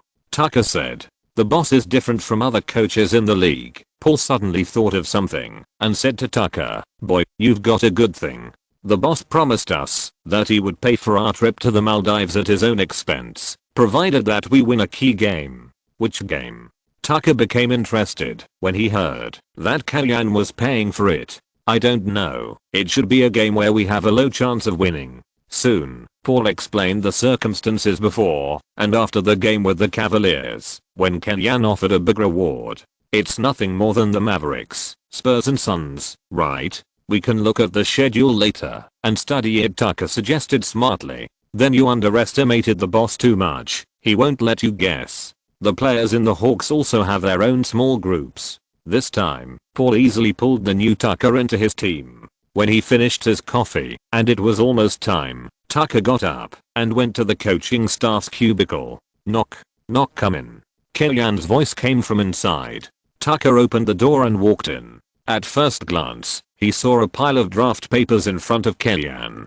Coach, you want to see me? No need to be so nervous. Sit down. Kellyanne pointed to the seat in front of him and then put away the draft papers in front of him. They were all some tactical drawings, which made Tucker admire his diligence from the bottom of his heart. Although young, success is definitely not easy to come by. If you want to hide your talents, you have to endure the hardships that cannot be hidden. What do you think? After joining the Hawks, Kellyanne reached out and took a bottle of water from his back, put it in front of Tucker, and asked, "I hope I can train well and strive to stay in the team." Tucker said honestly, "You asked him to make some unrealistic rhetoric. Sorry, it's too fake. For a low-level player who has just been cut, staying in the team, getting a salary, and supporting his family are the only goals." Then let me change the question. How do you plan to improve yourself and increase your chances of staying in the team? Faced with Kellyanne's series of questions, Tucker was a little confused. Of course, he just did whatever the coach asked him to do. PJ, what I want to say is that as a player who is not valued, in addition to the tasks assigned by the coaching staff, you may also need to find your own position and template and work hard in one direction. Kellyanne paused and continued, "To be honest, under the confrontation of the NBA, your athletic ability, movement speed, air transport skills, and finishing ability are not up to standard." Although the words are unpleasant, they are all true. Tucker felt a little uncomfortable, but he also knew that Kellyanne's next words were the key. "My expectation for your future is a stronger Battier. I need you to practice defense and 3-point as well." Kellyanne looked at Tucker. "So, do you know which direction you should train in next? In the future, I will practice 500, 1000 3-pointers every day." Tucker promised immediately. "Before practicing shooting, lose weight first. You are now O'Neal at the small forward position. You are too fat. Lose 5 pounds within 2 weeks. Lose 10 pounds before the trade deadline. You must first improve your mobility, and then 3-point shooting." Kellyanne said, "For you, the environment of the Hawks is very good. You can observe Battier's defense up close, which is a great asset. At the same time, Kilograms is in the team. If you enter the rotation and play with him, he will help you solve many defensive problems." This is also the reason why Kellyanne chose to sign and give Tucker a chance, even though he knew it would be difficult for Tucker to improve his combat effectiveness to the level of the rotation in a short period of time. The environment of the Hawks should be able to catalyze Tucker's progress. In the first game of the Western Expedition, the Hawks challenged the Seattle Supersonics at Key Arena. The Hawks beat their opponents by 27 points with a score of 109-82. In the 2004-2005 season, the Sonics, led by McMillan, had a wave of success with their unparalleled arrow formation, but then the team fell into a long trough. Ray Allen and Lewis were not the saviors of this team. They could play good data, but they could not lead the Sonics to win. Battier's joining made up for the last shortcoming of the Hawks' lead-oop. Batman himself is also a versatile player. On the offensive end, he was at ease in the bottom corner without fighting or grabbing, and he would shoot whenever he had the chance. On the defensive end, he firmly blocked Lewis's outside attack, making the latter shoot 2 of 8 from beyond the 3-point line, with a hit rate of only 25%. Wilcox, the beast forward of the Sonics, was also firmly contained by Garnett. He made 1 of 9 shots in the game and scored the worst data of the season with 3 points and 6 rebounds. The teammates who could play were all defended by the Hawks, and even Ray Allen scored 23 points, but it was of no avail. On the Hawks side, Garnett and Paul scored 20 plus respectively, and Joe Johnson scored 18 points, which was not bad. The 3 players' average points per game this season are all over 20, so it's not an exaggeration to call them the Big Three. However, only the 3 of them scored in double figures. Battier made 5 shots from beyond the 3-point line, hit 2 balls, and scored 6 points. The offensive end can only be said to be average. The next day, the Hawks visited the Pepsi Center and defeated the Denver Nuggets, who had an incomplete lead-oop. On December 16th, the infamous Madison Square Garden incident broke out in the game between the Nuggets and the Knicks. The Nuggets' nervous knives stared at the Knicks, who had already resigned, and continued to widen the score difference. Collins, who didn't want to be beaten by Junior in the 58 tragedy, knocked Junior down with a flagrant foul, and a group fight broke out on both sides. After the Auburn Hills Palace incident, the league has been committed to improving the image of the NBA. As a result, these two teams not only committed crimes against the wind, but also near the league's base camp. If they were not severely punished, where would the league put their face? Among them, the worst was Anthony, who stepped forward and punched Collins. Being suspended for 15 games is a minor matter. He was put on the league's blacklist. The no foul, if you don't kill him whistle treatment in the future directly made Anthony's career accomplish nothing. Anthony and Junior Smith are both in the season, and the Nuggets have not been able to exchange Iverson to continue the team's firepower as they did in history. The Nuggets relied on the pick-and-roll cooperation between Miller and Ian to compete with the Hawks, but they couldn't beat them at all. 91-111, the Hawks defeated the Nuggets away from home and conquered the Devils' home court with the highest altitude in the league. The next day, the Hawks challenged the Utah Jazz back-to-back and lost 107-111. On the Plateau away game, fighting back-to-back, Killian felt uncomfortable and had physical reactions while coaching on the sidelines, not to mention the players in his hands. Unlike the Nuggets group of birds and beasts, the Jazz are all muscular sticks. Darren, Fisher, Harpering, Brewer, CJ Myers, Boozer, Ocker, all of them are tough and ruthless. The Hawks, who are in a reduced health state, have their energy really solved in the Energy Solution Center. Paul and Dio are suppressed, Battier has no touch at all, and only Garnett and Joe Johnson are struggling to support. On the other hand, the Jazz have cultivated the tacit understanding of the second generation of the Utah double evil. Darren not only frequently assists Boozer to score, but also can suppress Paul with his confrontation advantage. The lineup is complete, the bench is thick enough, and there is a Highland home advantage. The Jazz are definitely more difficult to deal with than the Rockets. After struggling for a while, the Hawks were finally defeated by their opponents. The 6-game winning streak was ended. 29-7, the 3-game road trip in the West, including a Highland back-to-back, achieved 2 wins and 1 loss, which was within Killian's expectations. The Hawks are indeed strong, but not yet the best in the league. In addition, the team's tactics have been constantly fine-tuned in the past half-season. They just made a trade recently, and the tacit understanding between the players needs to be cultivated. The foundation has been laid, and the basis has been consolidated. Next, it depends on Killian's ability. Chapter 214, Elbow Attack Incident. January 11th, the NBA officially announced the votes of the second phase of the All-Star voting, and Garnett still occupied the top position. Garnett is very popular in the United States. He is called Big Ticket and is the only inside player who can sell shoes. Secondly, Garnett was frustrated in the past 2 seasons, and this season he finally raised his head and the fans' enthusiasm for voting was relatively high. Finally, there is also the factor of Killian. After all, the Hawks have many broadcasts in China. The popularity of Garnett, Paul and even Joe Johnson is much higher than that of players of the same level. The Chinese vote bank is also a huge advantage for Hawks players to compete for the All-Star starting lineup. In the voting of Eastern Conference backcourt players, Paul also ranked second only to Wade, who shined in the finals last season. Wade and Paul are both young people who only have rookie contracts at present, but they have gauze their predecessors in popularity, which also shows the impact of the league's new generation of guards on their predecessors. Joe Johnson is 5th in the Eastern Conference backcourt. Considering the Hawks' record-breaking performance and the bundled marketing of the Big Three, it is not ruled out that Joe Johnson can participate in the All-Star game as a substitute player. Of course, it is not ruled out that the league will choose someone else due to balance. In addition to Paul and Wade, Garnett, the other 2 starting positions of the Eastern Conference All-Stars are occupied by James and O'Neal.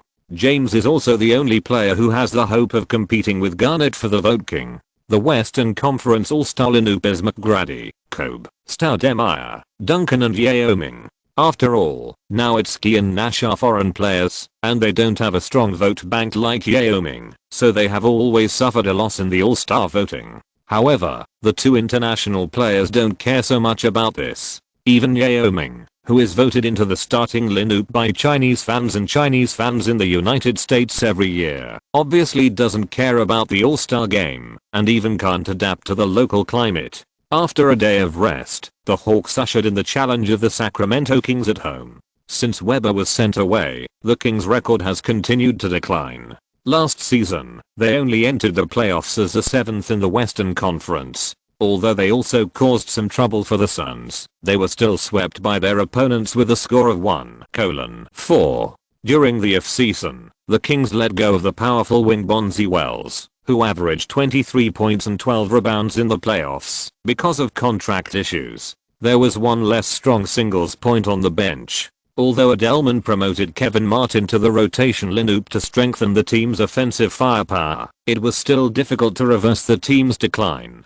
Kevin Martin is a typical strong offense and weak defense player. He can find opportunities to shoot and score on the offensive end, and no one can defend him on the defensive end. Facing the Hawks, Martin performed well on the offensive end, making 8 of 13 shots, 2 of 3 3-pointers, and 3 of 5 free throws, scoring 21 points, 3 rebounds, and 2 assists, becoming the most stable scoring point for the Kings. However, on the defensive end, Kevin Martin's point also became a breakthrough for the Hawks. Artest took the initiative to take over the responsibility of defending Joe Johnson, but facing Battier, Kevin Martin was still chased and beaten. Battier, who had been barely performing singles tasks for half a season, unexpectedly became the team's offensive tactical arrangement of holding the ball and singles in the 5th game after joining the Hawks. Battier had advantages in height, strength, and confrontation when he played against Kevin Martin.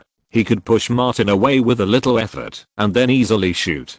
Garnett also suppressed Kenny Smith of the Kings in the interior and formed an echo with Battier in the interior. The Hawks easily established a double-digit lead and maintained the lead all the way. Scene felt Anthony's feeling today because the overall game intensity was not high. Kellyan was also relatively relaxed on the sidelines and even had the mood to joke with Hornacek beside him.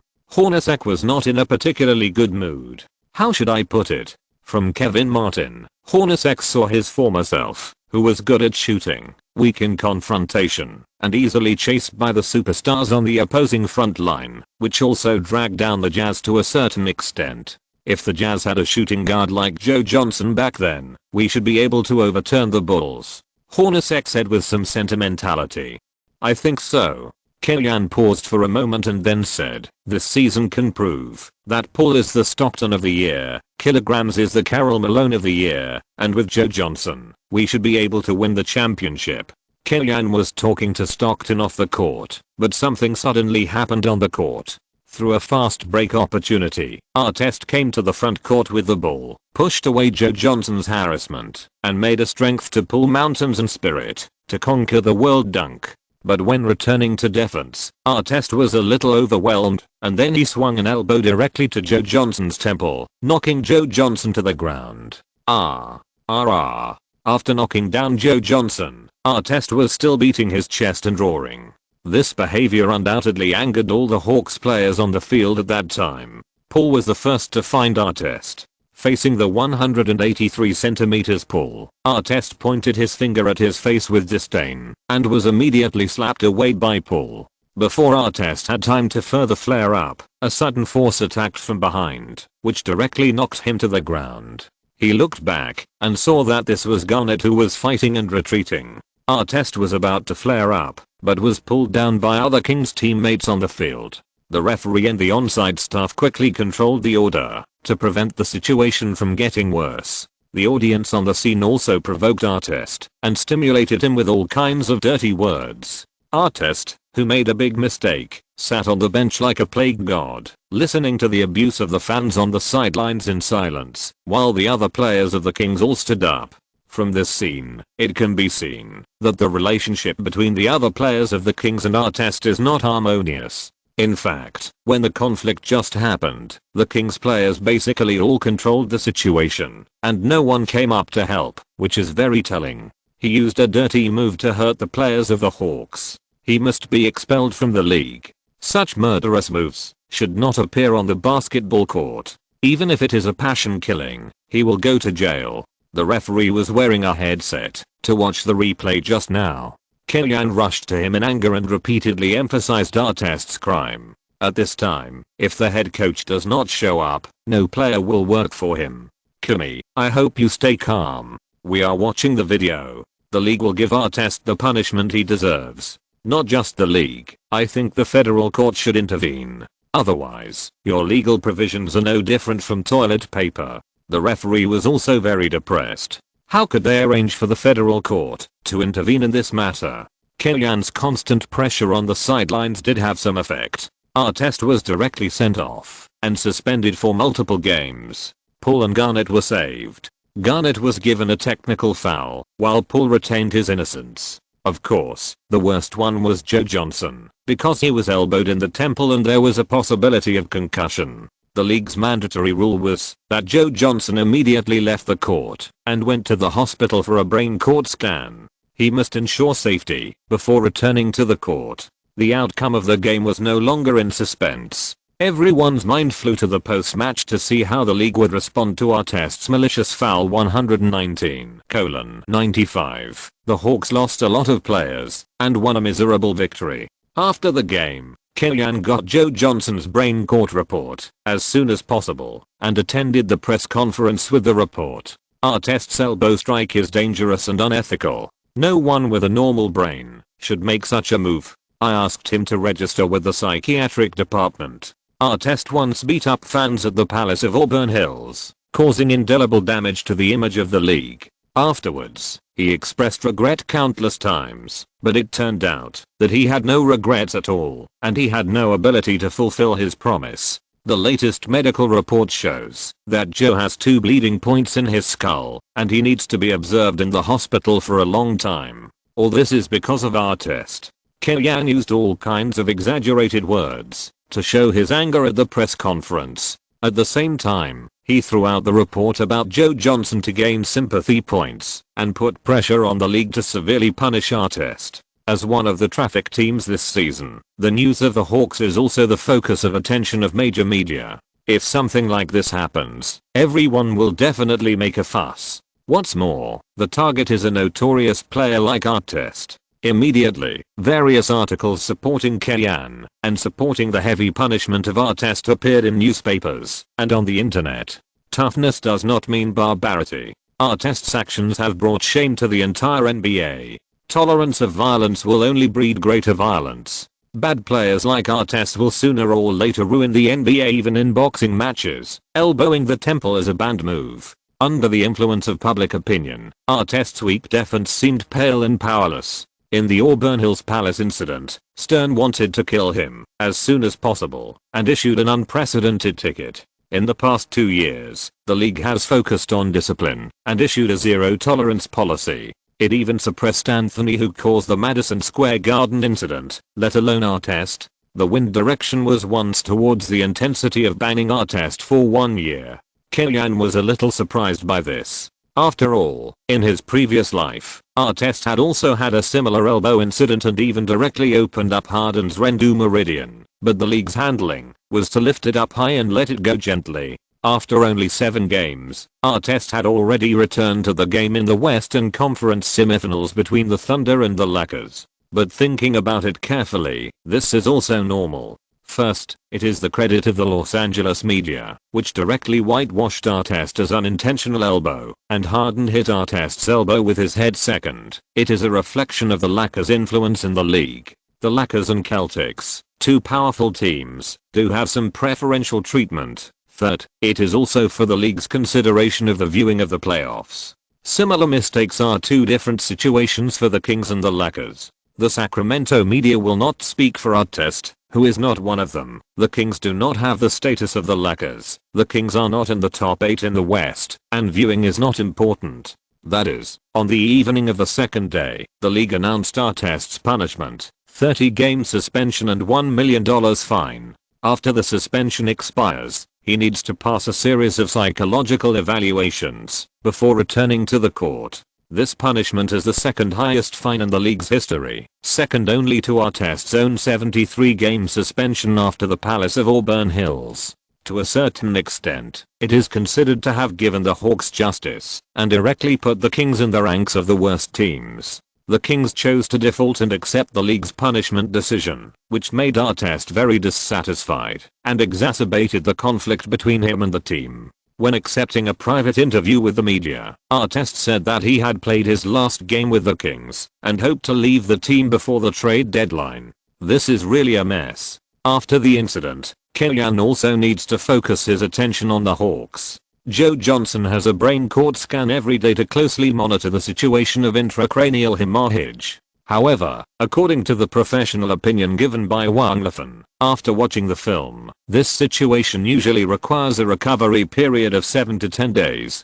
Haste makes waste. Therefore, Joe Johnson will also be absent for a period of time. The Big Three has transformed into Paul and Garnett's internal and external dual cores, and the Hawks are still strong. Facing the visiting Los Angeles Clippers at home, they still have the upper hand in strength. Last season, the Clippers were a more dazzling dark horse than the Hawks. They entered the playoffs with the 6th place in the Western Conference. In the first round, they swept the Denver Nuggets 4-1. The inside combination of Cameron and Brand completely blew up Camby and Martin. Unlike the Dark Horse Supersonics in the 04-05 season, the Clippers did not fall in the new season, but continued to forge ahead. Castle's aging has allowed Livingston to take on more tasks. The opponent has figured out the routine of the inside attack, so Magette, who is a small forward, has more ball rights and more impacts on the basket to create damage. The Clippers took the 7th place in the Western Conference with a more varied style of play. In this game, considering that the Hawks had Garnett as a bug in the interior, Dunleavy decisively focused his attack on Magette on the outside, using Magette's rugby player-like physical fitness to suppress Battier and then open up the situation. Battier is known for his strong assist defense ability, but in any case, a player who is known as a defensive stalwart and has long been the main defender of the opponent's outside core is definitely not weak in single defense ability. Facing Magette's pursuit and relentless attack, Battier and Garnett were deployed in stages, blocking in sections, and easily grasped the opponent. Magette, a player, has superstar level physical fitness, is not weak in singles, and is the best in the league in making free throws, but there is a reason why he has never played out. His basketball IQ is very low and his passing awareness is extremely poor. The Clippers let him play the main attack, and Garnett can double team him unscrupulously without worrying that he will pass the ball or send a threatening pass. The Hawks contained the Clippers' offense and continued to play quick counterattacks, dragging down the less mobile inside duo of Brandon Cameron. In the end, they defeated the Clippers 108-91 and won the first victory in the absence of Joe Johnson. In the whole game, Garnett delivered 24 points, 12 rebounds and 5 assists, which was a very comprehensive performance. Chapter 215, Above Science is Buddhism. From January to early February of each season, the Spurs' home stadium, the AT&T Center, is handed over to the local government to host agricultural and sideline products exhibitions. It is during this period that the Spurs have to go through a journey of n consecutive away games. Often this period is also the weakest time for the Spurs. The 2-week away trip will not only increase the players' physical fatigue, but more importantly, it will be difficult for the players to concentrate their energy on the psychological level. Even a strong team like the Spurs will be unable to cope with this wave of devilish schedules. Therefore, under normal circumstances, Popovich will make choices about the games. In this wave of Eastern Expedition games, which games will be blitzed and rushed to the start, which games will be fought with all their strength, and which games can be strategically abandoned. This game with the Hawks is the 5th game of the Spurs Eastern Expedition. Originally, in Popovich's plan of strategic abandonment, because it is a back-to-back game and the Hawks are very strong, if the Spurs fight hard with the Hawks and consume too much energy, it may affect the Spurs' future games. However, Joe Johnson's concussion changed the strength comparison between the two teams and gave Popovich hope of victory. On the night of his arrival in Atlanta, Popovich met with his assistant coach Budenholzer to discuss the next game plan. From my point of view, I don't think we need to fight the Hawks hard. Budenholzer expressed his opinion without hesitation. We don't have the right time, place, and people. It was originally like this, but in yesterday's game, we took over the TD Garden in the first half. Duncan only played 29 minutes. Manu only played 28 minutes. Our consumption is not as great as expected. And they are missing Joe Johnson, and the Hawks standing in front of us are a bloodless team. Popovich emphasized. But even so, the Hawks have more margin for error than us. Greg Budenholzer emphasized. We are in the West. If we want to strive for a good regular season result and a good ranking, we must allocate the players' physical strength more scientifically. The Hawks are firmly in first place in the East, leading the Cavaliers, who are second in the East, by 6 wins. With more than half of the schedule, everyone believes that they have already secured the first place in the East, and their strength is unique in the East. At present, except for the Magic, it is difficult for other opponents to beat them. The Spurs are in the West. Their current record is 3 wins behind the Dallas Mavericks, and the Suns are eyeing them. The pressure of the record forces them to make the most correct choice. To put it nicely, if they rank second in the West, it is either the Suns first and the Mavericks second, or the Mavericks first and the Suns second. This is sour and refreshing. Whoever plays it knows it. But we were double killed by the Hawks last season, and there is already a saying outside that we are the Spurs nemesis. Popovich said. Does it matter? Budenholzer asked back. The regular season and the playoffs are not battles of the same intensity, let alone the finals. Generally speaking, unless there is an obvious conflict in play style, the win-loss relationship in the regular season is not very related to the playoff matchup. Besides, Joe Johnson will not play in this game. Even if it is a preview of the finals in advance, it does not seem to have much reference value. I think if we must have a fair match, we have to wait until the one in San Antonio in March. Budenholzer insisted on his previous plan and did not want to change his plan because of the accident of the Hawks. After planning for a long time, Popovich still shook his head. We still have to compete head-on with the Hawks in this game. Kimby has too many tricks. For him, this game is a residual attack, and there is not much pressure to win or lose. I want to see what tricks he will play. The person who knows you best may not be your friend, but most likely your opponent. This sentence is not an exaggeration for Kellyan and Popovich. Facing the Spurs, Kellyan, who always insisted that the offensive benefits brought by Dio's presence far outweigh his negative effects on defense, moved Milicic into the starting lineup during training to cooperate with Garnett to limit Duncan. Facing the Rockets, Yao Ming's deterrence was not enough to make Kellyan change. Facing the Heat, O'Neal's killing, Kellyan still refused to admit defeat. Nowitzki, Stoudemire, O'Neal, etc., all the inside players in the league, were not enough to make Kellyan change, but when facing Duncan, Kellyan took the initiative to change the formation. In the 2005 playoffs, he personally experienced the 3 high inside layout being penetrated by Duncan, which shocked Kellyan greatly. Even though Duncan's performance had declined compared to 2005, Kellyan still decided that, if Dio was put on, he would be eaten alive by Duncan, so he would rather use Milicic, who had better defense, to create more trouble for Duncan. In the morning training, Kellyan also focused on the team's double teaming against Duncan and the subsequent rotation. All pre-match arrangements were placed on the defensive end. This is very un-Kellyan. Because of the need to cooperate with China's broadcast, the Hawks game time was postponed to 8:30 and started at 9 o'clock, an hour later than the other team's games that started at around 7:30 to 8 o'clock. This game was also the same. CCTV included this game in the broadcast plan. When the players came on the court, Zhang Heli introduced the lineup and found that Dio was adjusted to the bench lineup.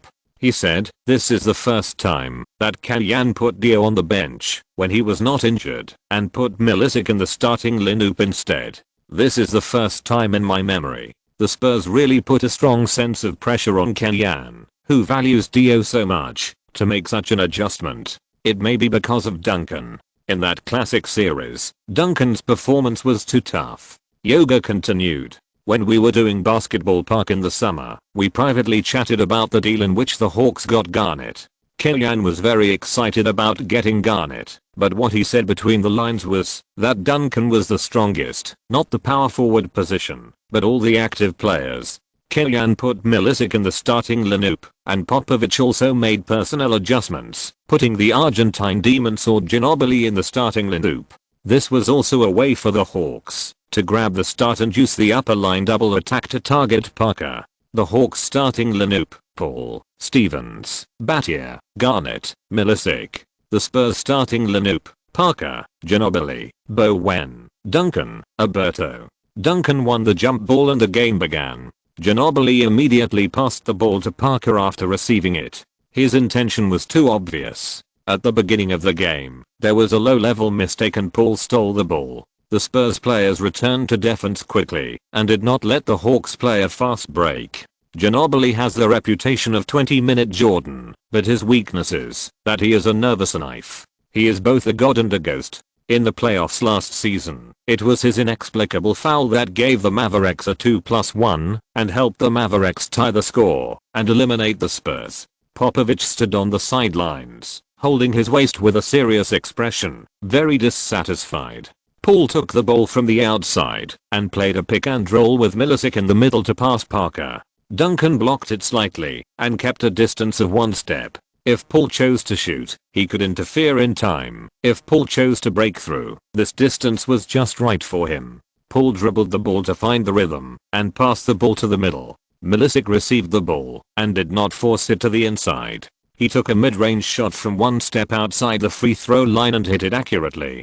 2:0. Popovich spread his hands to express his helplessness. This was a successful defense, but Milicic's shot was accurate. The Spurs attacked, and the players spread out and passed the ball back and forth on the outside, looking for opportunities without being impatient. Alberto was in charge of the pick and roll in the middle. Ginobili broke through with the ball, attracted Garnett's defense, and passed it to Duncan on the right.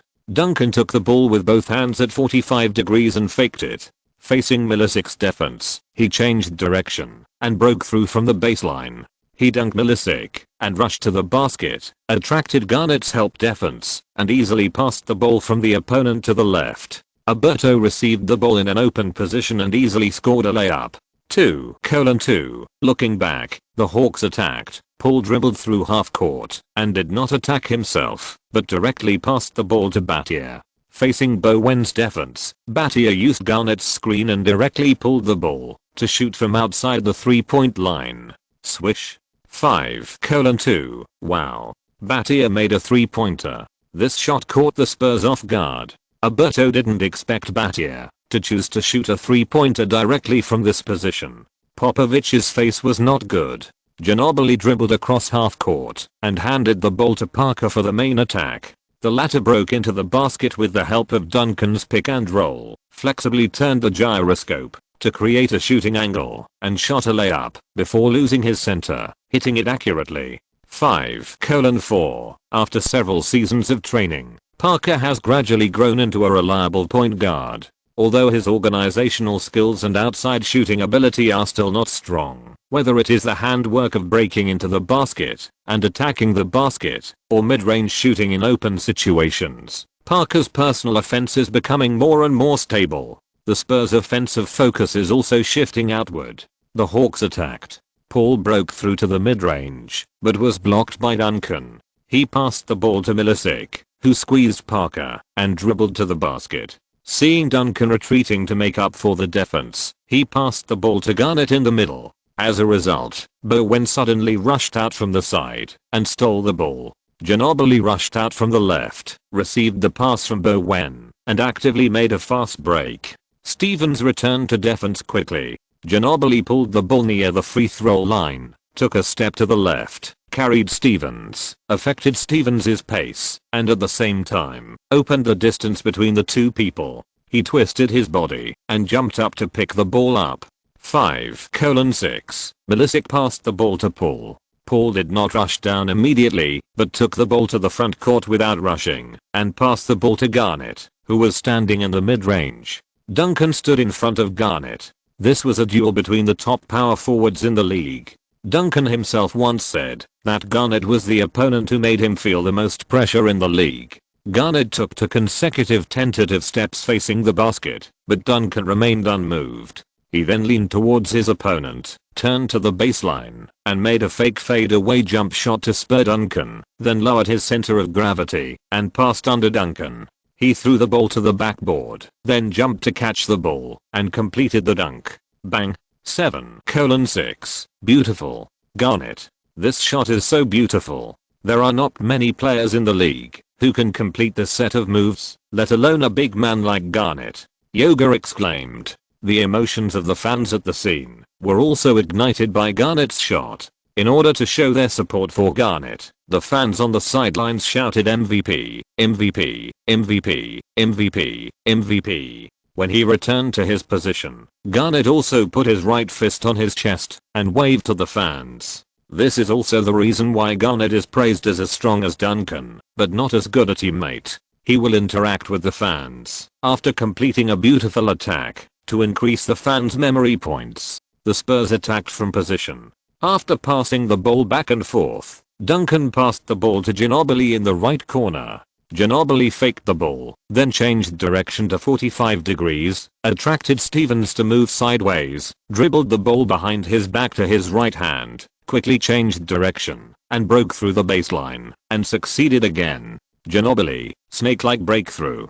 Garnett blocked the defense in time. Ginobili gently passed the ball to the left. Alberto cut to the basket, shot as soon as he received the ball, and scored from close range 7:8. The Hawks attacked. Garnett screened Paul, who faked the ball. Duncan's defensive center of gravity unconsciously increased. Paul took advantage of the situation to complete the breakthrough, and made a quick stop jump shot in the middle. 9:8. After the opening, the two sides fought against each other, and the Hawks did not fall behind. In the absence of Joe Johnson and Dio being relegated to the bench, the performance was still good.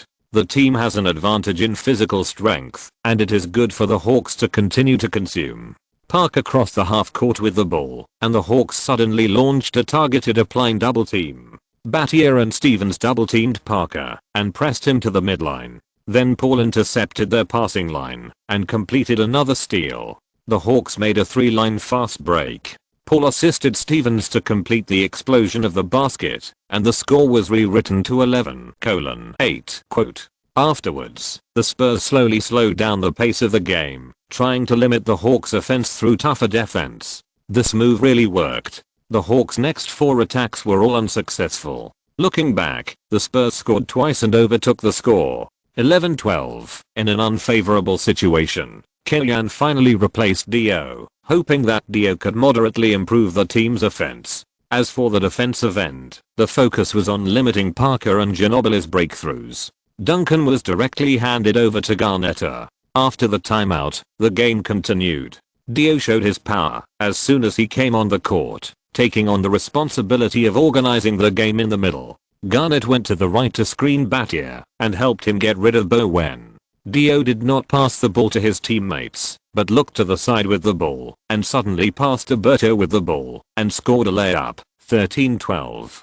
Dio was a little unhappy about being demoted to the bench, hoping to prove himself through more personal offense. Chapter 216. The Cunning's Huge Wiki. Popovich sat on the sidelines, observing the Hawks' offense, while discussing with Budenholzer beside him. If the Spurs can break out of the West, the Hawks have a probability of waiting for them in the finals of more than 60%, and they will enjoy the home advantage. How to deal with this team at that time is a headache for Popovich. Back to the offensive end, Parker led the Spurs offense and played pick and roll with Duncan. In this round of defense, Paul stepped back a step in advance, bypassed Duncan's pursuit and successfully interfered with Parker's shot. The Spurs' awareness of fighting for front court rebounds was not strong.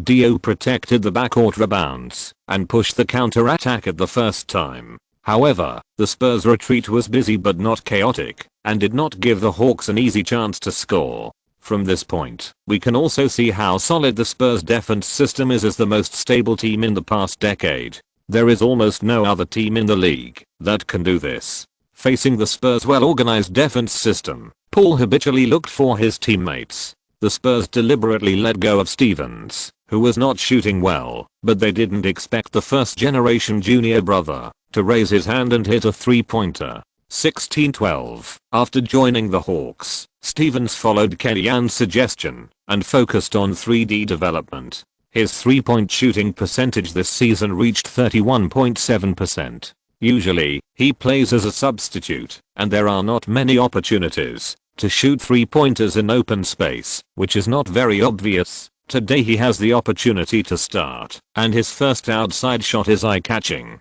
The Spurs still attack around Parker. The French sports car breaks into the inside and passes the ball. Ginobili receives the ball, fakes a shot and really breaks through. He takes a long 2-point shot from the 3-point line, but misses. The Hawks attack. Paul continues to play high pick and roll with Garnett. Ginobili comes to assist and is lightly touched by Paul. Then he falls back, as if he was shot, and slides 1 meter away. Although his feet are not so stable, the referee still whistles for a charge, and is conquered by his acting skills. In other words, NBA fans are not as creative as Inter Milan fans, otherwise they would give Ginobili the honorary title of Professor Ma in a minute. Although Ginobili made great contributions on the defensive end, he still couldn't find his touch on the offensive end.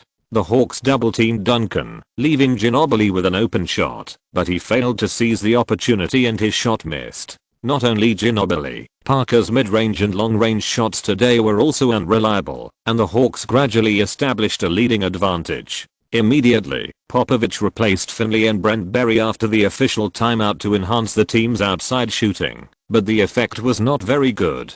The long journey had a great impact on the physical strength of the Spurs veterans. In the face of the Hawks' more mobile defense, the Spurs failed to shoot from the outside and could only rely on Duncan's hard work in the interior. At the end of the first quarter, the Hawks led by 9 points at home 32-23. At the beginning of the second quarter, the Hawks kept Dio on the court, with Bobby Jackson, Daniel Gibson, Hassel, and Benga playing. The Spurs were led by Ginobili, with Berry, Finley, Elson, and Bonner playing together. Keep up when defending Bonner.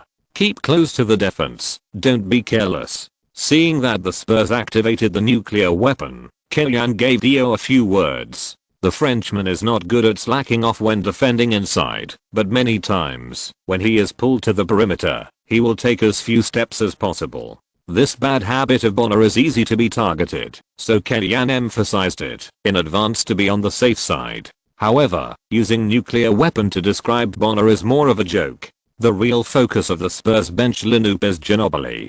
Kellyan arranged Hassel to fight Ginobili on the outside and pay attention to the inside to fill in the gaps, but he still couldn't limit the Argentine demon sword. Ginobili's center of gravity shifted strangely when he broke through. As soon as he touched the Hawks players, he immediately fell in any direction exaggeratedly. The Hawks sacrificed the depth of the lineup in exchange for a very combative starting five, but the price was that the bench lineup was relatively mediocre. Kellyan hoped that Bobby Jackson and Daniel Gibson could make some shots to help the team score points. However, the Hawks were beaten by the Spurs with a 14:3 attack wave and directly reversed the score. 35:37. Seeing that the situation was unfavorable, Kellyan replaced Bobby Jackson and Hassel with Paul and Stevens and immediately turned the tide of the game. Paul responded to Dio on the outside and immediately revitalized the Hawks offense. As the game progressed, Ginobili and other Spurs players began to expose their physical problems. The Hawks did not have a good time in the 3 consecutive away games in the West, not to mention that this was the 5th game of the Spurs' 8 consecutive away games. It can be said that when there was no hope, they had to play back-to-back games. Paul led the team to regain the lead. Zanghelli praised Paul generously on the sidelines. Let's say that, as soon as Paul came on the court, the game was immediately different. The ball movement became much more reasonable, and he was able to lead the best opportunities. This is something that you can't do with Dio alone. Dio passes the kind of dangerous ball. Sometimes when he passes the ball, the situation becomes clear, but sometimes, there are many mistakes. This requires Paul to control the game to neutralize him. With these two people together, the Hawks game is really good to watch. After half a quarter, the main players of both sides returned to the court one after another, fighting for every ball, and the score rose in a staggered manner, and no one took advantage. There were still 2 minutes left in the first half. The Hawks led by 2 points 48-46, and Popovich replaced Ginobili, whose physical strength had seriously declined. Then, Kellyan signaled the players to double-team Parker and put pressure on him. If Parker passed the ball, once it was transferred to Duncan or Bowen, they would directly foul and send them to the free throw line. Kellyan's micromanagement caught Popovich off guard. The Hawks completed a fast break after stealing the ball and used foul tactics to give Duncan 6 free throw opportunities. The Stone Buddha did not show his strength at the free throw line and made 3 of 6 free throws, watching the Hawks widen the gap to 9 points before the end of the half. 58-49. In the third quarter, Kellyanne began to control the main force. Except for Milicic and Dio, who shared playing time at the center position, Paul, Stevens, Battier, and Garnett played the entire third quarter. Paul made 2 3-pointers and 2 long 2-pointers in a single quarter, scoring 10 points in a single quarter. Compared with scoring, Paul's sudden burst of mid-range and long-range shooting also tactically broadened his teammates' offensive space. Garnett also played well against Duncan, combining turnaround jump shots and face 2-frame singles, scoring 9 points and 3 rebounds in a single quarter. With the two cores working together, the Hawks entered the last quarter with a 14-point lead, and the situation was very good. 87-73. Popovich was determined to fight the Hawks hard and achieve success in one battle to the end. At the beginning of the fourth quarter, he arranged Parker and Ginobili to play together to try to catch up with the score. Finley at the small forward position and Bonner at the power forward position both have considerable outside threats, which can help the Spurs to expand the space to the greatest extent. The lack of bench lineup hurt the Hawks again. In less than 3 minutes, the Spurs played an 11:4 attack wave, narrowing the score difference to 7 points, and also forced Kellyanne to replace Paul and Battier in advance to control the situation. At the critical moment, Battier showed his value to the fans.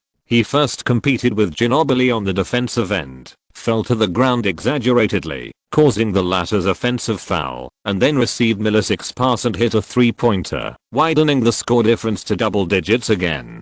Seeing that the appearance of Paul and Battier curbed the team's momentum of chasing points, Popovich did not hesitate and directly took all the main players to make a last-ditch effort.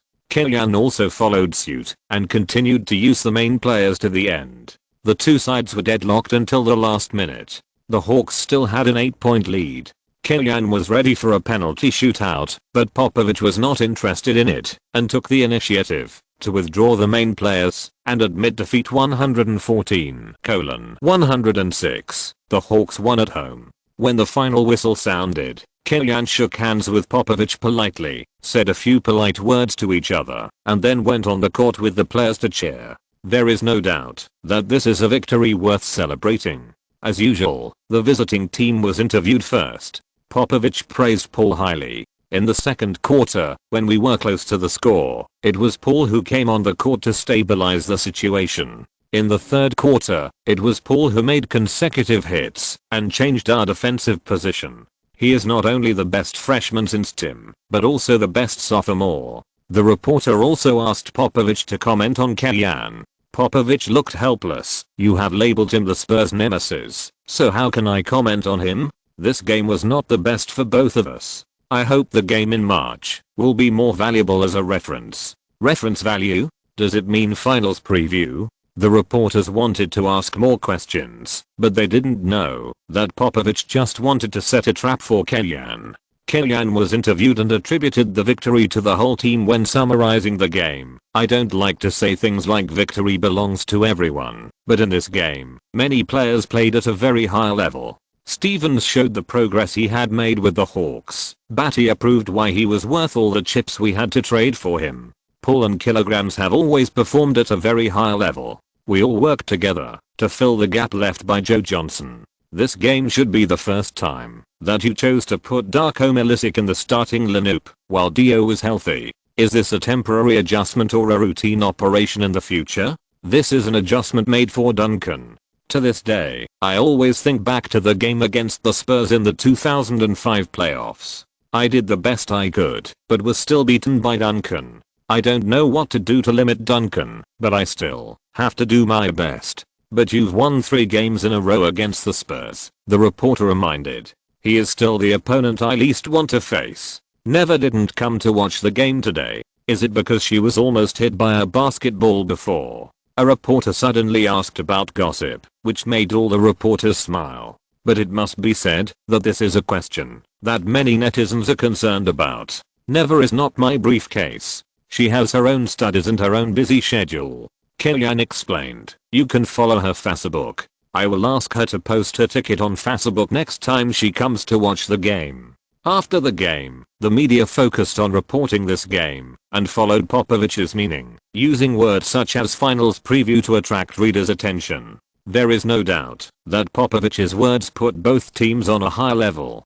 The Spurs didn't suffer much loss. After all, the competition in the West is very fierce. Even without Popovich's self-promotion, the Spurs still can't take it lightly. But the Hawks are different. The team's strength and record are the best in the East. Many teams will choose to let go of the game with the Hawks and focus on the opponents they can beat, which makes the Hawks have a lot of benefits. With Popovich's mixing, I'm afraid some opponents will fight the Hawks to death. After the game with the Spurs, the Hawks didn't have time to rest. The team immediately assembled and went to Philadelphia to challenge the Philadelphia 76ers.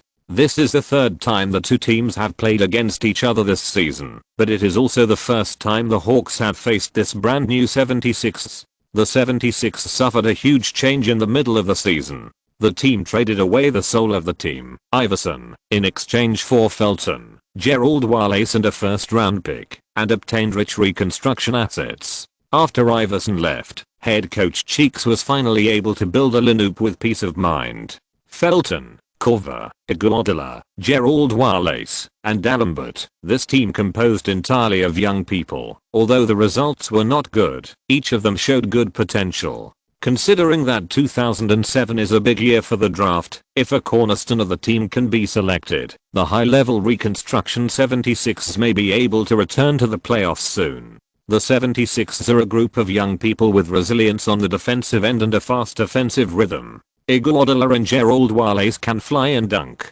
Korver has shown his potential as a top shooter and has always performed well. However, facing the Hawks, this configuration was completely restrained.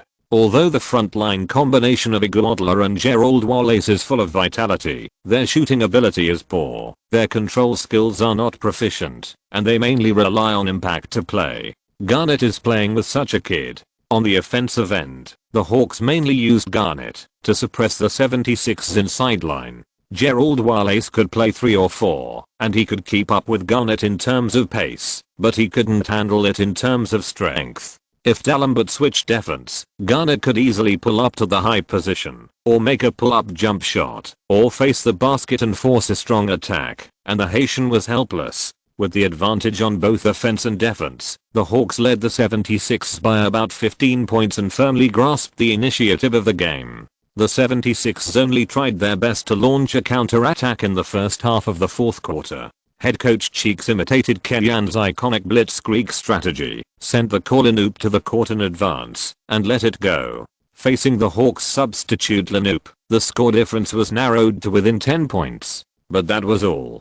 Kellyanne replaced the main force 2 minutes in advance, and the team played a small climax of 11:3 in 2 minutes, which extinguished the 76ers' counter-attack momentum. The 76ers lost their momentum and fighting spirit, and they no longer had the energy to fight back, and the game entered garbage time. In the end, the Hawks defeated the 76ers 110:94. If you're listening to this novel on a channel other than Fanfic World, it means they downloaded and uploaded it without effort. We cordially invite you to visit our channel, Mundo Fanfic Novelos. There you'll find the original version of this story and you can explore many other novels of various genres. We're waiting for you to immerse yourself in a world of incredible novels. Chapter 217. Successive good news. After the game, Kellyanne did not have time to rest and quickly contacted 76ers power forward Chris Webber through an intermediary. Webber was not surprised by Kellyanne's invitation.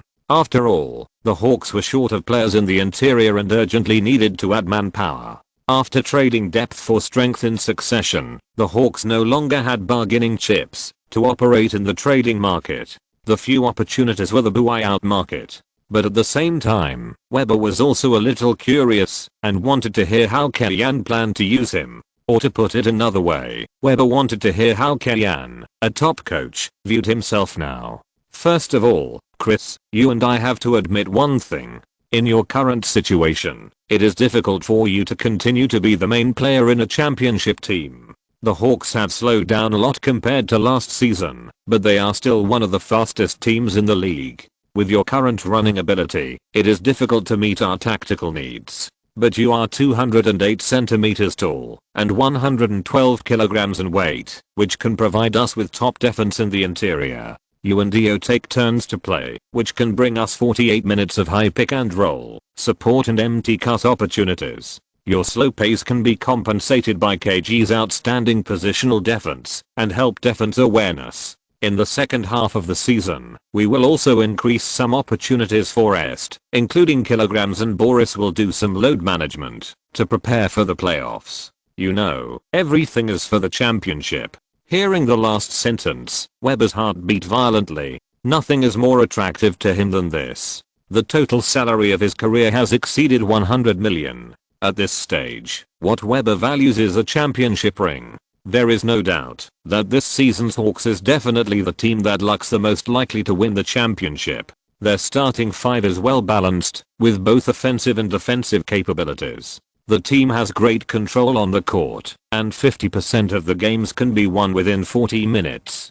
Being in the relatively less competitive Eastern Conference, they can complete the early stages of the journey with relatively low losses. If there is a shortcoming, it is that they lack experience. Two of the starting players are still on rookie contracts. Dio renewed his contract in advance and is still in the fourth year of his rookie contract, and the only player on the team who has won a championship is Milicic. Including Kenyan, who is touted by Hawks fans as the core of team building, is also very young.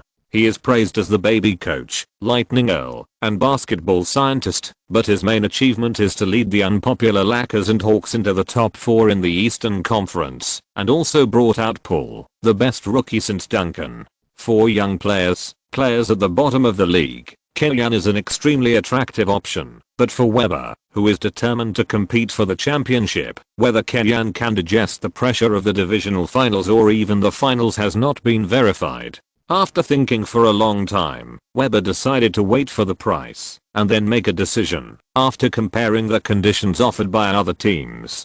Kumi, I'm very touched by your sincerity and I'm very grateful for your recognition. But I hope you understand that at this stage, I don't have time to try and make mistakes. I hope to analyze the invitations I received more rationally before making a decision. Webber gave an ambiguous answer. Of course, this is your right. I just hope you can look at the situation of the league more macroscopically and not be limited by some old ideas.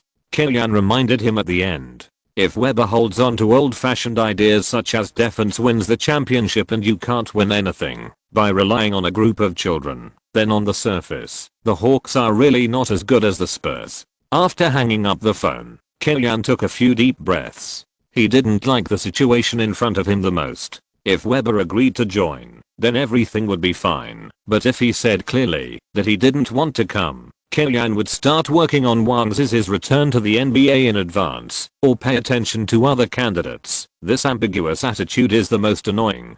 Historically, Webber chose to join the Pistons, and his salary was also the minimum salary. The reason for choosing the Pistons is that the Pistons still have their strength and the lineup is still there. Webber's joining has brought improvements on the offensive end and made the Pistons return to the top position in the Eastern Conference. Secondly, the Pistons promised Webber a starting position, which means respect for a player who entered the NBA as a favored child and has been a star for 99% of his career. The Hawks can provide a greater probability of winning the championship than the Pistons, but it is difficult to provide a starting position. It depends on Webber's own choice. After a day of rest, the Hawks visited Madison Square Garden and harvested the Knicks. The Knicks under Isaiah Thomas did not make any progress and even caused the team's core Marbury to be alienated from him. At the beginning of the new year, Marbury's father had a heart attack while watching the game on the sidelines. Isaiah Thomas did not inform Marbury immediately after learning about it, but only informed him after the game.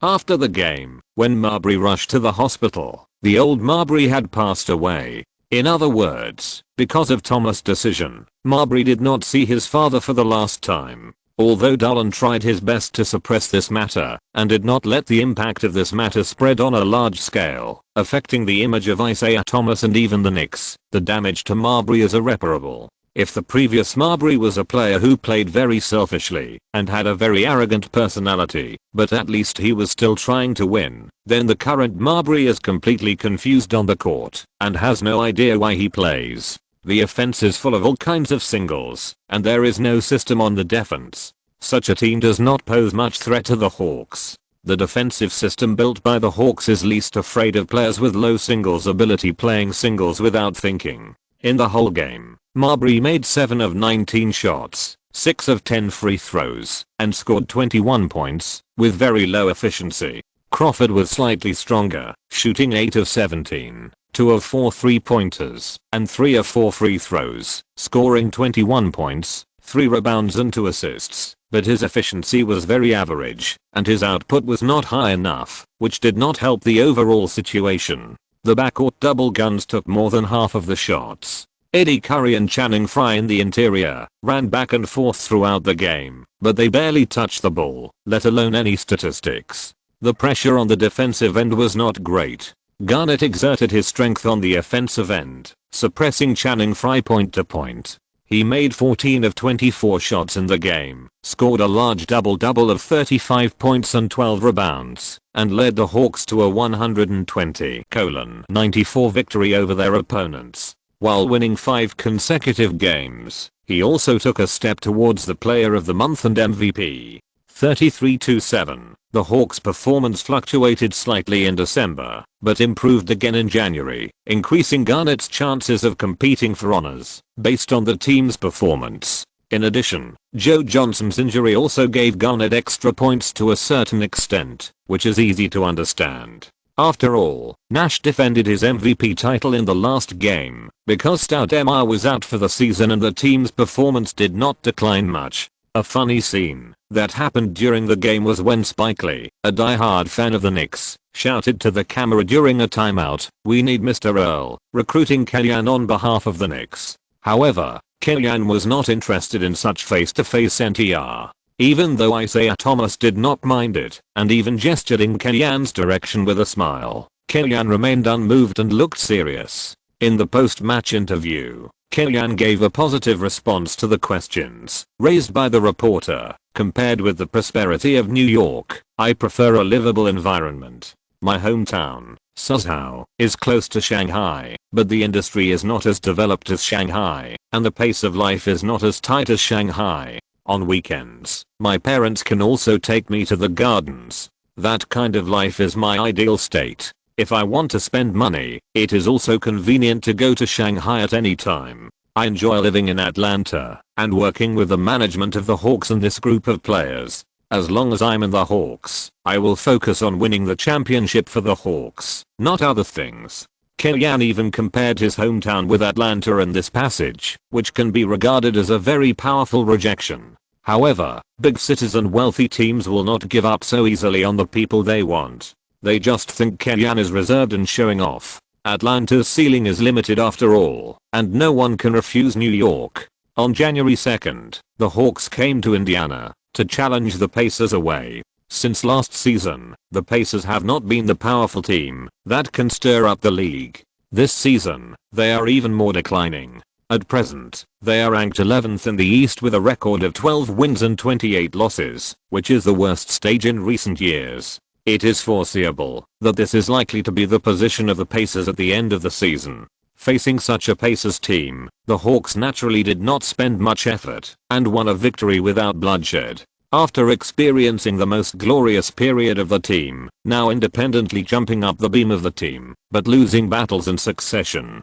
After the game, O'Neal buried his head in the towel to prevent people from seeing his current expression. In order to rectify the team's discipline, Larry Bird sent out the team's powerful and thorny players one after another to create the best growth environment for Granger's progress, but it also embarrassed the team leader O'Neal. The key is that, if the team really wants to play badly before the draft year, and then strive for the best draft results, O'Neal will endure it for a year. The key is that the team is not just playing badly, but is thinking about the playoffs and replacing all the team's strong players. The situation presented is that the team is working hard, but after working hard, they lose, which is very frustrating. When leaving the court, Garnett also noticed O'Neal and couldn't help but sigh in his heart. Isn't O'Neal now the same as himself in the past? Last season, Garnett faced the same situation as O'Neal. Fortunately, when he was still at his peak, Garnett was rescued by Kellyanne and came to the strong Hawks. Not only did he have the opportunity to compete for the championship, he could even compete for the unexpected MVP. For Garnett, the past half season was like a dream. 34-7. On January 22nd, the Hawks ended their 3-game road trip and returned to their home court to face the Washington Wizards. After reaching the Eastern Conference semifinals for 2 consecutive seasons, the Wizards' hard power seems to have reached the second echelon of the Eastern Conference, but in the first half of this season, the team's record was not good. So far, the record is 19 wins and 22 losses. Arenas, Butler, and Jamison have encountered doubts. Without the record to support it, Arenas, who averaged 27 points per game, was criticized as a data brush, and the Wizards' 3 musketeers were also criticized for being strong in offense and weak in defense. In short, the media is not happy with the Wizards. Jamison, who has no back to the basket ability and is not heavy enough, meets Garnett, just like a mouse meets a cat. This game once again reflects Garnett's blood suppression of Jamison. Almost at the beginning of the game, Jamison was firmly held down by Garnett and did nothing on the offensive end. Facing the impact of Arenas and Butler, the perimeter defense combination of Poole, Stevens, and Battier had some difficulty coping, but they were barely able to hold on. The Wizards' main shooting guard Daniels fell this season, with his score dropping from 11.2 last season to 7.8 this season. He is no longer the third turret of the unparalleled arrow formation of the Supersonics. Unable to break through the Hawks' defense, and the scoring points in the interior were suppressed by the bloodline, the Wizards quickly surrendered and watched the Hawks win 7 consecutive games. 35-7. Before Kellyanne came, the Hawks last won 6 consecutive games in the 97-98 season, and this season, 7 consecutive wins are not even worth celebrating. Kellyanne has brought too much progress to the Hawks. In addition, Kellyanne has repeatedly expressed his attachment to Atlanta and his responsibility to the Hawks in front of the media, which makes Hawks fans support him even more. What also surprised the fans was the improvement Battier brought to the team after he joined the team. Some contributions cannot be reflected in the data, but if you watch the game, you can definitely feel the improvement in the Hawks' defense. Take the game against the Wizards for example. If Parker still guards the team's wing position, the team's perimeter defense may not be organized. Butler's point is likely to explode on the spot. Never doubt Kimmy's vision. So far, I haven't thought of any deal that Kimmy has lost money on. Going back to the Lakers, maybe the trade of Brian Grant for Michael Finley is one of them. This deal weakened the depth of the Lakers inside Lanoop, and later when the Webster clause was used to lay off players, Buss spent $16 million. I also think that Kimmy was not fully mature at that time and underestimated the role of the inside line. Without Finley's firepower, the Lakers might not have made it to the second round of the playoffs. A lot of ticket, advertising and broadcasting fees have been recovered. I don't think this deal is a loss. Only counting the Hawks period, every deal must have made money. To be honest, using Barnes to trade for a first round pick and a garbage contract is perfect, especially considering that this draft pick was eventually converted into the 8th pick, which finally brought us Garnett. Anthony Ressler found Kimmy to be the team's head coach, and it really made his ancestors' grave smoke. Thank you Jerry Buss. Fans on Facebook were crazy about liking Kellyanne's work, which made Kellyanne very happy, and the news that made him even happier came from Wang Liffen. After doing an MRI on Joe Johnson, Wang Liffen informed Kellyanne that the bleeding points in Joe Johnson's brain had disappeared, and he could play in the next game. Chapter 218 A Small Storm. January 23rd, the NBA officially announced the starting lineup for the Las Vegas All-Star Game.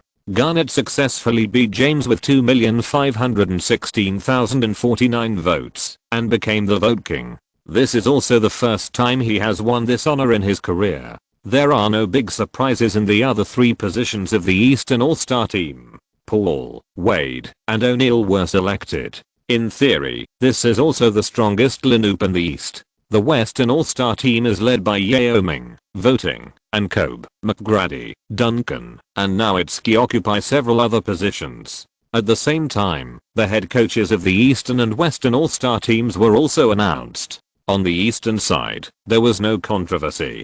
Kellyan was firmly elected and became the first Chinese All-Star team head coach in NBA history. The Western All-Star team was led by D'Antoni, who is both Kellyan's teacher and friend. The collision of the two offensive masters is destined to be a wonderful All-Star game. The All-Star starters are a reflection of the popularity of the stars. They are chosen by the fans and may not necessarily be the 10 strongest players. The next 14 substitutes are voted by 30 coaches, which represents the professionalism of the coaching staff. Except for Anthony, who is hated by the coaching group because of the Detroit incident, there is not much controversy in most cases.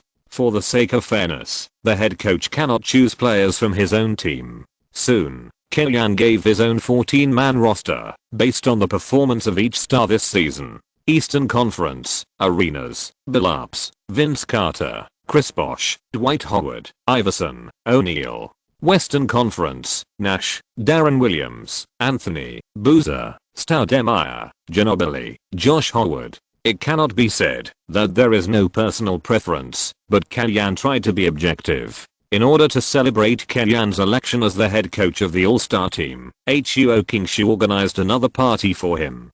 Kellyan took Wang Liffen to the party and had fun. As a result, he felt a little dry in his throat when he went home that night. When he woke up the next morning, he really caught a cold. In China, colds are one of the most easily ignored diseases. It is almost impossible for students to take leave because of a cold instead of going to class, or for workers to take leave because of a cold instead of going to work. But in Europe and the United States, if you have a cold, you basically get a 3 to 7 day vacation, which is almost mandatory, almost the same as Joe Johnson's concussion. In North America, antibiotics are strictly managed, and it is not recommended to prescribe antibiotics to treat such a self-healing disease. Seeing that Kellyan was a little crazy, Wang Liffen smiled and explained to him. You.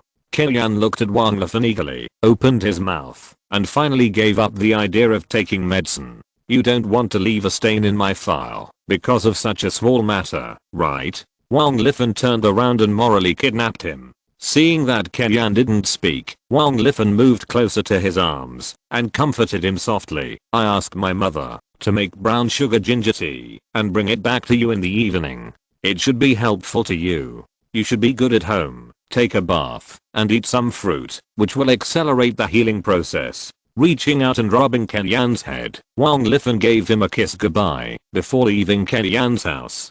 Kellyan was absent from the Eagles game against the Timberwolves in the evening due to illness, and Hornacek was temporarily in charge as the acting head coach. The Timberwolves were not strong enough and were determined to play badly, so it was difficult to make any waves.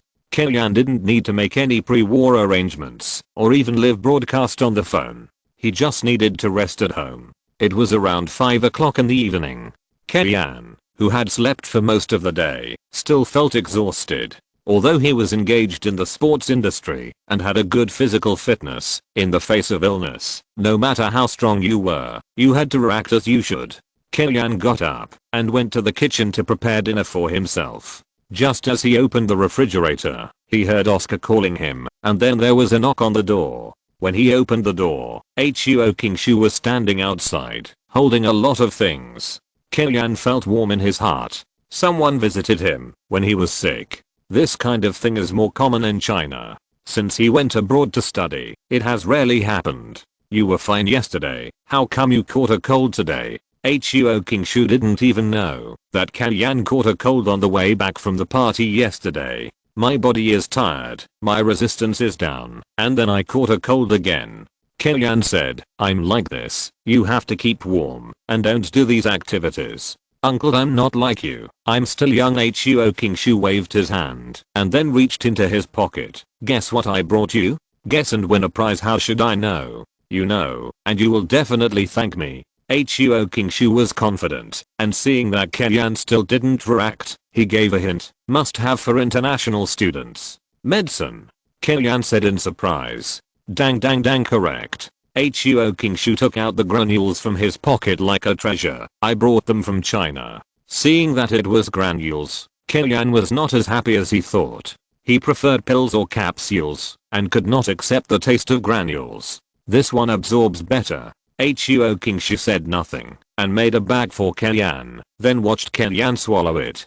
Drink the medicine, have a good sleep, and you will feel much better tomorrow. After taking cold medicine, people usually feel thirsty and sleepy. But Kellyanne had rested for a day and was not sleepy at this moment, so he chatted with Huo Kingshu. When he learned that Huo Kingshu was also planning to go to Las Vegas to watch the All-Star game, he immediately booked his tickets, air tickets and accommodation as a thank you. Great, I haven't been to Las Vegas yet. When I was a kid, I watched God of Gamblers vs. Las Vegas and always wanted to see what the casino looked like. Huo Kingshu said.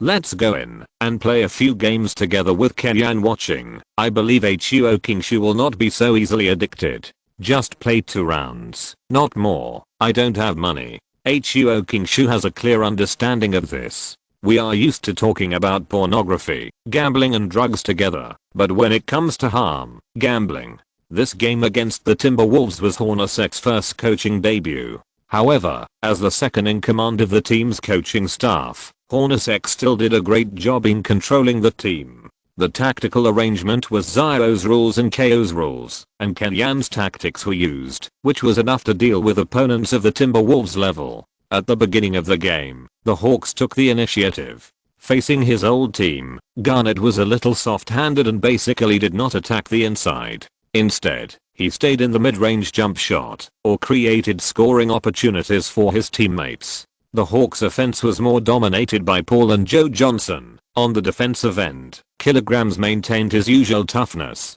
He not only locked up David Lee, who averaged 12 points and 10 rebounds per game this season, but also frequently blocked Gay, who was inefficient. With Bynum, Gay, David Lee, Posey and the Magic's 2007 draft pick. To be fair, the Hawks really helped the Timberwolves complete the reconstruction on their own. For them, it would be good to get one of Otton and Durant, but the worst result would be the 4th pick, with a high probability of getting Conley, which would still make the Timberwolves lineup balanced and competitive. Garnett showed mercy and Paul was willing to be a helper. Joe Johnson became the top offensive point of the Hawks today. He was lying in bed for 8 days due to all kinds of injuries, which made Joe Johnson very depressed. When Kellyanne was not there, Joe Johnson had a lot of fun, and he pressed Ricky Davis to play together. He scored 34 points and 7 rebounds in the whole game, which greatly increased his impression points for his impact on the All-Stars 109:93. The Hawks defeated the Timberwolves at home, extending the team's winning streak to 8 games.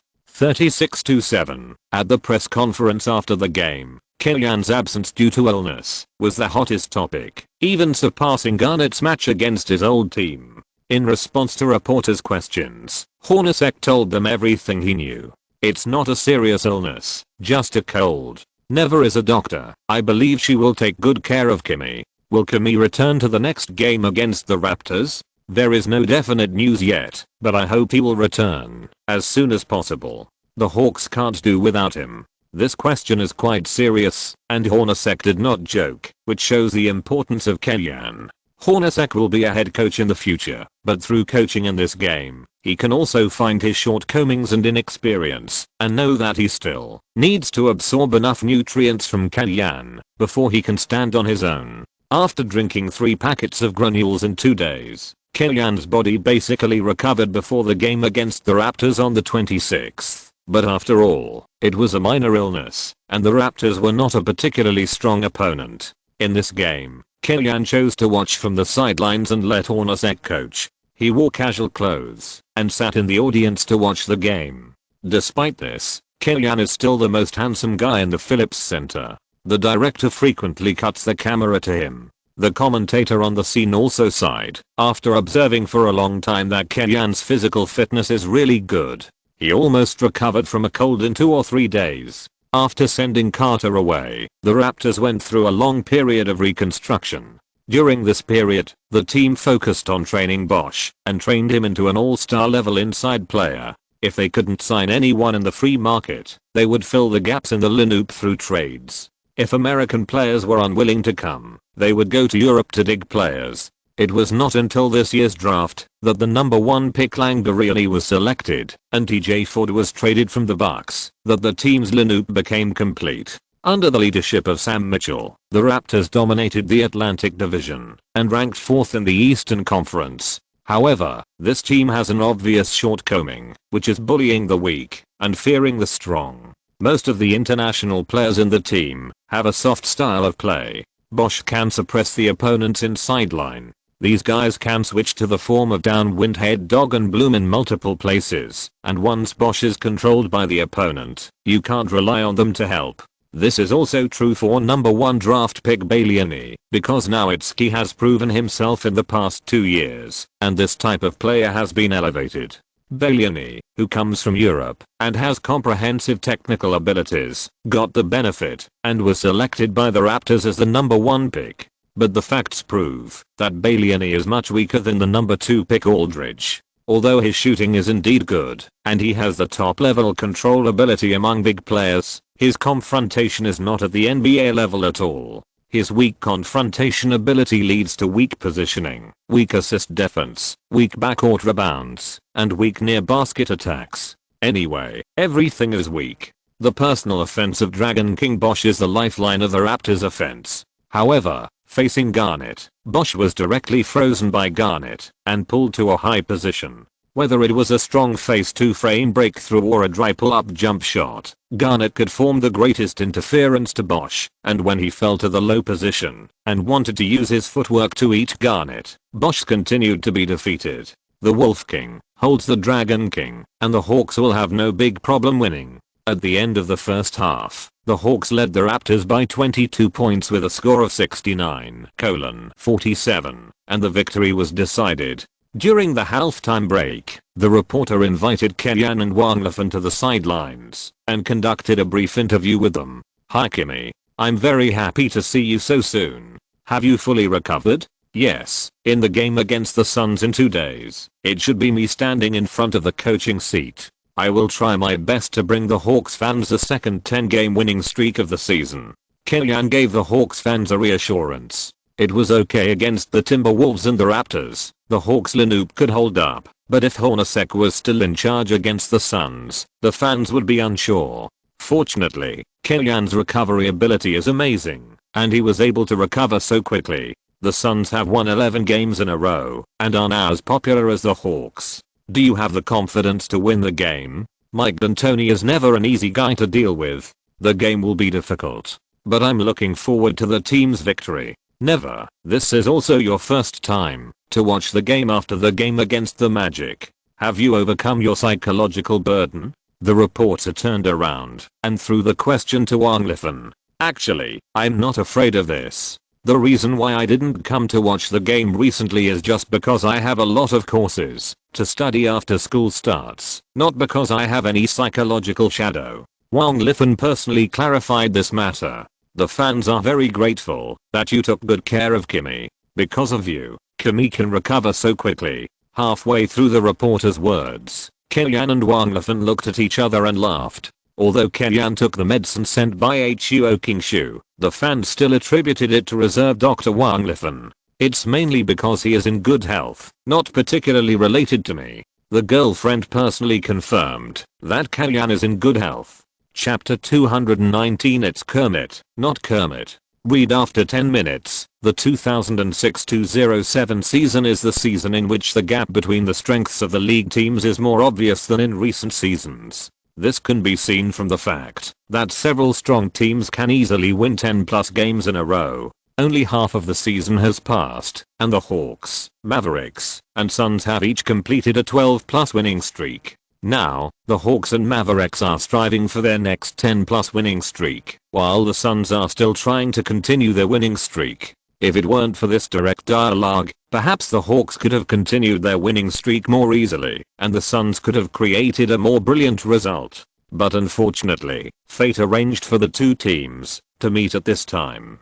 At the same time, this is also a battle between the two head coaches of the Eastern and Western All-Star teams in Las Vegas All-Star Game in advance. Before the game started, Kellyanne chatted with D'Antoni as usual, but found that he was a little self-indulgent. As the Hawks were promoted to the level of competitors, D'Antoni was not as enthusiastic about him as before. Seeing that his former subordinates are now more popular than himself, it is normal for D'Antoni to feel a little resentful. Not to mention, he also contributed to the takeoff of the Hawks. It was he who supported Joe Johnson and helped the Hawks complete the first step of reconstruction. After a simple greeting, Kellyanne returned to his position, feeling a little sad. If one day, Snyder formed a galaxy battleship in the Bobcats to challenge himself, I don't know what attitude I will have towards him at that time. The last preparation time before the game passed quickly in the restless atmosphere. Players from both sides stood on the court and the game was about to begin. There was no change in the starting lineup of the Hawks: Paul, Joe Johnson, Battier, Garnett, and Dio. According to statistics, the net score of the starting lineup in the first half of the round was as high as 20.4 points, the first in the league, far ahead of the Mavericks configuration of Terry, Stackhouse, Josh Howard, Nowitzki and Dampier. Compared with the last round of confrontation, the Suns' lineup has changed. Richardson, who was traded from the Warriors, is the team's starting small forward. He is the outside attacker who best matches Nash's style of play after Joe Johnson. He can provide accurate outside shots, score with ghostly running and cutting, and even play singles with the ball when Nash is targeted. The deal between the Suns and the Warriors, which uses Harrington, who is not a good match for the team, to exchange for Richardson, who is more suitable for the team, is a win-win situation. This is also the reason why Kellyanne is somewhat unclear about the situation in the West this season. The Warriors have been weakened, and it is still unknown whether they can complete the Black Eight. The Suns have also been strengthened. The Spurs have to break through the Suns and Mavericks to enter the finals, which is not easy. Beep. The referee whistled, and Stoudemire won the jump ball cleanly and passed the basketball to Nash, and the game officially started. Nash dribbled the ball to the front court, and in the first round, he waved to Stoudemire to come up and screen. After seeing Nash's gesture, Paul knew that the opponent was going to play a pick and roll, and glanced back to see which side Stoudemire came up from, so that he could prepare to squeeze the screen in advance. But at the moment, when Paul's attention was distracted, Nash raised his hand without any warning, and threw a three-pointer. The timing of Nash's shot was really unexpected. Paul didn't react at all. He could only watch the basketball fly over his head, draw a high arc, and fall straight into the net. Sure. 3:0. After the ball went in, even the entire American West Center stopped for a moment, as if shocked by Nash's lightning-fast three-pointer, and then a burst of cheers broke out. Wow. Nash made an unreasonable three-pointer at the beginning of the game. This shot showed his experience. He caught Paul by surprise. Zhang Heli said, "We often broadcast the Hawks games. Usually, Paul uses these little tricks to play tricks on his opponents. This time he can be regarded as meeting the master." The Hawks attacked.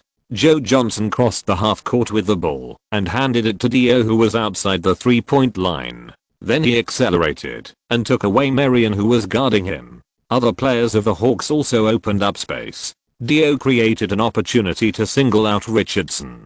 Dio rushed into the inside with the ball. Richardson tried to guard him, but he was wiped by him with a flexible turn. He wanted to get in position again, but he couldn't stand at all. He watched Dio press to the basket and score.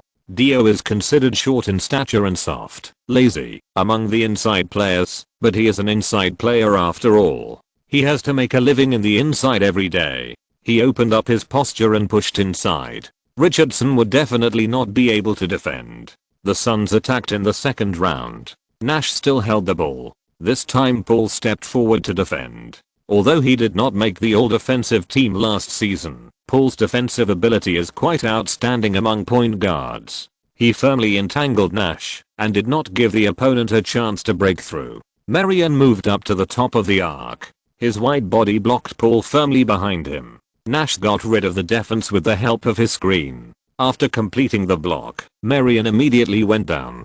Paul and Dio chose to rush to Nash, handing Marion and Stoudemire to Garnett. Nash passed the ball to Marion, who noticed Garnett's replacement position and did not pass the ball to Stoudemire. Instead, He created a time difference and reluctantly shot without shaking off the defense. The shot hit the rebound and went into the basket. The media called Nash, Marion, and Stoudemire the MSN combination, but Nash was the only one who reconciled between Marion and Stoudemire. This does not refer to the relationship between them, but to their playing style. Last season, when Stoudemire was injured and out for the season, Marion averaged 21.8 points, 11.8 rebounds, 2.7 assists, 1.4 steals, and 1.7 blocks, earning him the All-NBA second team. This season, when Stoudemire returned, Marion lost the ball, and his numbers dropped to 17.5 points and 9.8 rebounds. He was not good at shooting,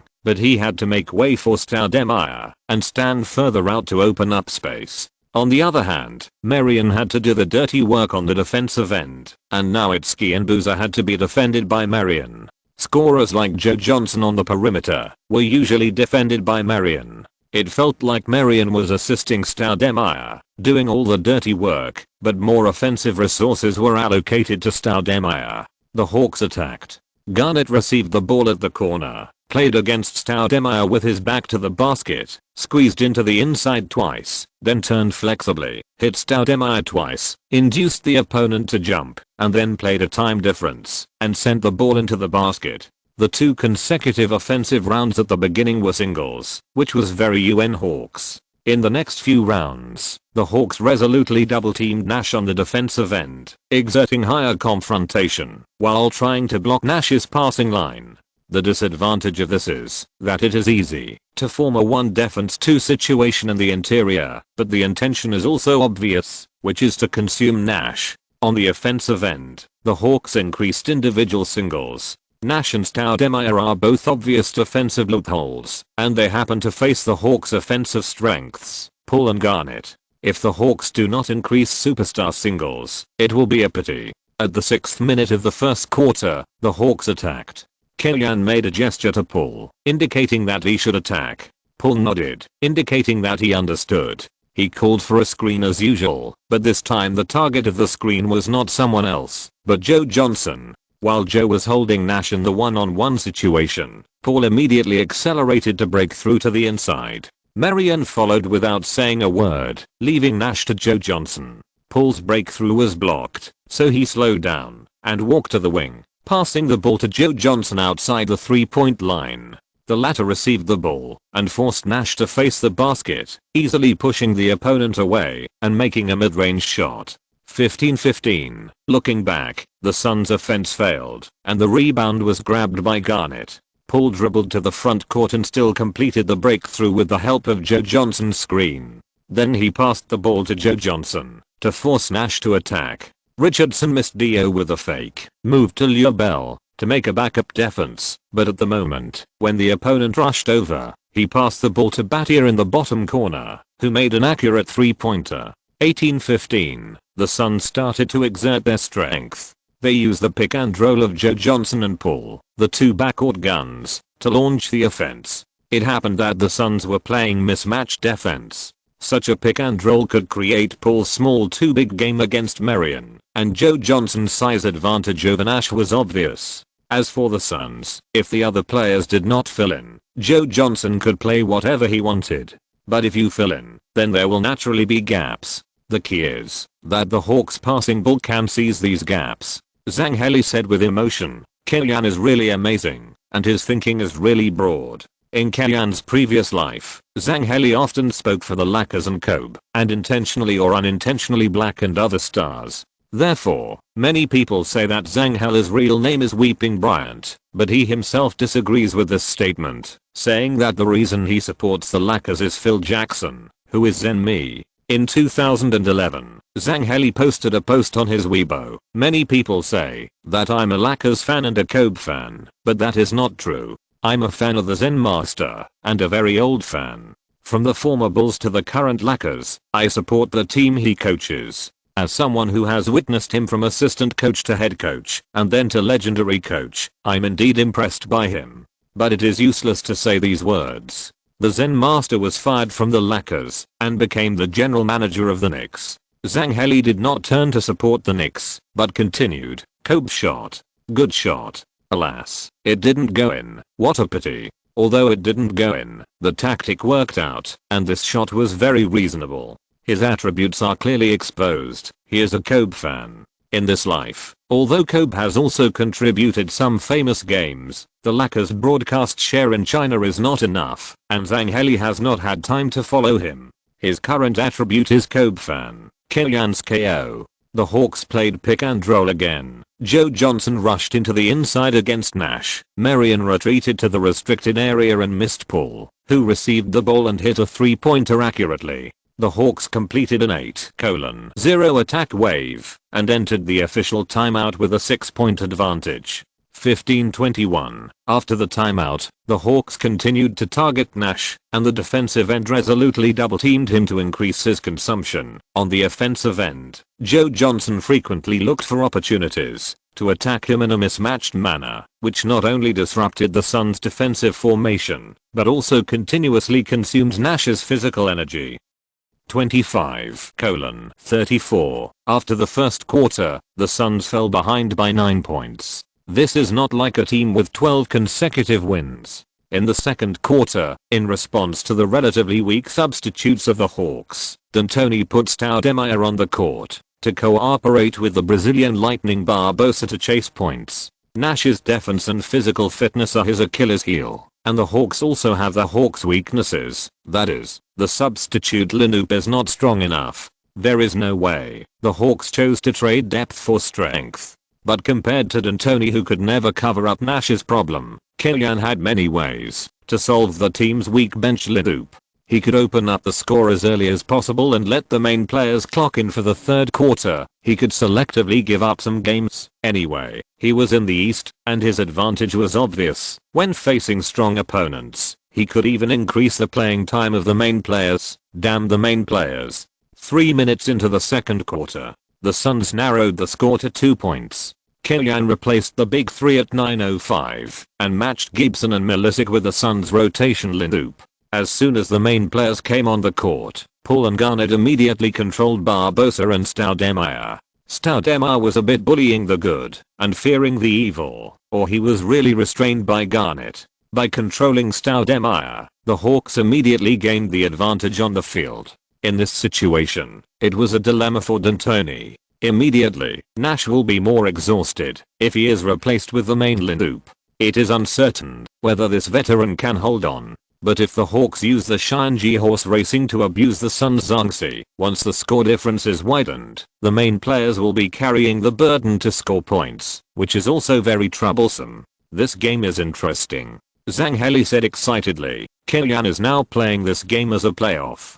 It depends on what D'Antoni chooses. Hesitation will lead to defeat. D'Antoni knows the essence of this sentence, and he made a decisive decision to replace the main players and fight the Hawks. Back on the court, the main players of the Suns played a wonderful cooperation. Still the pick and roll between Nash and Marion. Nash broke through to the penalty area, attracted the double team, but did not pass the ball to Marion, but shook his wrist and passed it to Richardson, who came in from behind. The Dunk King received the ball and flew into the basket of the Hawks without hesitation, facing Dio's defense and completing a slam dunk. Come on.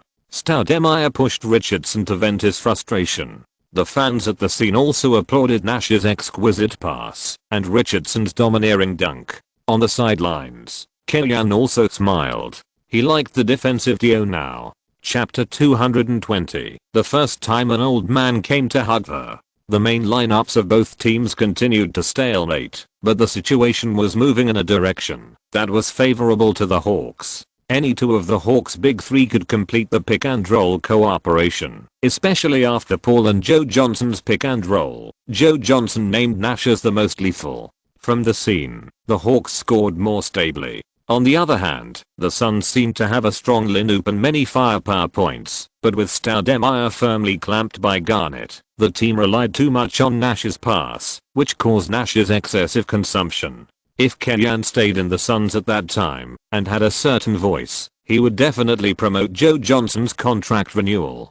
Joe Johnson, who can hold the ball and play singles, can play off-ball offense, and has a certain organizational ability, is Nash's most ideal backcourt partner. This can be seen from the fact that Joe Johnson can run in with Paul. If Salvo is definitely unwilling to pay the luxury tax, then Kellyanne would rather trade Marion. It's not that Marion is bad, but the inside offense he can provide in this system, the ball pushing, can be filled by Stoudemire and Joe Johnson, and the super mobility and switching ability are relatively easy to find a substitute. On the contrary, the Suns have not been able to make up for what Joe Johnson can provide. After the first half, Nash had scored 9 points and 11 assists, and the efficiency was quite high, helping the Suns to catch up to only 3 points, 64-67. However, from his action of walking to the locker room with a towel and lowering his head, Zanghelli could see his exhaustion. Nash is really good, but in the second half of the game, someone from the Suns must stand up and share the pressure on him. Otherwise, the Suns may not be able to play well in this game. As a former national player, Zanghelli saw the unfavorable situation of the Suns and pointed out the game strategy of the Hawks. During the halftime break, Kellyanne also pointed out this point in the locker room. In the first half of the game, we kept putting pressure on Nash on both offense and defense. If this situation continues, the Suns will not be able to hold on. I know Mike very well. He will definitely try to break free from the current situation and try to let others drive the team's offense. Now is our chance to make a concerted effort to widen the score gap. Yes, boss. The Hawks players responded loudly, and then Kellyanne began to make further assignments. After the start of the second half, it turned out that Kellyanne's prediction was basically correct. D'Antoni put Barbosa in the starting lineup and let him take on the task of breaking through and passing the ball, while Nash mainly played the role of a shooter on the court. If Barbosa could not form a smooth linkage with the inside line, Nash would take over the responsibility of organizing the offense. Kellyanne predicted the tactics of the Suns in advance and made targeted deployments, and the Suns' offense was immediately curbed. Looking back, the Hawks accelerated the rhythm of the offense, using Dio's long pass to play transition offense. Nash, Barbosa, Richardson, the 3 points of the Suns' outside line were at a disadvantage. D'Antoni was overwhelmed. He felt that, no matter how he fiddled with it, no matter how strong the lineup was, he could not take advantage of Kellyanne. Not only D'Antoni, this is the voice of many coaches in the league. They clearly know that the Hawks have such and such weaknesses, but they just can't grasp and target them. On the contrary, they think the Hawks are extremely powerful. The score difference was pulled to double digits. D'Antoni replaced Barbosa with Bell and returned the ball to Nash. The trapped beast still fought hard, and the Hawks, who still couldn't organize the momentum, continued to widen the score difference. When Kellyanne led the Hawks to face the Suns for the first time, Nash showed his master-level control ability in front of Paul, and he arbitrarily controlled the rhythm of the game. He could speed up if he wanted to speed up, and he could also slow down if he wanted to slow down. But more than a season of experience has made Paul have the strength to compete with Nash. Although Paul is still far behind Nash in terms of control over the team, the threat of passing, and the ability to score at critical moments, Paul is more mature than a year ago. The Hawks lineup is stronger, and the system driven by Paul and Dio is more complete, which makes it impossible for Nash to control the game as he pleases. After 3 quarters, the score was 85-102, and the Hawks led by 17 points. With the momentum of 12 consecutive wins against the Hawks, Phoenix fans are confident that the team will win against a strong enemy. Perhaps some rational bullmasters have made psychological preparations for the end of the winning streak, but now they are firmly suppressed by the Hawks. No one can imagine the situation of falling behind by 17 points after 3 quarters. Are the Hawks really that strong? The Suns fans have not yet got an answer to this question. The suspense of the game has been lost by the Hawks' waiver blitzkrieg. At the beginning of the 4th quarter, the Hawks sacrificed Paul and Stevens. The lineup of Battier, Garnett, and Milicic defeated the latecomer D'Antoni with a wave of online double-teaming defensive tactics, and pulled the score difference to 25 points in one go. Even with such a strong firepower as the Suns, it is not easy to catch up with the score difference in the face of such a disadvantage. D'Antoni replaced the main players and finally fought for half a quarter, barely pulling the score difference back to within 20 points. With 3 minutes left in the game, he replaced the main players and declared surrender. There was also some small grief in his heart. Kellyanne, who walked out of his assistant team, received his support and then intercepted his trading target. Now he completely suppressed himself and had the opportunity to lead the team to win the championship before himself. All this is really cruel for D'Antoni, and this game was seen by others, and they also had different ideas.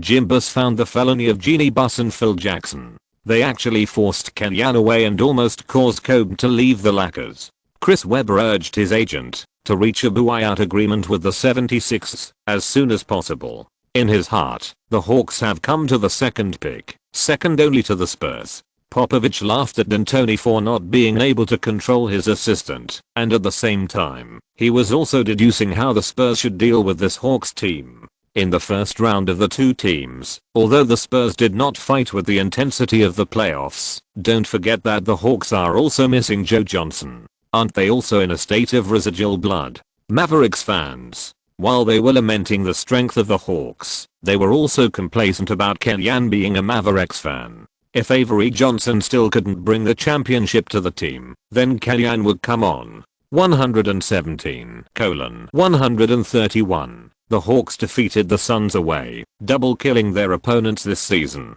Garnett scored 26 points, 11 rebounds, 3 assists, 1 steal and 2 blocks. What the data cannot count is his suppression of Stoudemire. Although Stoudemire's data is okay, it is mostly fed by Nash. If the two people switch positions, the gap will be even greater. The second is Joe Johnson. He named Nash many times in this game and scored 24 points, 6 rebounds and 3 assists. His consumption of Nash is also crucial. Paul scored 19 points, 6 rebounds and 8 assists, and the data is relatively average. In addition to the big three, Dio, Stevens, and Battier also made good contributions. On the Suns side, Stoudemire scored 24 points and 10 rebounds, which is not bad, but facing Garnett, his face-to-frame offense is completely unimpressive. 18 of the 24 points were scored by assists. Nash and Marion also scored 15 plus, and Richardson scored 14 points.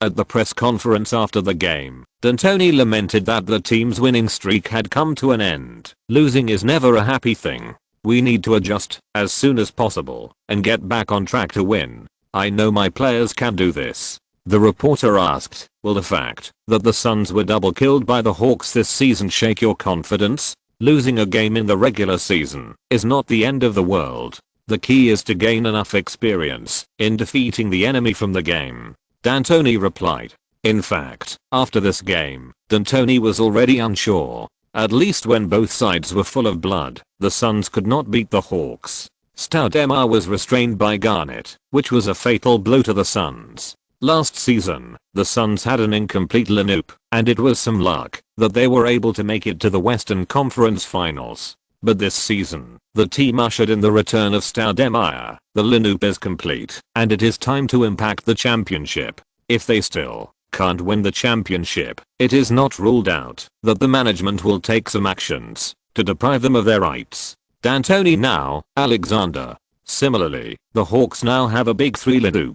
If they can't win the championship this season, they can blame it on running in, excessive blood loss, and weak substitutes. If they can't win the championship next season, they can blame it on luck and the schedule. But if they don't win the championship for 3 seasons, Anthony Ressler will definitely limit Kellyanne's rights in the team. Once you embark on the road of championship, no one can turn back. On the last day of January, Yahoo Sports basketball reporter Woj exposed a big news. The 76ers reached an agreement with 5-time All-Star Chris Webber and bought out the other party's contract with the team for 1.5 years. The unpleasant 2-year cooperation between the two sides finally came to an end. Then, Webber became an unrestricted free agent. In this buyout process, Webber gave up $5 million in the contract, which was a big concession. When the 76ers announced that Webber was bought out, all the giants in the league took action. And the unrestricted Webber can join any team in any contract as he wishes.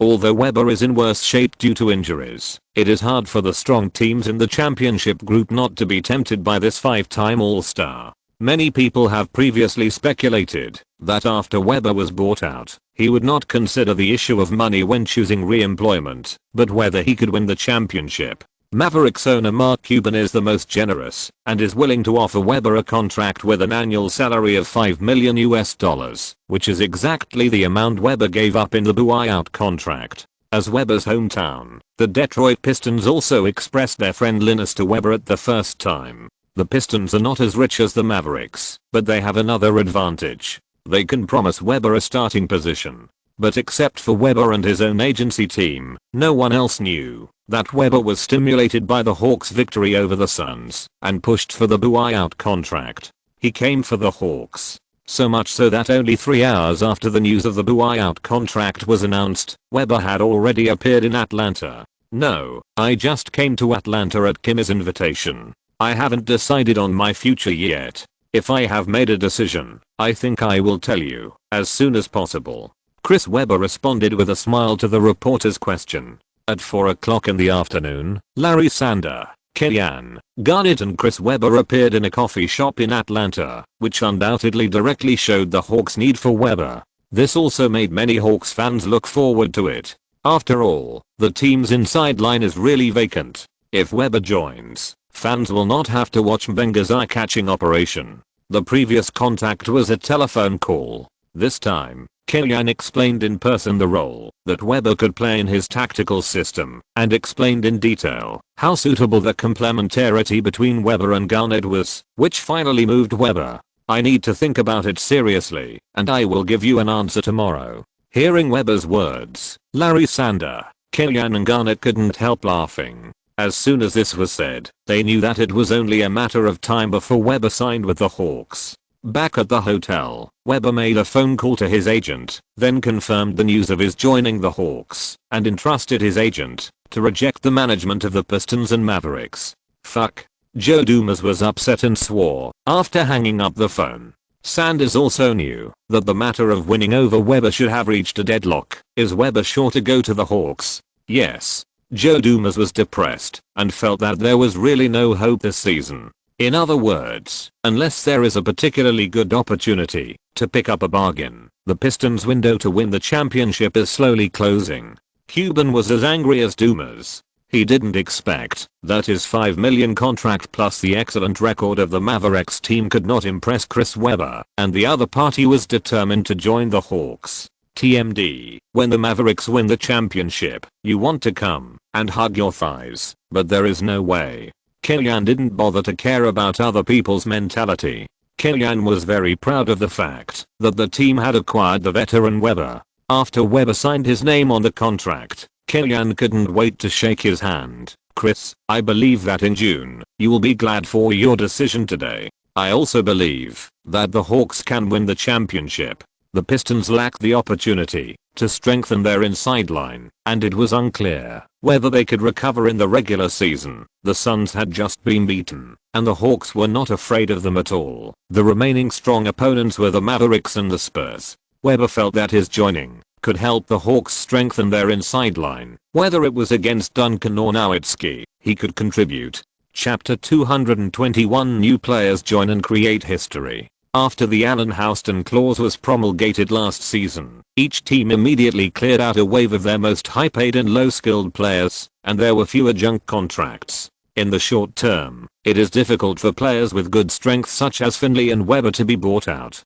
It can be said that the Hawks picked up a big bargain this time. Therefore, when the Hawks officially announced Webber's joining, some people in the league expressed their dissatisfaction through the media. Popovich spoke to the media and immediately expressed his dissatisfaction. The 76ers paid Chris Webber more than $30 million in salary for him to play in the Hawks. Isn't this a joke? Seeing that the Hawks were in the limelight, Popovich completely forgot that the Spurs were the biggest beneficiaries of the Allen Houston clause and the most powerful player who was bought out. But Finley of the Spurs bus is still paying Finley $16 million per year. On February 1st, the Hawks returned to their home court to face the Knicks, who came from afar.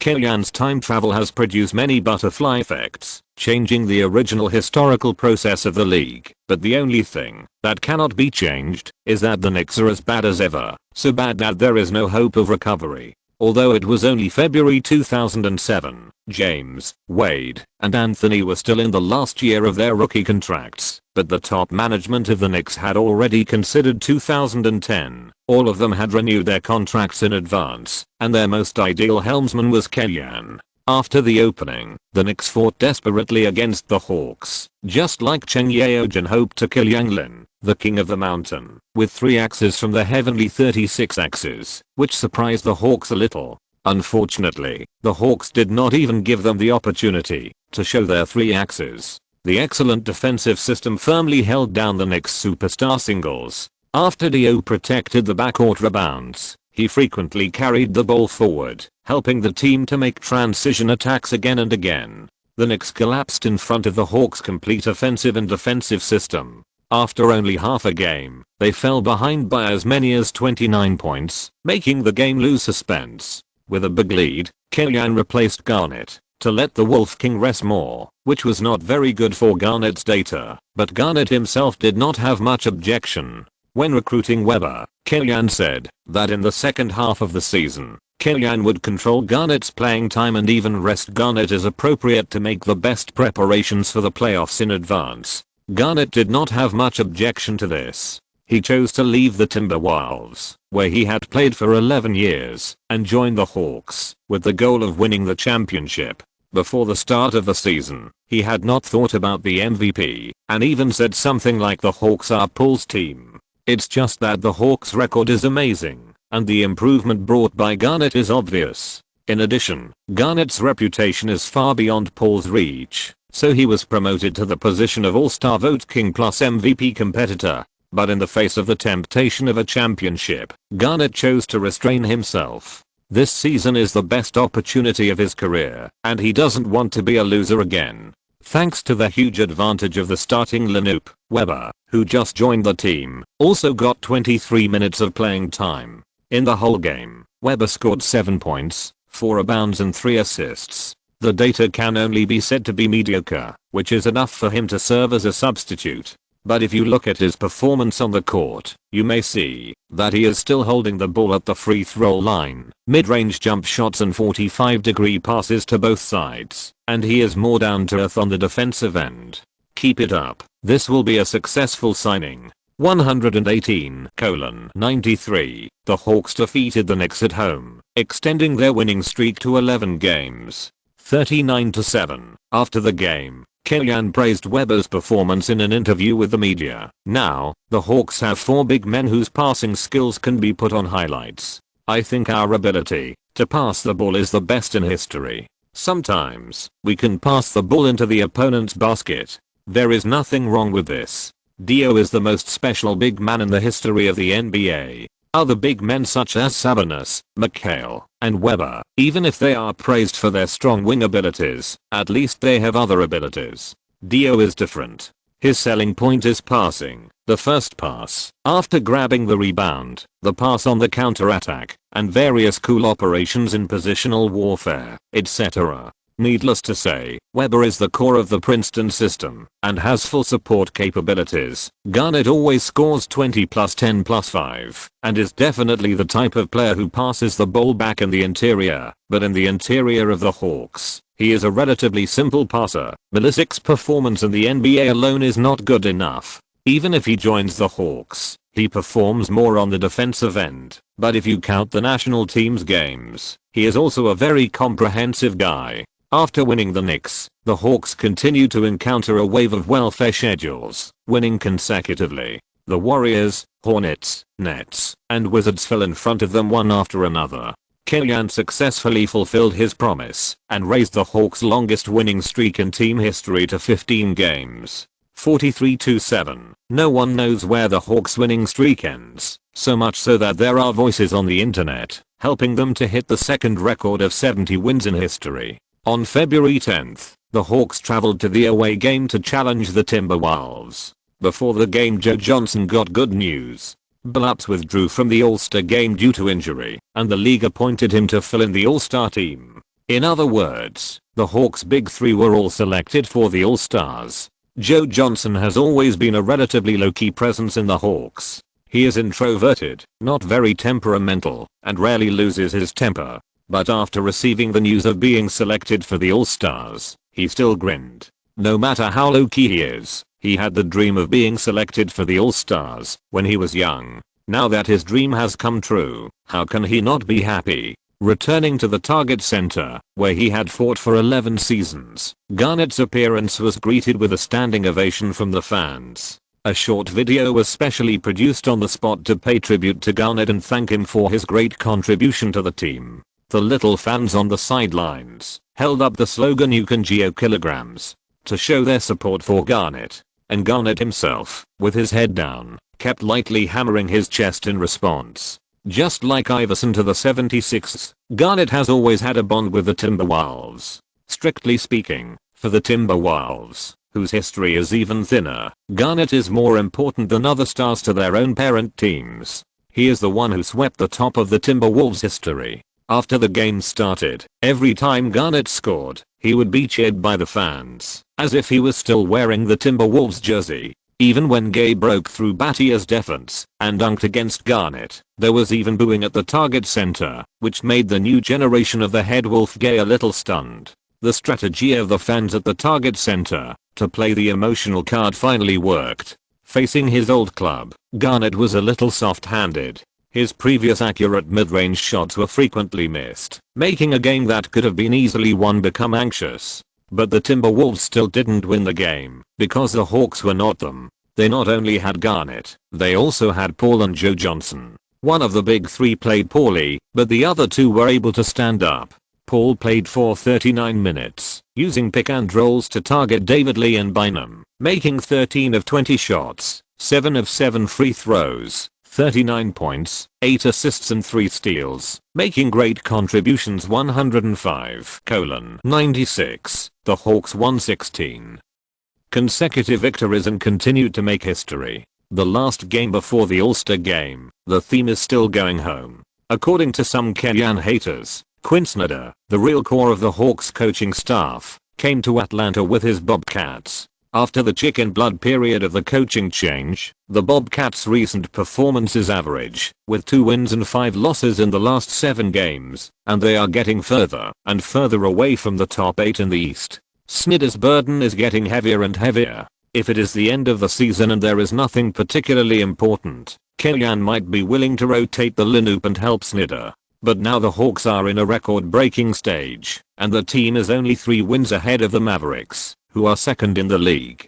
No matter how good the relationship is, Kellyan can't let it go. The Hawks' big three are obviously unwilling to go to Las Vegas with the bad mood of ending the winning streak. Facing the relatively weak inside line of the Bobcats, Garnett, who performed abnormally in the last game, recovered his form in time and dominated both offense and defense. Led by Garnett, at the end of the first half, the Hawks widened the score difference to 23 points. Snyder will not surrender easily, and Iverson is also a guy who is not soft against the wind. In the third quarter, Kellyan strictly ordered the players not to be careless and to take the game seriously. The Hawks, who are about to usher in the holiday, did not show any mercy. In the first half, they once expanded their lead to 32 points, completely ending the suspense of the game. In the fourth quarter, Kellyan arranged a full substitute lineup and let Snyder regain some ground. In the end, the Hawks beat the Bobcats 128:107. Garnett played for only 25 minutes and efficiently got 22 points and 9 rebounds, a near double-double. 6 players on the Hawks scored in double digits, which was a perfect result. Kellyan was very satisfied with the result of this game. In the recent sweet schedule, the Hawks can give the substitute players more than 15 minutes of playing time on a daily basis. For players like Gibson and Stevens, they are now receiving more baptism. Only when they reach the stage of the playoffs can they stand up from the bench and contribute to the team. After the game, after the press conference, Snyder contacted Kellyan and wanted to try to talk to him about the trade of Milicic. Kellyan's first reaction was surprise, and then he immediately rejected Snyder's request. "Quinn, I want to help you. But now, the Hawks are also short of manpower. Although Weber has been added, there are still few people who can be used. The landlord has no surplus food. Okay, but the Hawks' salary situation makes it difficult to continue to renew Dako during the off-season. Snyder said, "It's difficult for you to match the contract given to him by other teams." Snyder came from the Hawks and has a certain understanding of Anthony Ressler and Larry Sander. Paying luxury tax for Garnett is fine, but Milicic is obviously not at that level. Depend on the situation. Try to make a sign and trade. From my point of view, I can cooperate with you first. Snyder nodded. The team's record fell, and his gamble was unpredictable. He also had pressure on his shoulders. Thank you. February 14th, International Valentine's Day, was also the day when Kellyanne took Wang Liffen to Las Vegas to participate in the All-Star Weekend.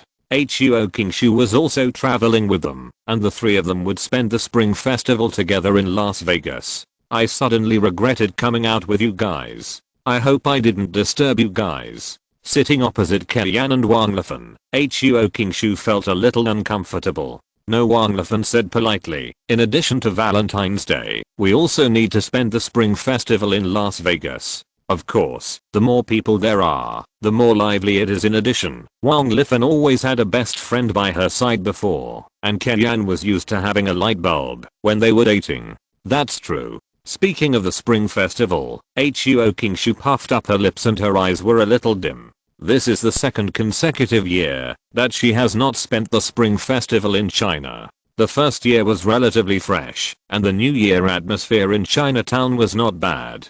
But this year, she has become a little homesick. Kingshu, seeing that Huo Kingshu's expression was a little abnormal, Kellyanne guessed his emotions and shouted, "What? Besides the spring festival, what other important days are there?" "New Year's Eve," Huo Kingshu said confidently. Puff. Wang Liffen almost choked on the plum in his mouth. "Sorry, but this logic is really tough." Kellyanne also showed a speechless expression. "We met last spring festival, don't you remember? At that time, Kellyanne said in an interview that he hoped to celebrate the spring festival with the local Chinese community in Atlanta, and then he received an invitation to Huo Kingshu's party. Then, Kellyanne and Huo Kingshu met. Why should I remember the first anniversary of knowing you? You are not my boyfriend," Huo Kingshu muttered, and then he became addicted to acting, stared at Kellyanne, and showed a horrified expression. "Why are you remembering this? Damn, could it be? Never sister. Your never sister trusts me 100%, so just save your energy." Kellyanne put his hand on Wang Liffen and boasted. "That's not necessarily true." Wang Liffen brushed off Kellyanne's hand. "If you don't give me a reasonable explanation, I'll spend Valentine's Day with Kingshu tonight." "That's right, I'll spend Valentine's Day with Sister Never." Huo Kingshu raised both hands to agree with this proposal. Seeing Huo Kingshu's ignorant look, Kellyanne stroked his chin. "Are you sure?" Wang Liffen went over, but he had a certain inclination. If he hadn't gotten her back, Huo Kingshu would have been cruelly killed by now. "Is there anything wrong?" Huo Kingshu raised her chin. "Sister Never, should we really practice it?" Wang Liffen looked at Kellyanne, who shrugged his shoulders with a playful expression, and then went over and kicked. "P.S. I've been revising it for a long time, it's a bit late, sorry." Chapter 222, Trip to Las Vegas. Las Vegas is a strange tourist attraction.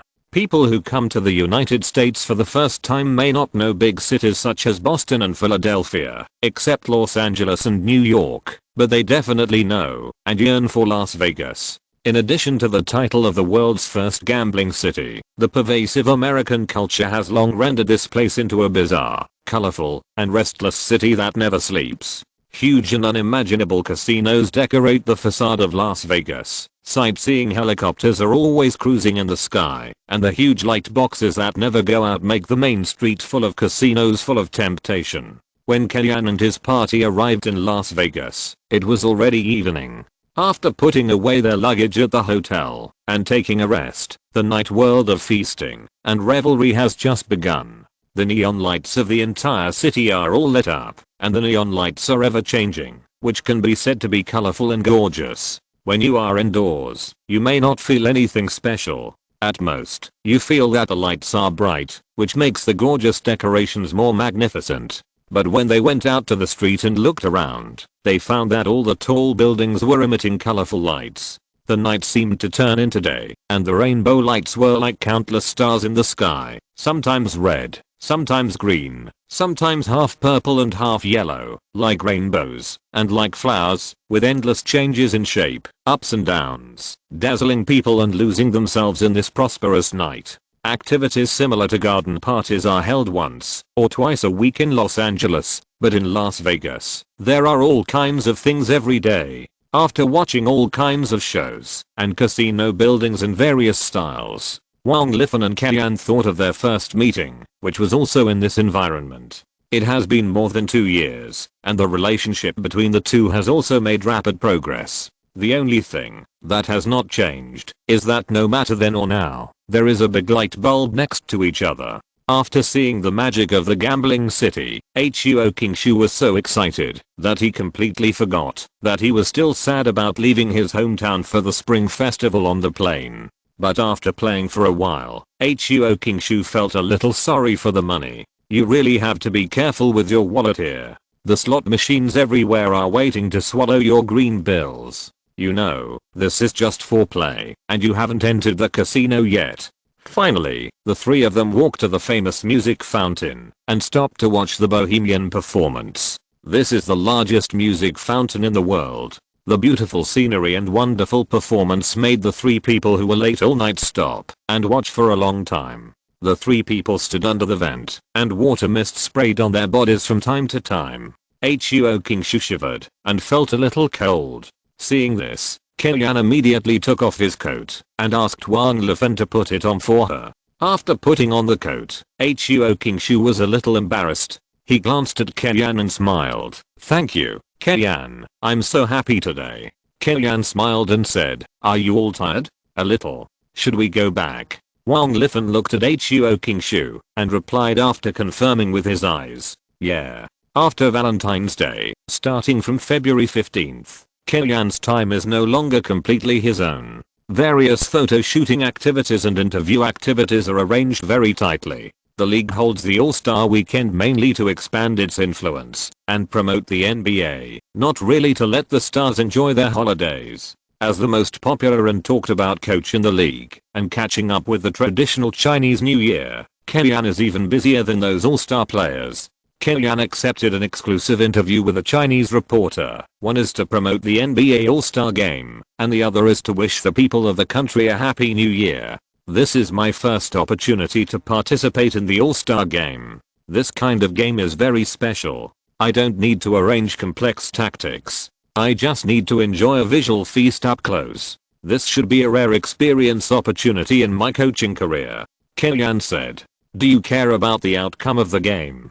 The reporter asked. "I have been winning recently, and I'm also very lucky. If I want to conserve my character and lose a game, then I will lose this game," Kellyanne joked. "This doesn't sound like what you scientists say," the reporter said seriously. Kellyanne showed a surprised expression and pointed at the other party. Are you teaching me how to do things?" On the evening of the 15th, the NBA held a celebrity game to expand its influence. Apart from some retired NBA players, Kellyanne did not know other celebrities. He did not have the spirit of entertainment in this regard, and could not stand this kind of chicken fighting. Kellyanne did not watch the game on the spot, but took Wang Lifan and Huo Qingshu to Caesar's casino to spend money. "Sir, do you need any service?" After entering the casino, the waiter came forward and asked. "Exchange chips, thank you."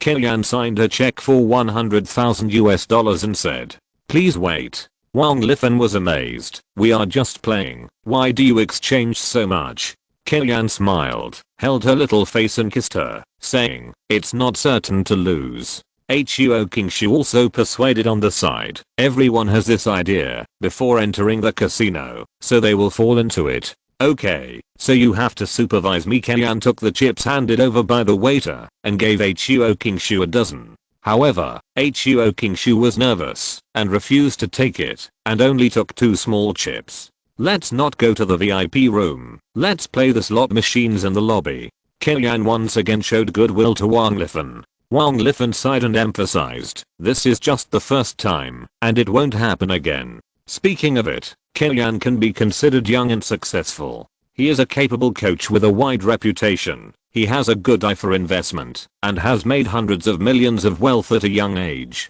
But no matter how rich you are vulnerable to gambling. Wang Lifan felt that he had to pull Kellyanne back from the wrong path. Just this once, I will never come to Las Vegas again, that's about right. Slot machines, blackjack, Texas Hold'em. Kellyanne played very relaxed and didn't count cards or anything, just lost if he lost. In his own words, it was already very troublesome to lead the team to play games, fight with Popovich, fight with D'Antoni, fight with Sanders, and fight with Avery Johnson. So when he came to the casino, he really didn't want to spend a lot of time counting cards, just wanted to rely on luck and play casually. Hey, boss, never. Kellyanne relieved his stress by throwing money. Unexpectedly, he met an acquaintance in the casino. Daniel Gibson also came to the casino, and there was a plump woman beside him. He was looking at Kellyanne with interest. Daniel, you are here to relax too? Kellyanne looked up at Gibson. Wow, he exchanged more chips than himself. How could he, a second round pick, get so much money? Don't worry, I won't stay here after 2 o'clock, Daniel Gibson said happily. This is also the rule that Kellyanne set in the Eagles. You are not allowed to play after 2 o'clock at night, otherwise you can't play the next day. Yeah. This is Khloe, a member of the Kardashian family. Gibson presented Kellyanne in a boastful tone. Hearing these 3 words that were as loud as thunder, Kellyanne's heart sank. It's over. Gibson is useless. Hello, Mr. Earl. Khloe looked at Kellyanne with smiling eyes and took the initiative to extend her hand. Hello. Kellyanne didn't even look up, looking like a gambler who was concentrating on the game, and stretched out his fist to bump fists with Khloe. The 3 words Kardashian were so lethal that Kellyanne couldn't help but be afraid. Wang Lifan beside him pursed his lips, very satisfied with Kellyanne's actions. He has a strong sense of boundaries and a strong desire to survive. On the way back to the hotel, Kellyanne called Hamblin, who was in charge of training in the team, to inform him to focus on Gibson's training next. If there was any carelessness in training, or weakness in the legs, report to him immediately. Others didn't know the situation, but Kellyanne knew that the women of the Kardashian family were EPOY-level socialites in the NBA. Players who were hooked up by their family would most likely decline, so much so that netizens gave them the evaluation that 13Li is poisonous. From a scientific point of view, their 13Li should not be poisonous, but their extremely unhealthy lifestyle is very harmful to professional players. If you are close to the Kardashian family, you have to spend time eating, drinking, playing, dressing up, and attending various banquets. In this way, you have less time to spend on basketball, the party goes on until late at night, and you have sex twice. For these beasts with abnormal physical fitness, indulgence is nothing, but partying every night is very harmful to the body. After all this, how can you not decline? Gibson abided by the rules set by Kellyanne and left Caesars Casino before 2 o'clock, but he didn't know that he was on Kellyanne's watch list. On the evening of February 16th, the rookie game started first. As usual, the sophomore team won easily. Since the All-Star weekend, the freshman team has never beaten the sophomore team. Although Paul, who had to participate in the skills challenge in the All-Star game, missed the rookie game, Deron Williams and David Lee still led the sophomore team to suppress the freshman team steadily. In the whole game, David Lee scored 26 points and 9 rebounds and was named the MVP of the rookie game. Even a short fly has meat. For a player of David Lee's level, it is not easy to win some personal honors. Kellyanne, who was watching the game on the sidelines, also encouraged David Lee after the game. Coming to Minnesota, I can better understand the gap between Cass's coaching staff and Kellyanne. Knowing Kellyanne's help to him, David Lee has less resentment towards Kellyanne and more respect. Gibson, who had been high for most of the night, played for the freshman team and played for 22 minutes, making 4 of 7 shots, 2 of 4 3-pointers, and scored 10 points. The performance was quite satisfactory and the efficiency was not bad, but after all, the competition was limited and there was not much reference value. On Saturday, in the mixed shooting contest, the Suns' Marion Towlesy and Dan Merrill took a total of 31 seconds to complete the game, won the championship, and took away a prize of $30,000.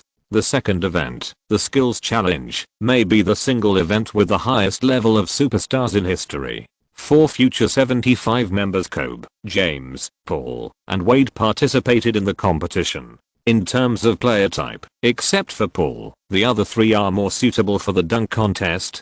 Because of this, as the only pure point guard among the 4, Paul should have been the favorite to win the championship, but perhaps because he lost his touch with the other 2 Banana Boat brothers in the past few days, Paul lost the heat and sent a score of 36.9 seconds, ranking last and being eliminated directly. Kobe also overestimated himself in the first time he participated in the skills challenge. The score of 35.8 seconds was also a bit bleak. He watched James and Wade advance to the finals. The finals became a civil war between James and Wade, the Banana Boat brothers. James vs Wade, both of them are representatives of the 03 golden generation, and they are also good brothers in private. Both are gifted. One is unparalleled in strength, and has the best sustained acceleration ability in the league. His running impact is like a speeding truck. The other is as fast as lightning. His mirage steps are unique in the league and he can take the head of a general in a chaotic army. The match between these 2 people will definitely be exciting, right? Wade, who appeared first, showed his underestimated ball sense. His shooting and passing were all in place, and he finished the game in just 27.8 seconds. James, who appeared later, may have been affected by Wade's performance and performed abnormally. He made 3 consecutive mistakes in the second ground pass point, lost the chance to win the championship early, and watched his good brother Wade reach the top. It's a pity that the skills challenge is not scored, otherwise Kanyan would give him a 9 in a minute. In addition to the skills challenge, this year's 3-point contest is also star-studded. Nowitzki, Arenas, and Joe Johnson, 3 all-stars in the main competition, all participated in the competition for this year's 3-point king. Joe Johnson, who played for the Hawks, scored 20 points in the preliminary round and entered the finals with Nowitzki and Arenas. However, in the finals, Joe Johnson was unlucky and only hit one of the 5 2-point colored balls. Although he hit 16 basketballs in total and performed well, he only scored 17 points and basically missed the chance to win the championship. Nowitzki also hit 16 of the 25 balls, hitting all 5 colored balls, shooting 21 points, overpowering Joe Johnson and Arenas, and winning the 3-point king. The last event today is the dunk contest with the highest replay rate. In addition to the last dunk champion Nate Robinson, this dunk contest also includes Howard, the Magic Beast, Gerald Green, the 9-fingered beggar, and Junior Smith, which is considered a very high-level contest. The game started, and Junior Smith was the first to appear. Junior is a very talented player, with a physical fitness that is not inferior to Kobe. He is also 198 centimeters tall, and his 3-point shooting is even more accurate than Kobe. However, his highest achievement in his career is only the best 6th man, and he is nicknamed Nervous Knife. The highest evaluation of him by fans is also very objective. Junior is not crazy, he is an all-star every year.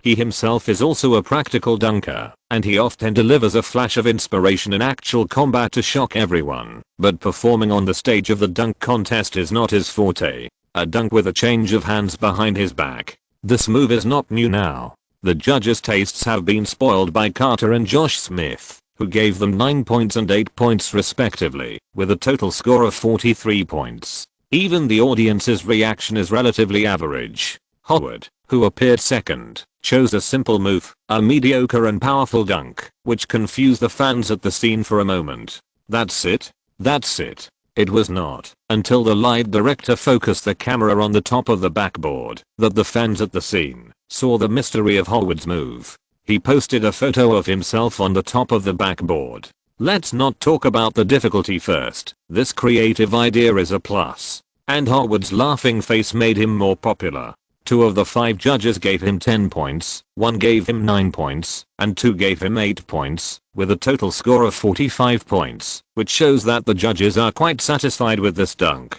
Gerald Green, who came out third, is considered a hot candidate to challenge Nate Robinson. His first move was a difficult bottom line crotch change and backhand dunk. This move was very elegant and powerful, much more exciting than the first dunks of others, and the judges gave him full marks. Nate Robinson, who came out last, also had some reservations. He started from the bottom line, his hands were hanging down, and he turned over and folded to dunk, which was successful in one go. The power and height of this ball were good, but there was nothing new about it, and he also only got 45 points. After the first round, Gerald Green won himself a 5-point lead, and promotion was in sight. In the second round, Junior was the first to appear. This time, he asked the Nuggets mascot Rocky the Lion to cooperate. The latter bounced the ball off the ground, and Smith succeeded in an alley-oop half-turn dunk, but only scored 45 points. It was difficult, but not creative, and the visual effect was also average. Junior was still suitable for showing his dunking talent in actual combat. Howard, the Warcraft, appeared on the stage, holding 2 basketballs in his hands, challenging the achievement of 2 dunks in one jump. The fans were ignited by this creativity, and the judges in the field also stood up to watch Howard's performance. Under heavy pressure, Howard's first attempt was 90% successful. After the first ball was steadily dunked into the basket, the second ball was a little difficult to continue, and basically half dunked and half threw the ball into the basket. However, the audience was very satisfied with Howard's creativity in this ball, and the whole audience cheered. The fans applauded, and the judges followed public opinion and gave a full score of 50 points. In this way, Howard scored 95 points, and the probability of entering the finals was almost certain. Gerald Green was the third player to appear on the court. He cut in from the left wing, jumped from the penalty area line, and dunked with a left-handed windmill. He scored 46 points and a total score of 96 points, becoming the first player to secure a place in the finals. His jump height was amazing, his movements were smooth, and his completion was perfect. From Kenyan's perspective, Gerald Green is the most powerful dunker since Carter. He only won one dunker title during his peak period, purely because the league valued gimmicks more than strength.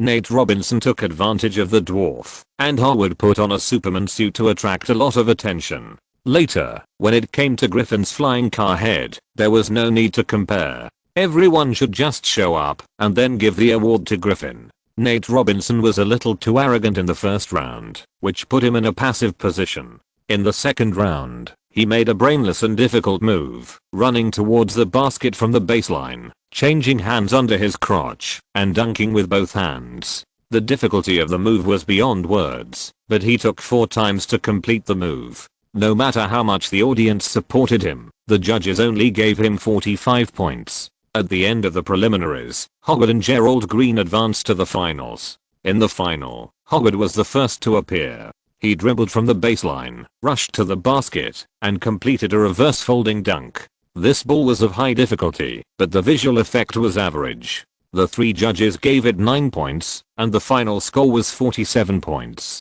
It was Gerald Green's turn to perform. He broke into the basket from the right wing, turned 360 degrees in the opposite direction, and dunked with his left hand, similar to Carter's classic move, and won 50 points. For the last dunk, Howard asked his good brother Josh Smith for help. The latter threw the ball to the backboard. Howard caught the ball in the air and completed a small windmill, smashing the ball into the basket. This ball was of average difficulty. The focus was not on the dunk, but on the fact that the partner was Josh Smith, who was known as the third generation dunking, and the emotional points were full. It's like if anyone participating in the dunk contest can invite Carter or Jordan to help, they will get 10 more points out of thin air. This is not a joke. Howard played the card of feelings, while Gerald Green made full use of the element of the gambling city Las Vegas. He asked someone to move a gambling table, and completed a windmill dunk over the gambling table, which meant flying over Las Vegas, and paying tribute to the gambling city.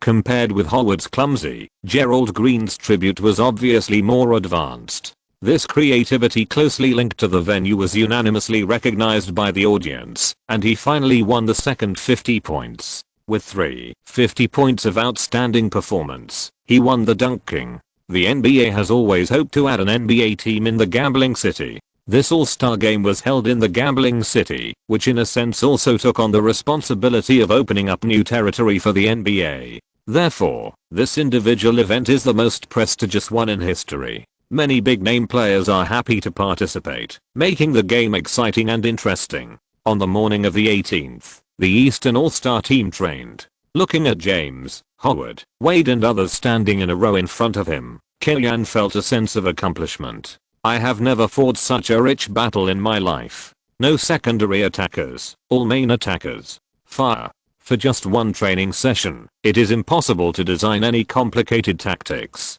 Killian focused on the online double-team defense system with Garnett and Howard as a core, and stated that at a certain time in the game, he would use this tactic to catch the Western All-Star team off guard. In the Hawks, the ones who implemented this defensive tactic were Joe Johnson, Battier, and Stevens, and when they came to the Eastern All-Star team, it became James, Wade, and Carter. The pressure suddenly increased by more than 2 levels. In fact, for this group of talented beasts, this tactic is actually practical. In the 2008 Beijing Olympics, Coach K used this tactic to crush all opponents before the finals and beat them all. Only the Spanish team died standing. Compared with the Dream Team 6th and Dream Team 7th, which were suffocated by European teams, this set of tactics of double teaming and counter-attacking circumvented the weakness of the American team's interior and fully utilized the physical fitness and athletic ability of NBA players compared to international players. Being marginalized tactically, O'Neal started to act funny during free training, pulling James and Howard to dance in turns, making the audience and reporters laugh. Even Killian in the field smiled when he saw this funny scene. This chapter makes up for yesterday's, and there will be another chapter in the evening. Chapter 223, the textbook level online pincer attack. Yao Ming missed the All-Star game due to injury, and Stoudemire was replaced by the starting lineup. His vacant position was filled by Turkish center Oka. The strength of the Western team has declined. For this reason, CCTV's statistical support rate shows that the Eastern All-Star team has surpassed the Western All-Star team. This is the first time since Yao Ming entered the league. Eastern starting lineup: Paul, Wade, James, Garnett, O'Neal. Western starting lineup: Kobe, McGrady, Nowitzki, Duncan, Stoudemire. Stoudemire won the jump ball and the game officially began. McGrady passed the ball to Kobe and ran to the baseline to open up. Kobe faced Paul in the middle, leaned against the opponent, and pushed inside twice, then turned around and shot a jump shot. The arc of the ball was very flat and the force was a little bit too strong. It bounced out of the frame. Garnett got the rebound and gave it to Wade. The latter immediately passed the ball to James and assisted the latter in a fast break dunk. There is no traditional point guard in the West. McGrady, who is well-rounded, dribbled the ball across half court, played pick and roll with Duncan in the middle, and broke through to the right. Facing O'Neal's defense, he broke through in one step and forced his way into the basket and completed a dunk. In the All-Star game, everyone switched to a more relaxed state, except O'Neal. Since the beginning of this season, O'Neal's state has been very bad, and his decline is very obvious. He is not letting McGrady go, but he really can't keep up with McGrady's cut. In the Eastern attack, James ran to receive the ball, and the breakthrough was not separated from the perimeter. Wade received the ball on the right side, and a textbook-like turn broke through Kobe's defense, and he directly pulled up and completed a dunk facing Duncan. This season, the Heat team has a poor record. With a group of CBA teammates, Wade also played very hard. Participating in the All-Star game, Wade's state looks good. Finally, it can be said that NBA teammates are different. The Western team's offense is also simple. Kobe dribbled across half court, continuously faked pull, and broke into the basket to complete a dunk. Loose defense is the characteristic of the All-Stars. What Killian had to do was to try not to let the two sides widen the score, and to match the intensity and time when the two teams faced each other. Garnett made a quick pass, and the East switched offense and defense. Paul passed the ball to James, who attracted Kobe's defense, and passed it to Wade. The Flash got rid of Duncan with his speed, broke into the penalty area from the right, and dunked the ball with a one-handed tomahawk. James won the AMVP in the All-Star game last year, and it seems that he is ready to help his good brother Wade this season. Killian did not have much opinion and planned to cooperate with Wade, giving him more playing time and tactics. At this time, the West completed another attack. Kobe broke through the middle, faced Garnett's defense, and forced a layup, but it was off target. Garnett picked up the rebound and passed it to Paul. The ball was thrown to the front court, and Wade took the lead again, but he did not take credit for it. He made a gesture to attack the basket and threw the ball into the air in a juggling posture, which helped James, who inserted into the air, to complete an alley-oop dunk. 8:4. Without a genuine point guard, Kobe and McGrady did not pass the ball to the inside. In the next Western Conference attack, Stoudemire, who had been waiting for the pass, took the initiative to pull out to set a screen for Kobe, but Kobe was not very happy and handed the ball to Nowitzki. Nowitzki pulled to the 3-point line to receive the ball, and after a fake move, he hit a jump shot after touching James. In terms of seniority or strength, Stoudemire has no advantage next to other big names, and he himself is a player who needs a point guard to feed the ball. It is obviously more comfortable to play as a substitute and play with Nash, but because of Yao Ming's injury, he was adjusted to the starting lineup, and as a result, he couldn't touch the ball at all, and he didn't play comfortably. Paul and Garnett played a high pick and roll. Garnett caught the ball, carried McGrady's defense, and scored a dunk, showing his toughness and breaking the drought. With Paul allocating resources, James and Wade are also people who are willing to share the ball, and the Eastern Conference's offense is obviously running more smoothly. In the Western Conference, in fact, one of Kobe and McGrady should have been taken down earlier, and Nash should have been replaced to feed Nowitzki and Stoudemire the ball. But D'Antoni didn't know whether it was to avoid suspicion or simply to save Nash's use, and he didn't make the substitution until 5 minutes into the first quarter. At this time, the Eastern All-Stars had established an 8-point lead, 14-22. After another minute, the score difference was still 8 points, and the game entered an official timeout. Killian stood up and shook hands with the players in turn, and then replaced all the main players. Billups, Arenas, Carter, Bosch, and Howard came on the court. Compared with the substitute lineup of the Western All-Stars, the Eastern team was a little shabby. But in Killian's opinion, this lineup has strong practical ability. There are organizers, singles players, and inside pillars. Billups, Arenas, and Carter are all high-level shooters. Bosch also has mid-range shooting space, which can effectively open up offensive space for Howard. Killian's idea is more about actual combat. However, this is the All-Star game, and the player's mentality is not the same. Arenas, who has always been at a disadvantage in various honor selections and has a somewhat perverse personality, took over the ball rights of the Eastern Conference after coming off the bench, dribbled the ball across half court, and directly challenged Kobe. Unexpectedly, the score was behind, and Kobe increased his defensive intensity and blocked Arena's shot. Turning back to play offense and defense conversion, he assisted Marion to complete a dunk. Feeling that he had lost face, Arenas took the initiative to ask for the ball when Howard served the ball, and then stubbornly dribbled across half court, looking for an opportunity to challenge Kobe. Kobe is the league's #1 weapon. If I beat him, I will be the first in the league. If it's a tie, then we will be tied for first. If we lose, then I will also be second. Thinking of this, Arenas ignited a full fighting spirit.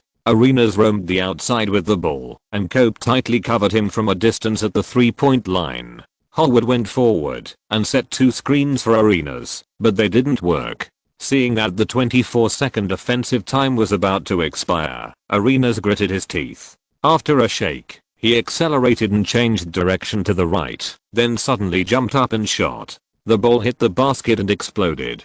Boozer protected the rebound. Arenas stared at the basketball in Boozer's hand, turned around and ran to his own half. Looking back, Nash and Boozer played a high post screen. The latter turned around flexibly and shook off Bosch. Before Howard could come up to defend, he made a layup, and not only made it, but also caused Howard to foul, making it 2+1. 19-22. Killian frowned, and Howard ignored Arenas and passed the ball to Billups. Carter played against Marion, broke into the paint but didn't shoot. He threw the ball into the air. Howard jumped up, stretched his whole body into a bow shape, and slammed the ball into the basket. This was Howard's first point in the All-Star game. He turned around excitedly and pointed at Carter to express his gratitude. Although some people criticized him for his rough skills and lack of low post dominance like his predecessors, the happy beast who plays hard now is really hard to dislike. Looking back, Kobe challenged Carter, broke into the penalty area and dunked.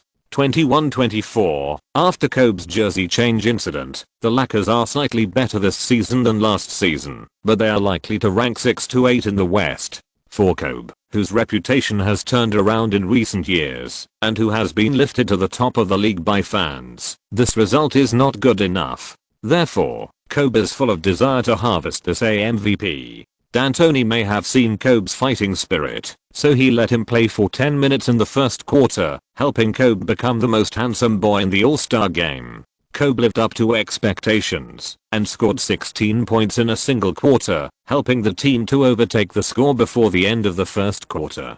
42-41. D'Antoni helped Kobe brush up his data, while Kellyan made Wade the main output of the Eastern Conference. The second quarter also became a duel between the top two shooting guards. However, compared to Kobe, who took all the shots, so that the inside players such as Stoudemire and Nowitzki were running back and forth, Wade was more selfless and sent a lot of passes to help Joe Johnson, O'Neal and others break the drought. This was also Kellyan's arrangement. Everyone who was selected into the All-Star game should at least bring back some data. If they failed, it would be embarrassing. At the end of the first half, the West led the East by 2 points with 77-75. This game was considered to be one of the more intense All-Star games in recent years. During the intermission, Jay-Z and Beyoncé, the most famous couple in the American pop music scene, performed on the same stage. The former can be said to be the most influential rapper in history, known as the King of the East Coast, and is also the mentor of Kanye West and Rihanna, who later became famous. While Beyoncé is not only a goddess to the black community, but also a kind of belief, and the most ZZZQ singer. The status of the two of them is greater than that of any player present, and they can sing at the All-Stars because of the magic of the casino. Beyoncé is not the only beauty who appeared in this game. Russian tennis player Maria Sharapova, Spice Girl Victoria, wealthy slut Paris Hilton and her follower Kim Kardashian all appeared on the sidelines, forming a beautiful landscape. Of course, there is also Wang Lifan. With her popularity, she should not have received attention in such a grand event. After all, this is not the Eagles game. However, Kellyan is the head coach of the Eastern Conference All-Star team. In addition to basketball, the biggest label surrounding him is choosing Atlanta for love. Barkley mentioned this again during the halftime joke, and the director naturally turned the camera to her. In the third quarter, the main lineups of both sides returned and continued to compete. At the beginning of the game, Garnett showed off a wave of dream steps in front of Nowitzki and sent the ball into the basket before the defense came up. Looking back, McGrady, who has been making wedding clothes for Kobe today, took advantage of his height advantage to shoot Paul in the face and hit it accurately. In the Houston All-Star game last season, Kobe made the ball to McGrady throughout the whole process and supported him to win the MVP. In this game, McGrady returned the favor and frequently created opportunities for Kobe. It's just that the two of them are good brothers, and Duncan, Nowitzki, and Stoudemire in the interior have fewer opportunities. Duncan and Nowitzki were calm and didn't argue about these things, but Stoudemire, who was a direct member of D'Antoni's team, played in a depressed mood. After playing for only 5 minutes, he was replaced and sat on the bench. Stoudemire didn't score a single point, and his face was a little unhappy when he left the court. Kellyan made a large-scale rotation in the third quarter, and everyone played for a while. Kellyan frequently made adjustments and constantly changed the lineup, while D'Antoni remained unchanged in the face of changes, and played a 39-27 advantage in the third quarter, widening the score difference to 14 points. 116-102. In the All-Star game last season, the Eastern Conference All-Stars team once fell behind by 20 plus. In the end, Philip Saunders used the combination of the Pistons trio plus Wade plus James, played a high-intensity defense, and recovered the score difference. In the last 3 minutes, James and McGrady played one-on-one solo, killing their idols point to point, and winning their first MVP. In this game, Kellyanne also adopted a similar strategy, but he did not take care of his own disciples, but tried his own online double-team defensive tactics. At the beginning of the fourth quarter, Kellyanne sent out a lineup of Billups, Wade, Carter, Garnett, and Howard, and explicitly told the players to use the online double-team defensive strategy, with Garnett as the defensive core of the rotation of assisting defense, and continue to put pressure on the ball holder. Howard was responsible for squatting to protect the frame and rebounds. Parker dribbled the ball across half court, and was immediately double-teamed by Billups and Carter. Parker, who had been targeted by Kellyanne many times, had developed antibodies, and was calmly protecting the ball, and then sent a pass from behind. Josh Howard received the ball, and was immediately entangled by Garnett, dribbled one step, and then was stuck by Carter, who was returning to defense. This round of offense ended with Josh Howard's pass error. Wade took the ball in advance, and scored with a two-handed dunk. As soon as Oka served the ball, Parker was double-teamed by Wade and Billups. The French sports car pretended to protect the ball, but when Wade and Billups moved their center of gravity forward, it suddenly started, and broke through the blockade of the two people. It can be seen that the Spurs have lost to the Hawks 3 times in a row, and the team has also conducted targeted research on tactics against the Hawks. In the next confrontation, it will not be so easy for Kellyanne to continue to focus on Parker. Wade caught up with Parker, and delayed Parker's advancement. He fell into positional defense. Wade and Garnett double-teamed.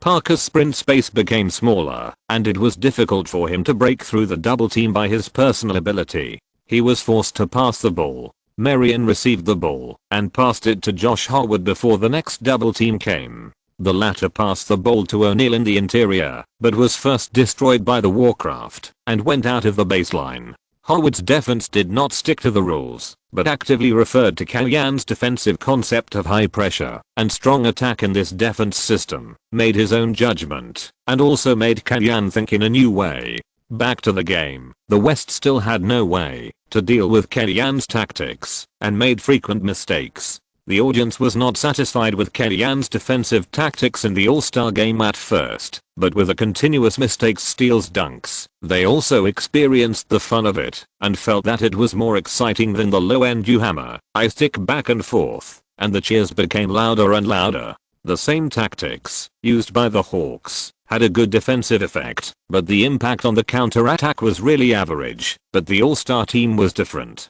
As long as these guys stole the ball and launched a counter-attack, they were like wild horses that could not be stopped, and their power increased exponentially. Laymen watch the excitement, while experts see the doorway. Seeing that the Western All-Star team could not crack Kellyanne's defensive system, many basketball coaches also truly saw the power of online double-teaming. Especially Duke University's head coach Mike Grozowski, Coach Old K. At this time, it was like enlightenment, and he instantly thought of transplanting this tactic to the American Dream Team. The Dream Team 7 lost in Japan, and Coach K was under great pressure. After being guided by Kellyanne, he became much more confident. Kellyanne only had Billups, Paul, Wade, Joe Johnson, Carter, and James in his hand, and he had more cards in his hand than him, and could play a more intense and lasting online double attack. After a climax of 24-5, the Eastern All-Stars team overtook the score, and the game entered an official timeout. The tactical demonstration time was over, and in the last half of the game, Kellyanne changed back to the main lineup, and handed the game back to the players. The game returned to the heroic duel mode of Kobe plus McGrady vs Wade plus James. As the head coach, Kellyanne grasped the rhythm of the All-Star game very well. He acted when he should act, increased intensity when he should increase intensity, showed tactics when he should show tactics, and satisfied the fans when he should satisfy them. As the plus version of the online double attack tactic was promoted to the world through this game, no one would question Kellyanne's status as a tactical master. This greatly improved Kellyanne's reputation, and the victory or defeat of the game was irrelevant. Just like Kellyanne said before the game, if we win, everything will be fine. If we lose, we can just take it as a chance to accumulate good luck for the Hawks' recent winning streak. As a result, this wave of good luck really accumulated. With 2.7 seconds left in the game, the West was 2 points behind 151:153. Kobe used his back and forth movement to get rid of the defense and received a pass from Duncan. He tried to break through the inside, but was blocked by Garnett. He could only continue to dribble to the outside, but time was running out. With only 0.4 seconds left in the game, Kobe lost his center of gravity and hit a drifting three-pointer against Wade. The ball went in, and the lights came on. With Kobe's three-pointer, the Western All-Stars defeated the Eastern All-Stars 154-153. This was the first time in the history of the All-Stars that a buzzer beater was played in the last seconds, and the whole stadium was in a state of excitement. In the whole game, Kobe played 31 minutes, made 15 of 23 shots, 4 of 8 3-pointers, and 6 of free throws, scoring 40 points, 7 rebounds, and 3 assists.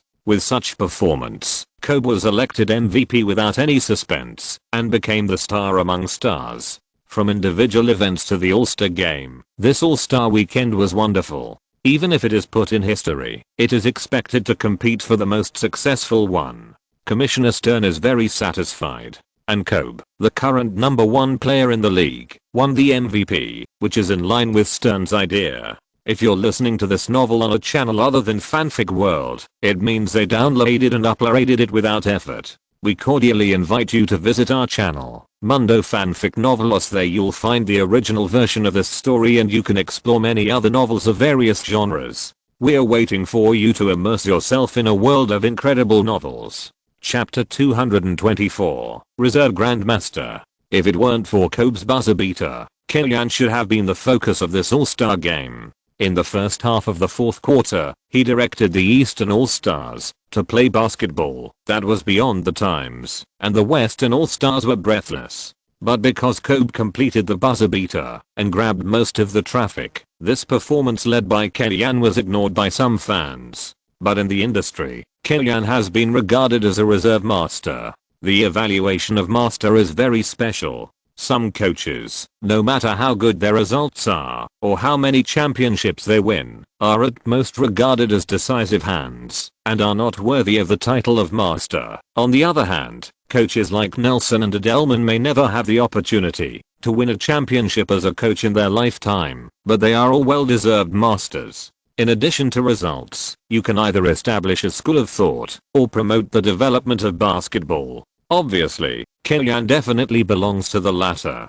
He creatively put forward swingman Dio in the center position, defining the concept of organizing center. He worked out the online double-team defense system around Garnett, defining offensive defense. He improved Nelson's small ball, added a lot of off-ball pick and rolls, and further optimized the team's offensive threat. He was good at launching the fastest blitzkrieg offense when the opponent was at its weakest, which helped him win many stalemate games. As for why he was a reserve, one is that Kellyanne has not won a championship after all, and his honors are not strong enough. Second, he is not qualified enough and lacks some accumulation. In addition, skin color and nationality are also one of the reasons. If any black coach in the United States had Kellyanne's level in the first 3 years of his career, he would have been praised to the sky. When he came to Las Vegas, Kellyanne, Paul, Garnett and others did not come together.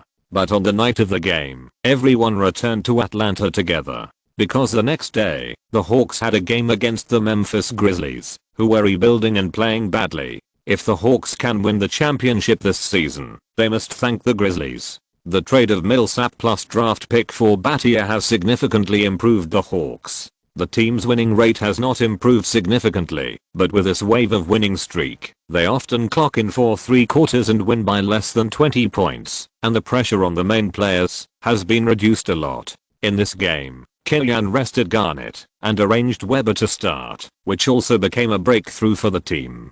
Facing the inside combination of Dio and Weber, Paul Gasol, who returned from injury, scored 33 plus 12, blew up the inside of the Hawks, and helped the Grizzlies continue to put pressure on the Hawks, not giving up an inch. The progress of the game also made Kellyanne very dissatisfied. At the beginning of the fourth quarter, the Hawks still couldn't pull away. After a period of rest, The role players have not come out of the holiday, and their hands feel cold. On the contrary, the Grizzlies, who are determined to play badly and train all their players, have no burden and play more resolutely. In the first 42 minutes of the game, the Grizzlies players proved their strength. In the last 6 minutes, the coaching staff remembered their season goals and the team began to let go. The situation was gradually controlled by the Hawks. After returning from the All-Star weekend, the team's state obviously declined. Winning in this way, Killian felt as uncomfortable as eating a fly. After the last timeout, he replaced all the main players and turned on the hairdryer in front of the audience, spraying Paul and Battier and others so hard that they couldn't raise their heads.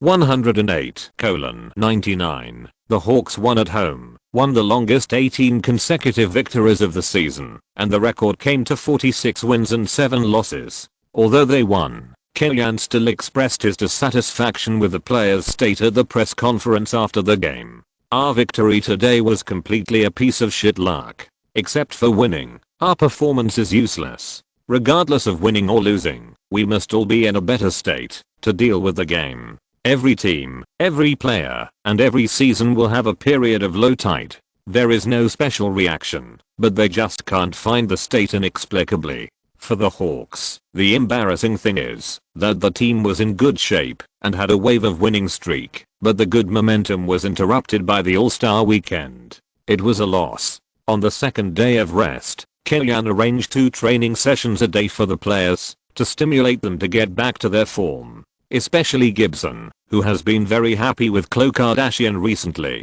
has received special care from Killian and Hamblin, and it is likely that he will not be able to go out at night. On February 21st, the Hawks traveled to the South Coast to challenge the defending champion Miami Heat away. In this game, the Hawks welcomed the return of Garnett. Killian hoped that the Wolf King, who had recovered his physical strength, could rebuild the team's defensive system and help the team win this tough battle. Killian's expectations were half realized.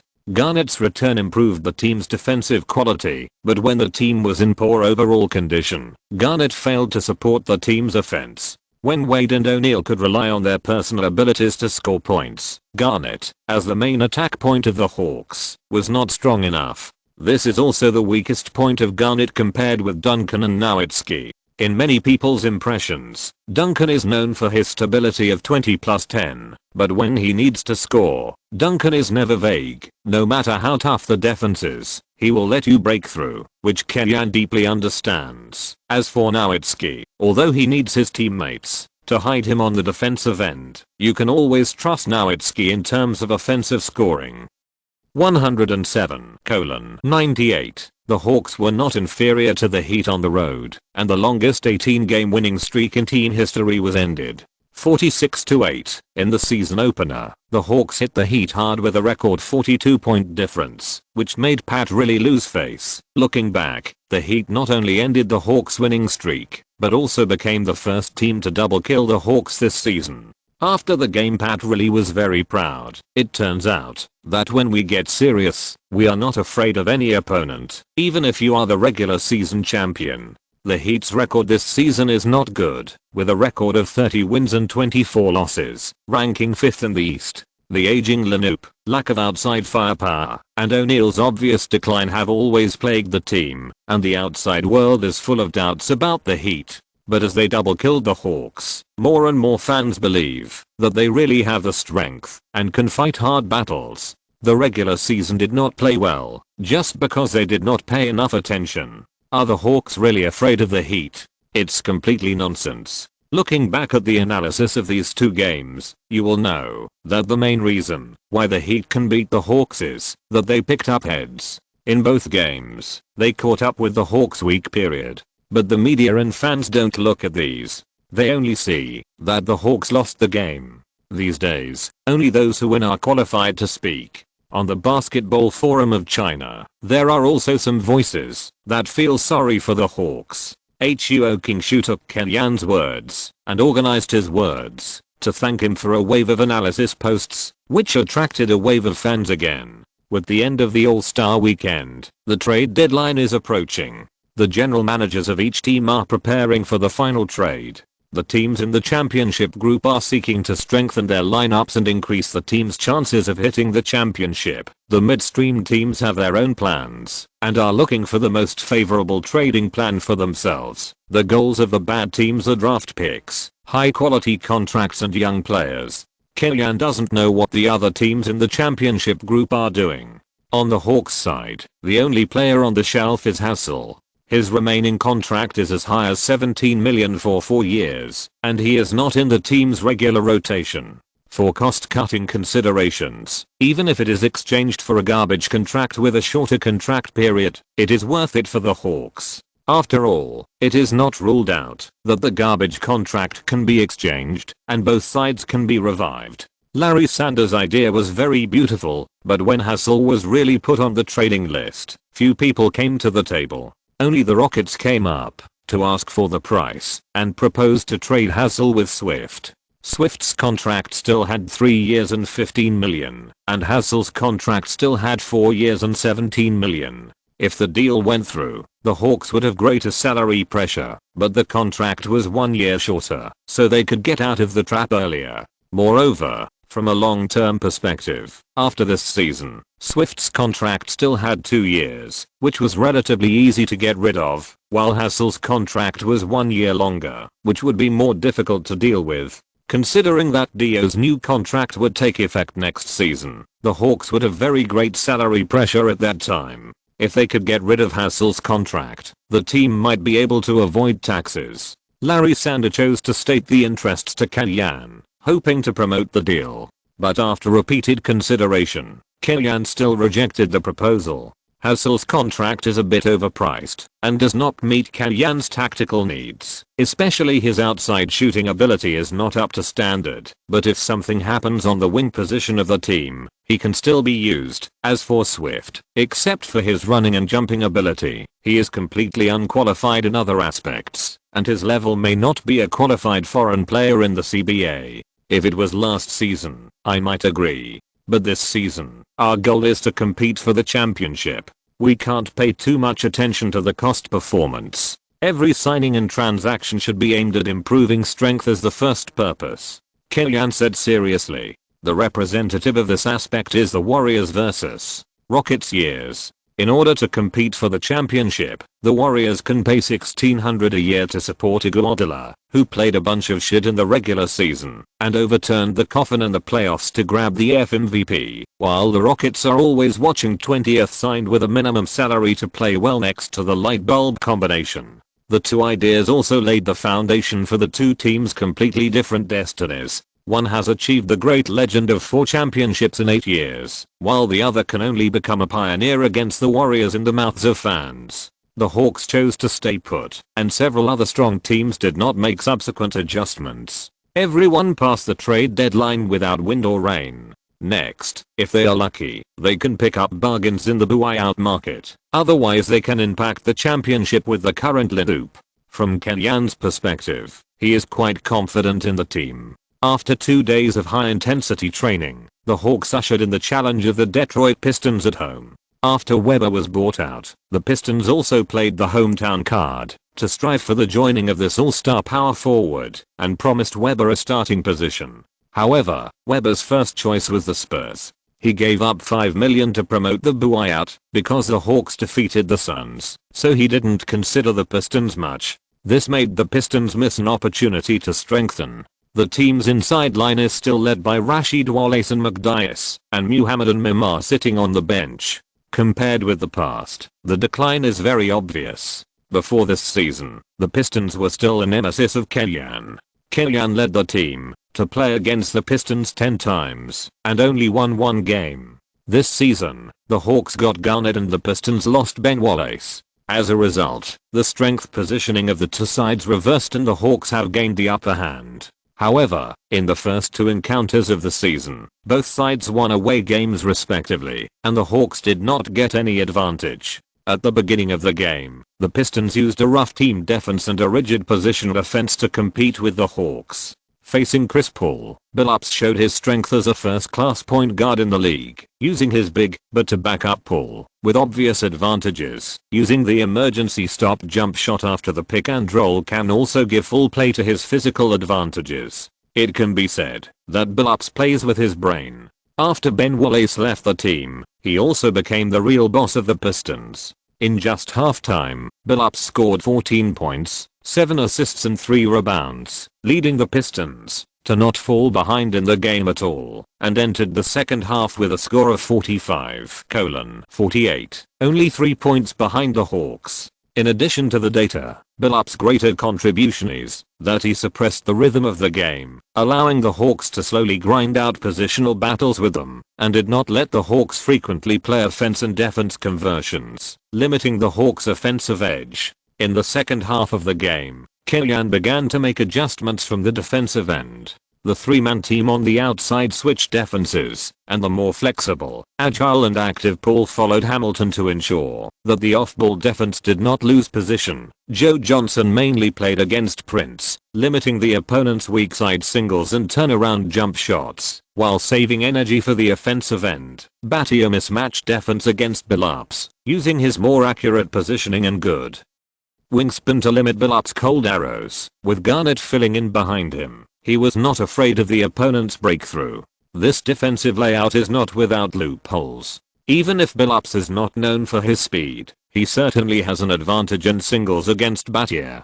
Compared with ball holding offense, Hamilton is better at catching and shooting, but against Paul, Hamilton has an obvious height advantage, and can also try to play inside. Not to mention that the team also has Rasheed Wallace who can play inside and outside. He can also create threats when playing pick and roll with Billups and Hamilton. But in the game, the Pistons' offense was extremely sluggish and could not be opened at all. For Hamilton, Paul's defense is tougher than expected. Billups can take advantage of his height and weight, but it is not easy for him to do so. Battier and Garnett's excellent switching ability also makes the pick and roll of Billups and Rasheed Wallace not very effective. If the Hawks lost to the Heat in the last game, because Paul and Joe Johnson were in poor condition and Garnett's hard-to-solve ability was insufficient, then the Pistons' weakness is much more extreme than that of the Hawks. Billups, like Paul, is a player with a big heart and can complete a fatal blow, but it is difficult for him to score answer balls continuously when the team needs a hero to stand up. The overall offense of the Pistons now really has a big problem, and Sanders needs to solve it. 98-87. The Hawks won at home, and the team's state has also warmed up. 47-8. A meat grinder battle. Everyone's data is not good.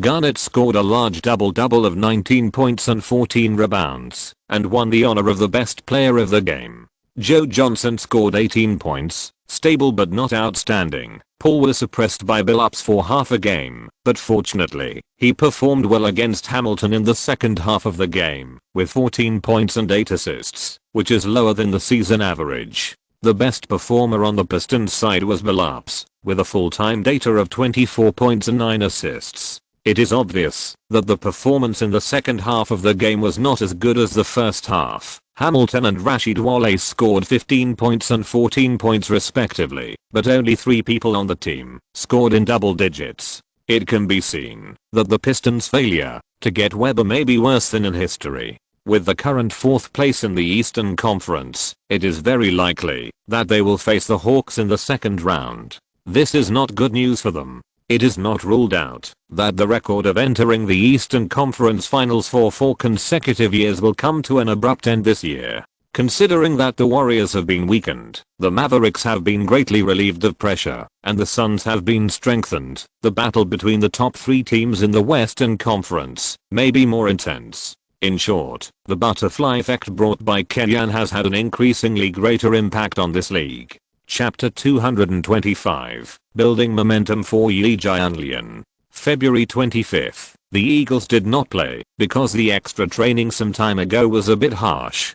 Kellyan followed Hamlin's suggestion and restored the training schedule to 1 training a day. As the season entered the last third, the devil training should be stopped. Otherwise the core players would be injured, which would be a fatal blow to any team. However, Kellyan was still destined to work hard. In China, Xinglang Sports applied for an interview with him and arranged for Chen Kai, one of the three heroes, to be in charge. He was the one who was famous for writing those dirty jokes about Cheryl. Chen Kai, Emperor 8 construction team. That was also an indelible memory in the minds of the fans. If the air is full of haze, the washing of rain can make it look brand new, but if the heart is covered with dust due to betrayal, perhaps only tears can wash it clean. Look. His writing style. It is rumored that when Chen Kai wrote those masterpieces, he was bleeding from his nose and plugging his nostrils with tissues. Hearing this, it is easy to draw a slightly looser image in your mind.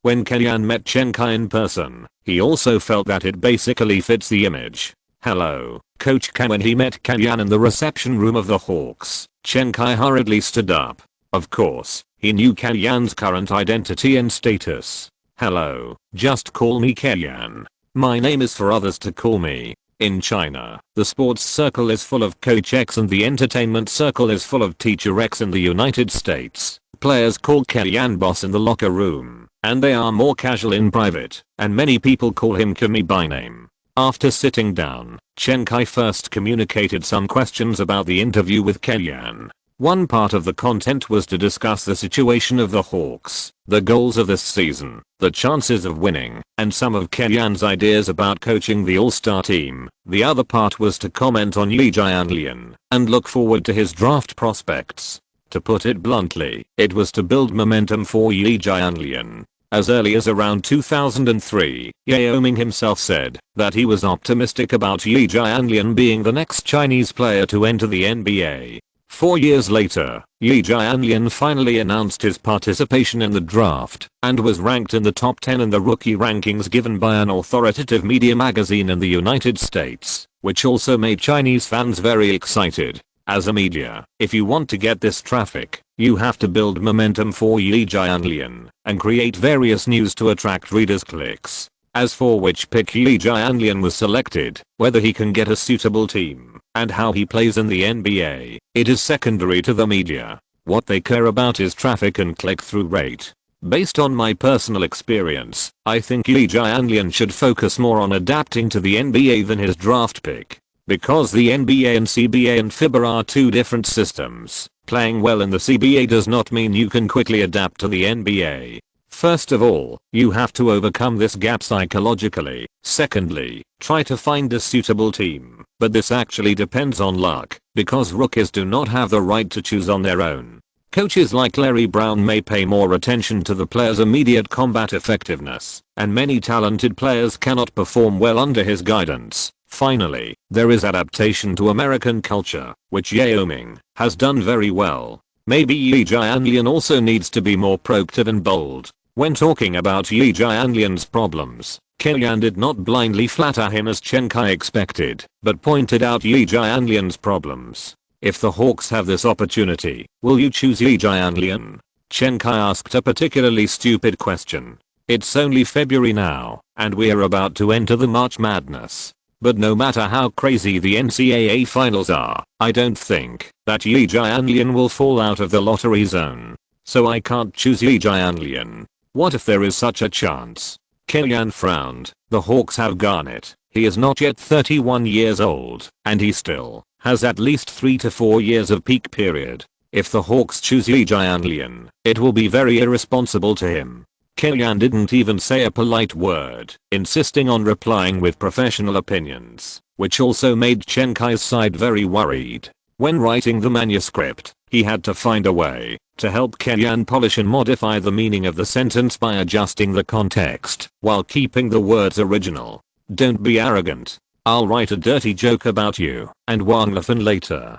Chen Kai complained in his heart. Coach Ke, which team in the league do you think is more suitable for Yi Jianlian? Domestic netizens think the Golden State Warriors are the most suitable. This question is a bit sharp. As the head coach of the Hawks, what kind of thing is it to recommend rookies to other teams? This is just my personal opinion.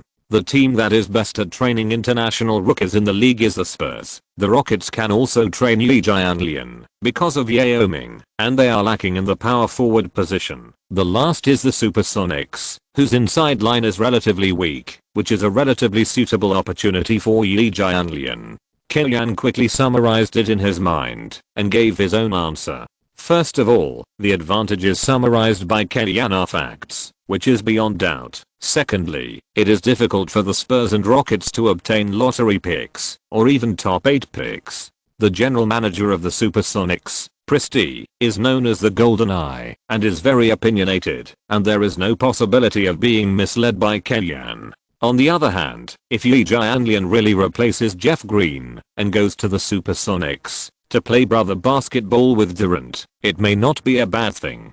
Durant and Westbrook are both absolute gym rats. Yi Jianlian follows them and spends more time in the gym. Whether he can stay in the NBA or not, it is not a bad thing for him. On February 26th, the Hawks narrowly defeated the Bulls 108-103 away from home and resumed their winning streak. 48-8, Ben Wallace was absent due to injury. The starting center was not there. The substitute PJ Brown also did a very good job defending the restricted area, which also exposed a weakness of the Hawks. When they could not attack the restricted area, Paul, Joe Johnson, and Garnett tended to shoot mid-range shots. It's not that mid-range shots are not good. Kylian never liked to play magic ball. When it came to the stage of the playoffs, the 3-second zone and the 3-point line are both easy to be defended. Whoever can hit the mid-range stably will have the upper hand. The problem of the Hawks is that the killer moves of the big three are all in the mid-range, which sometimes makes it easier for the opponent to defend. The Bulls led by 13 points in the first half. During the halftime break, Kylian turned on the hairdryer mode again, reprimanded the players in the locker room, and adjusted the team's defensive strategy, arranging Paul to strangle Ben Gordon. In the second half of the game, Paul faced Ben Gordon and achieved a good suppression effect. Ben Gordon, who scored 22 points with 7 of 12 shots and 4 of 4 free throws in the first half, was frozen by Paul in the second half. In the second half, he only scored 3 of 8 shots and scored 6 points, and he did not take advantage at all. On the offensive end, Dio became the key to winning. He did not score a lot, but he rushed to the inside more in the second half of the game. He either used his footwork to single out Terrence Thomas, or seized the opportunity to cooperate with his teammates. From his God's perspective, he sent one second pass after another, helping the team catch up with the score and finally overtake 12 points, 8 rebounds and 11 assists. As a center, how many times did Dio miss a triple-double because of rebounds? It is also a matter of regret for many fans. At the press conference after the game, Kylian praised the Bulls' performance. I really think that even in the playoffs, the Bulls are still a tough nut to crack and should not be underestimated. The next day, the Hawks played back-to-back games and challenged the Milwaukee Bucks away. Kylian replaced Paul and arranged Daniel Gibson as the starting point guard. In the game the day before, Paul was still full of energy. Today he was out due to injury, and the league was a little confused by this wave of operations. These days, the trend of resting has not yet prevailed. Generally, only when the team rankings are almost determined, everyone will rest for 1 or 2 games. Moreover, the Hawks rested Garnett in the last wave, and the league could understand it. After all, the Wolf King has fought in the league for 12 years and is considered a veteran. But Paul is only in his 2nd year. If this inexplicable operation leads to the Hawks' loss, even if there is a reason, it will probably be questioned by fans. Fortunately, someone from the Hawks stood up. Berrier, who entered the rotation because of Paul's rest, became the surprise weapon of the Hawks. He came off the bench in the first quarter and used his sharp breakthrough to penetrate the Bucks' defense. Neither Mo Williams nor Eddie House could limit Berrier's breakthrough. The Bucks' penalty area was killed 7 in and 7 out. Even from the visual effect, Berrier's breakthrough is more fierce than Paul's. Part of the reason is fighting spirit. Berrier's actual height is less than 180, but he is very solid. He rushed into the inside line without regard for life, dared to rush, dared to fall.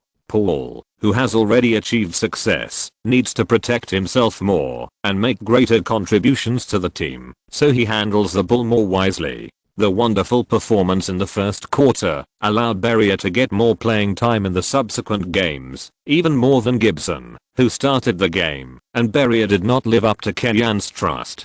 In 25 minutes of playing time, he scored 11 points and 7 assists, catching the Bucks off guard 106-117. The Hawks beat the Bucks away and won 3 consecutive games. 49-8, the rotation lineup still won the game. Whether it is the fans or the league, it is not easy to blame Kellyan. The reason is tactical considerations. Last season, the Hawks signed 3 rookies, Paul, David Lee, and Hayes. Paul and David Lee were respectively selected into the first and second teams of the best rookie team. Although Hayes, as an undrafted player, failed to gain a foothold in the Hawks, he has made a name for himself in the Rockets this season. This season, Millsap and Gibson, who were selected in the second round, are qualified rotation players. The undrafted player Berrier also showed good strength. Kellyan's draft vision and ability to train rookies have been confirmed again. Taking advantage of the east wind of advocating Kellyan on the internet, Chen Kai published his excerpt from the interview with Kellyan, talking about Yi Jianlian's selection.